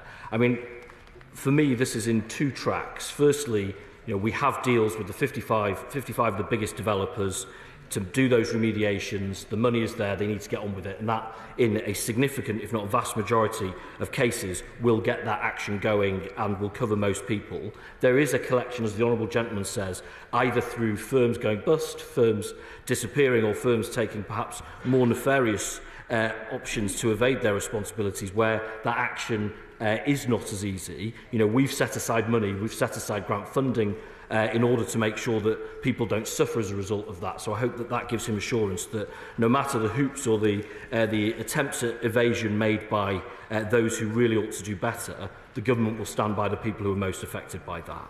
Honourable Gentleman Goodway. Well, I'm left with an enviable choice. I'm going to go first to my honourable friend for Hitchin. I thank my honourable friend for giving way. Clearly a very popular man this evening. I'd like to follow up on the very compelling point, I think, made by my friend, the honourable member for Brent West, in that actually a lot of the issues we're talking about today are exacerbated by the fact that the owners of the building, the freeholders in these cases, are not always willing to fulfil their obligations to do right by those that are tenants in their building. This government is committed to acting really important legislation to take on the important reforms needed to truly bring an end to the problematic nature of leasehold relationships, full stop. Will this Minister be working really closely with others in his department to make sure that building safety is at the heart of those regulations and we've got a joined-up approach to tackling this issue at its roots? Minister. I'm very grateful for that intervention. I'm going to cover in a second a little bit more about what we're going to do in the case of leasehold, but the principles are exactly as he says. And as we consider our response to the report, those are the principles we'll be holding in our head to make sure that the actions that we come up with, whether they're legislative or otherwise, do meet the moment. Now, I'm about halfway through dealing with the maiden speeches section, but I will assure colleagues that I've got an awful lot to say on the substance of the debate that I would be very keen to take interventions at that point, but if they might let me just do the next half a dozen maiden speeches, that would be of a great joy, because the honourable member for Penrith and Solway, who comes very much born and bred of his community, obviously from a long line of people who've made a difference in his community, but I thought particularly his points around leasehold, that experience would be very useful for us in government, as well as around electrical safety, which is the very root of this issue. The honourable gentleman from Hales Owen talked about two predecessors who were distinctive, one for hair, one for coat, and I was wondering what his distinctive nature might be, and it won't be his name, sadly, because I've joined him there already, but I wonder if the distinction will be the extraordinary service that he, his brother and 4 generations of his family have given to our country in the armed forces. It really is a staggering story of commitment to this country. In this phase, he enters a different phase and type of service, but one I know he will excel in, and I'm sure he will find rewarding as a different way to serve his country and to serve his community. The honourable member for Crawley talked about first coming here as a 15-year-old, invited, and as a result getting a real taste and enthusiasm for it. And I wondered, however, how many other members came here when they were younger and were inspired. I was 11 in my case. I think for many others that will be true.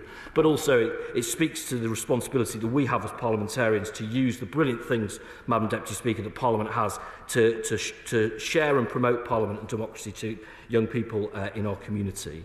I want to commend the Honourable Gentleman for his brilliant work on his borough council, and I'm not surprised he's made the analysis that he wants to come here and now fight for his town, because that is a similar analysis that I made. But I know particularly with Crawley, because there is something distinct about Crawley, and I know it frustrates him when people say this, but Gatwick is such an important part of the country. Yes, for us as holiday makers, but also that for many people it's the first time they come to our country, and that first moment is so important in terms of integration and their lives here.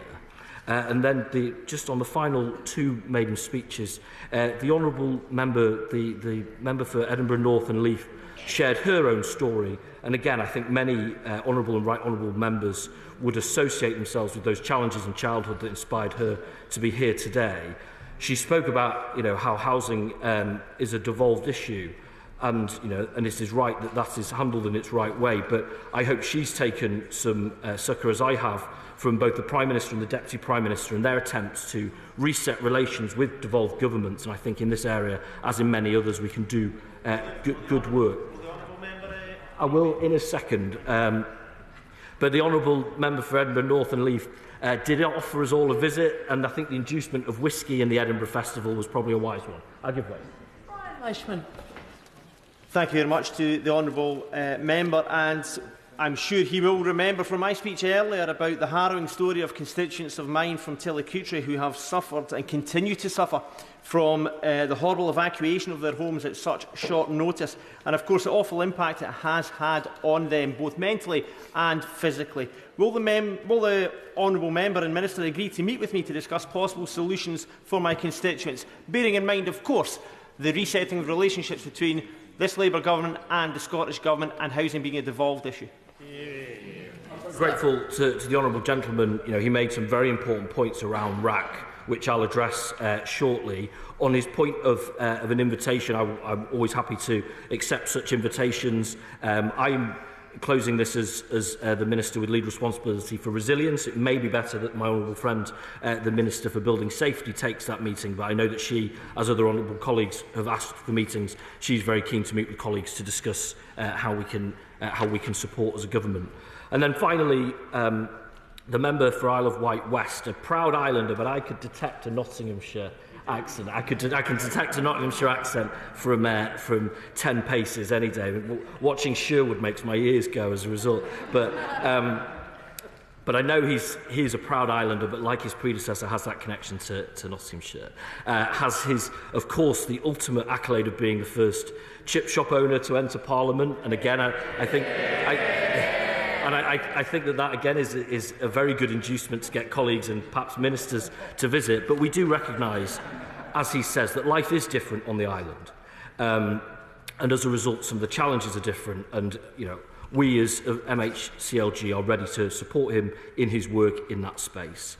Moving on, Madam Deputy Speaker, to the contributions made by colleagues that weren't their first contributions but were in reference to this debate. And I'll start with the Right Honourable Member for Sheffield South East, and probably very well timed to do so, Madam Deputy Speaker, in the sense that, judging by some of the faces that have emerged behind me, his time as chair of the Select Committee is coming to an end.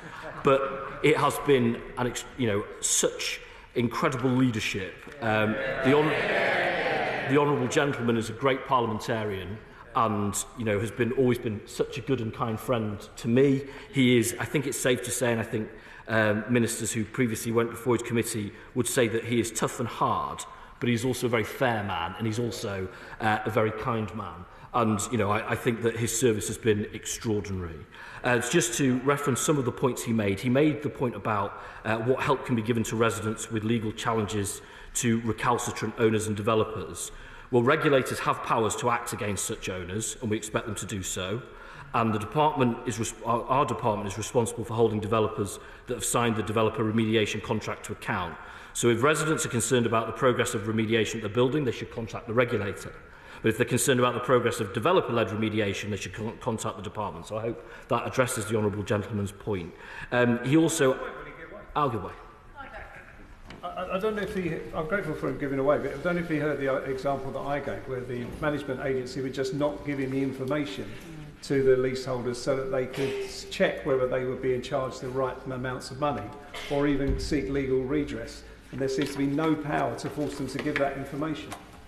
I'm grateful to the honourable gentleman there. I absolutely have an answer to that question that I think he will be pleased to hear, but which I'll get to once I've dealt with the next few questions with his forbearance. Because the honourable gentleman, the member for Sheffield South East, referenced the moral day review and the response, because obviously that review was published last year now and the previous government didn't respond to it. The intention of this government is to bring forward proposals for system-wide reform of the construction products regulatory regime, which will tackle issues both in that moral day review but also within the Grenfell Tower inquiry report. We think it makes sense to do that as a collective piece of work. He also mentions about product manufacturers and remedial costs, which the Shadow Minister also spoke about. And we're working at the moment to identify how we might strengthen the Building Safety Act to make sure that such manufacturers can make a contribution.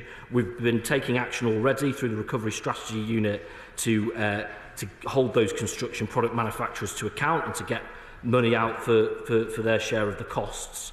And where the work hasn't perhaps had the results we wanted, we've written to institutional investors and encouraged sponsors to reconsider their partnerships, which has resulted in the severance of 2 sponsorship deals as well as another referred by an honourable colleague earlier. And we know that more may be needed in this space, so we will continue to do that. I'll give way. Not to have an intervention from Jim Shannon. Thank you, Madam Deputy Speaker.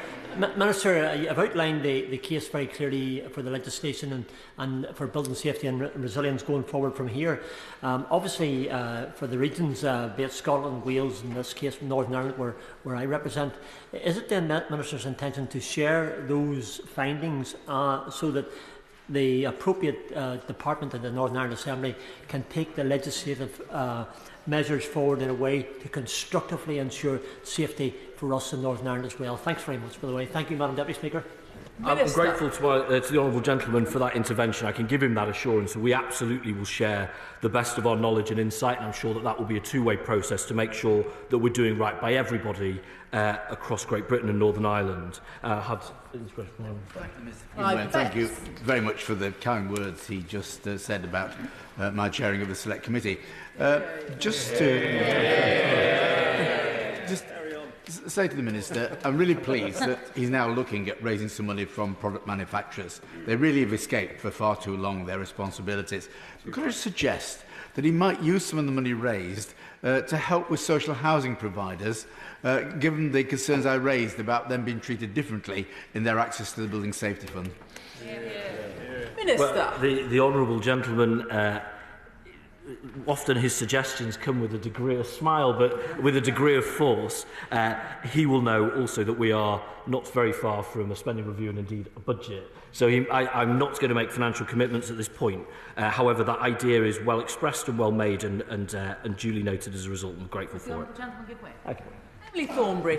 May I begin by endorsing what the honourable gentleman has said about my right honourable friend. I had the great honour of serving on his committee many years ago as well, and at that time the focus was very much on housing.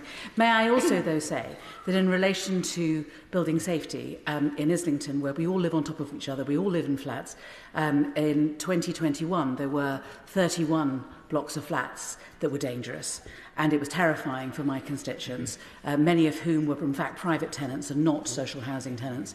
And we did an audit in my office and have been pushing. We now only have 4 blocks left.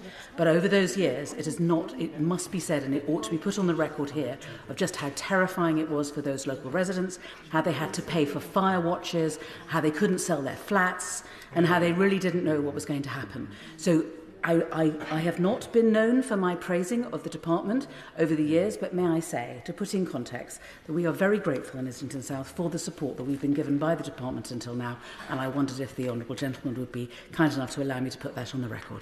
Minister. I'm very grateful for that intervention, and the Honourable Lady's had the chance to put that on the record. I think it speaks to the point that I made earlier about the importance of political will in this space, that actually if we just wait for it to happen, it's not going to. There needs to be political grip at a national and a local level, and we certainly will be doing our role in that. I will in 1 second, but to the point about what her constituents have lived with, again, the Right Honourable Lady would have been sat on that front bench 7 years ago as I was sat behind her, and if we'd said then, everybody said never again, all those things, what action can we take? No job too big or small, that actually that didn't happen. Yeah. And that was a huge break of promise to the British people, to her constituents and beyond. My own friend.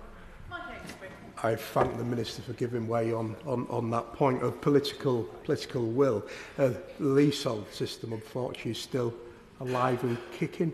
I know many of us look forward to seeing that feudal system kicked into the history books via oncoming legislation. And it seems that service charges have become a cash cow for some interesting characters in the industry. What's the Minister and ministerial team going to do to ensure that actually we move things forward and we ensure that common hold is the de facto tenancy in this country for flat?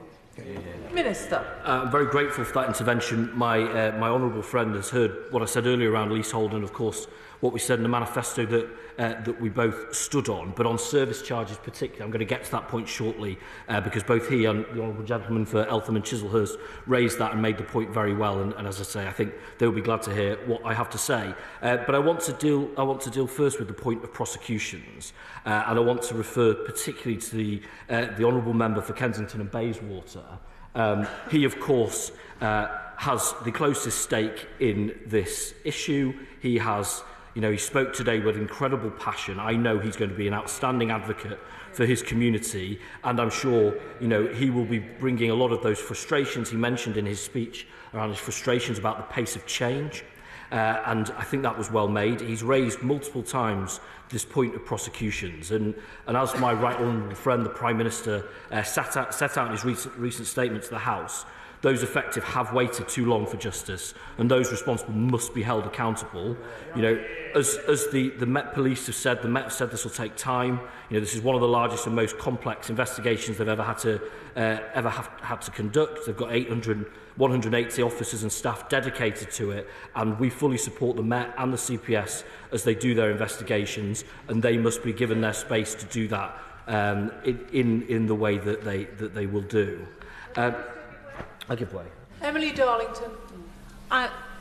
We've been talking quite passionately in this part, but I often think we're losing the stories of the people who are actually affected, not least a woman who shall remain anonymous, who bought her flat as a way to make sure that her and her husband would be debt-free in their retirement. Yeah.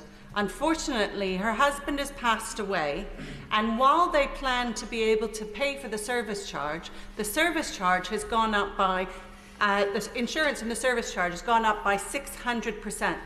She is now, in her retirement, an elderly lady accruing debt that she never wanted to pass on to her family. Now, this isn't an issue of cladding, this is an issue about the wider things, yeah. And for her, the mess that's been left around and the lack of clarity around the remediation means that she is now living in a daily stressful situation.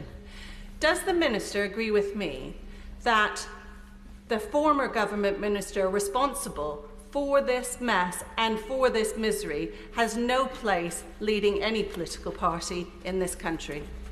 Minister. Well, I think that when we saw what was in the report, I think everyone will have been angered by that. All those who had a part, all those who made decisions will rightly reflect on their responsibilities and their roles in it, and you would assume, with respect to the scale of this issue, make appropriate judgments there. The Honourable Lady talks about service charges, so I will turn now to the point. Before I do, I will give way. Thank you. Before you move on to service charges, Madam Deputy Speaker, I just wanted to remind the House of something I said last week in the Prime Minister's statement about a similar fire that took place in Irvine in my constituency in 1999. A fire ripped through a 14-storey block of flats, leading to one fatality. And thanks to the work of my predecessor, Sir Brian Donohoe, building regulations were changed following that 1999 fire. I hope the Minister will look at those building regulations and the Garnet Court fire as he examines what went wrong in that terrible tragedy in Grenfell. I'm very grateful for that thoughtful intervention, and I can assure the honourable gentleman that ministers are indeed looking at that as part of this whole process. We need to learn those lessons. I'm very to my honourable friend. On that point about the regulation, he will know that Sir Martin Moore-Bick's report made very strong statements about the difficulty of reconciling the role in maintaining standards with the competitive environment. And when building control ceased to be the sole responsibility of local authorities, but became privatised building control functions, that was when things started to go wrong. What action is he and the government going to take to ensure that actually there is one set of standards that are applied in one particular way, and it's not subject to trading and making sure that we'll give you a shortcut if you come to us? Because that's what went on, that's what went wrong, and it needs to stop. Minister. I'm grateful for that intervention. Throughout this debate, colleagues have raised very important and very startling accounts of how, if just in that way in which standards have been circumvented. It speaks to what the right honourable gentleman from Sheffield South East said at the beginning about, how the culture had fallen to a race to the bottom. In terms of regulatory changes that the honourable gentleman wants to see from the government, we are looking at the report. We've made commitments to come back on the report within 6 months. We'll be giving this chamber the chance to discuss the report in greater detail. So I hope he can give us that space to come forward with those suggestions and changes. But I think his points are very well made. Minister, give way. I'll give way. Thank you very much. This UK government has pledged to speed up the process of removing dangerous cladding from English buildings following the publication of the damning Grenfell inquiry report, which set out a series of significant failures.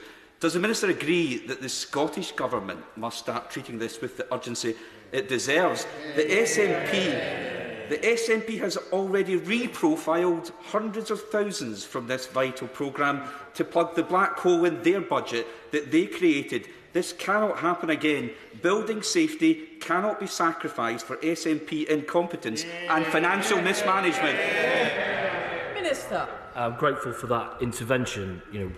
What I think has been a theme of this debate is that we will not make the changes we need to make. We will not keep people safe in the way that they should be able to expect without really strong political will at whatever level and at whatever point in which politicians touch this process. And it's incumbent on all of us to make sure we're using all the levers and all the tools we have in order to make sure we meet our responsibilities. And where colleagues haven't, they really must reflect on that, frankly, and change. I'll give way on that point to the honourable gentleman. Giving way on that point. I wonder whether, and he's been very generous with his time, whether he would come and meet... We'll see. Whether he would come meet with myself and representatives from Burnley Council, who have a very good retrofit scheme which actually makes profit for the council but seems to retrofit street after street of terrace houses in Burnley. And I note with interest the comments made by the Shadow Minister earlier about arm's-length companies used under the previous Labour government to precipitate retrofit programmes. What I will say is in areas like Burnley, in places like Burnley Wood and Trinity, this works and did actually bring a great deal of investment into streets that quite frankly are still quite in need of repair and retrofit. So I wonder whether the Minister would be interested in coming to Burnley and meeting with me on that front. And I praise him for the kind words he said about Burnley, Padiham and Briarfield earlier. Thank you. Minister. I'm grateful for that kind offer. I, of course, will very readily accept a visit to Burnley, perhaps through the lens of my role as Local Growth Minister and as Towns Minister. I think we could have a very interesting visit, which I'll be very glad to do. And I'm conscious about the time, and I'm going to run out of it unthinkably, and if not given. So on the point of further interventions, we may have to pick those up in a different form, because I really want to get into this point around buildings insurance, around lending, around service charges that my honourable friend, the member for Runcorn and Helsby, the member for Eltham and Chislehurst, the member for Newcastle under Lyme have all raised. Because one thing we do know, there's not been enough change in this space over the last 7 years, but where there has been change has been in the insurance bills that many leaseholders have been facing. And, we understand the financial and emotional impact that extreme insurance premiums have been having on leaseholders. Affected leaseholders have been burdened with paying too high premiums for, frankly, too long. So I can assure colleagues that we are working actively to reduce premiums for leaseholders, and we are reviewing how to better protect leaseholders from costs and push for fair premiums for leaseholders in buildings with fire safety issues. And we have seen, because colleagues have talked about buying, selling or remortgaging homes, we have seen improvements in that space, but we remain vigilant, and we will continue to hold particularly the 10 largest lenders to account following their commitment to lend on properties, even where remediation is not yet complete. They must keep that promise. And on service charges, by law, variable service charges must be reasonable. And I know, as colleagues have raised, that actually that is being stretched significantly by some of the practices that we've seen. But the Leasehold and Freehold Reform Act of this year contains measures to ensure that leaseholders get key financial and non-financial information so that they can scrutinise and hold to account the organisations they're working with regards to service charges. Now, not all of that legislation has been commenced. It requires secondary legislation, but we are working on that actively. We just want to get it right. My honourable friend in Reading Central talked about the pace of remediation, and again, we would accept that the pace is too slow. We've said that throughout. And again, what we've seen in Dagenham and Slough is a horrific reminder of the risk that unsafe cladding still poses to far too many people. The Deputy Prime Minister has been very clear on her intentions to drive this. Again, that's that political will. And get more action out of manufacturers, freeholders, developers and organisations with a responsibility to make sure that buildings are safe.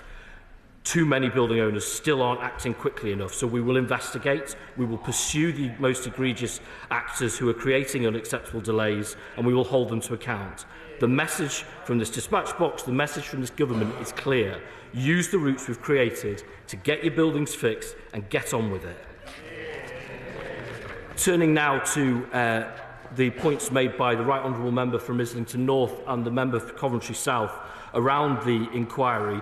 The Right Honourable gentleman said that he was concerned that this report would just be shelved. The Honourable lady was concerned that they would just be words. So again, let me make that commitment, and this speaks to the response I gave to the Honourable Member for Brent.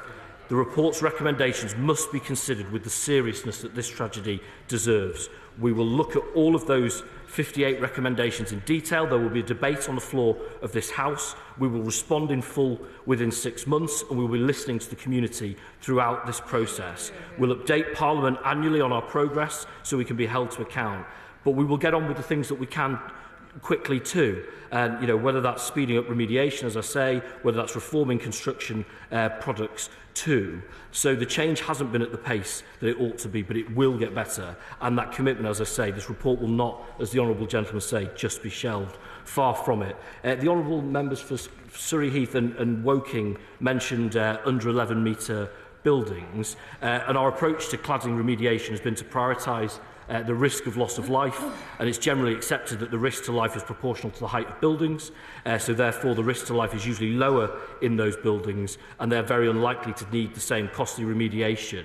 Now, building safety remediation works may be required in a very small number, but our casework so far over the last couple of years as a department shows that of the 160 plus cases that have been raised, only 3 have fallen into that category. So we think that's an appropriate distinction to draw. On the point on RAC from the honourable gentleman, this is different in Scotland to England. They have their own responsibilities, which the Scottish Government must work within, and we will work, again, as I said to the honourable gentleman, within the best practices too. And it is the duty of building owners, including local authorities if they're the owners, to fulfil their duties to manage building safety and performance risks of all kinds, including RAC, in a proportionate manner. And then very briefly, the honourable member, the Shadow Minister, talked about PEEPs, personal evacuation plans, and we must ensure that the most vulnerable in our society are protected. On the 2nd of September, the Government announced that the Home Office will bring forward proposals in the autumn to improve fire safety and the evacuation of disabled or vulnerable residents in high-rise and higher-risk residential buildings in England through the written ministerial statement. These proposals will be called residential PEEPs. Through them, residents with disabilities and impairments will be entitled to a person-centred risk assessment to identify the appropriate equipment and adjustments to aid their fire safety and evacuation, as well as a residential PEEPs statement that says what vulnerable residents should do in the event of a fire.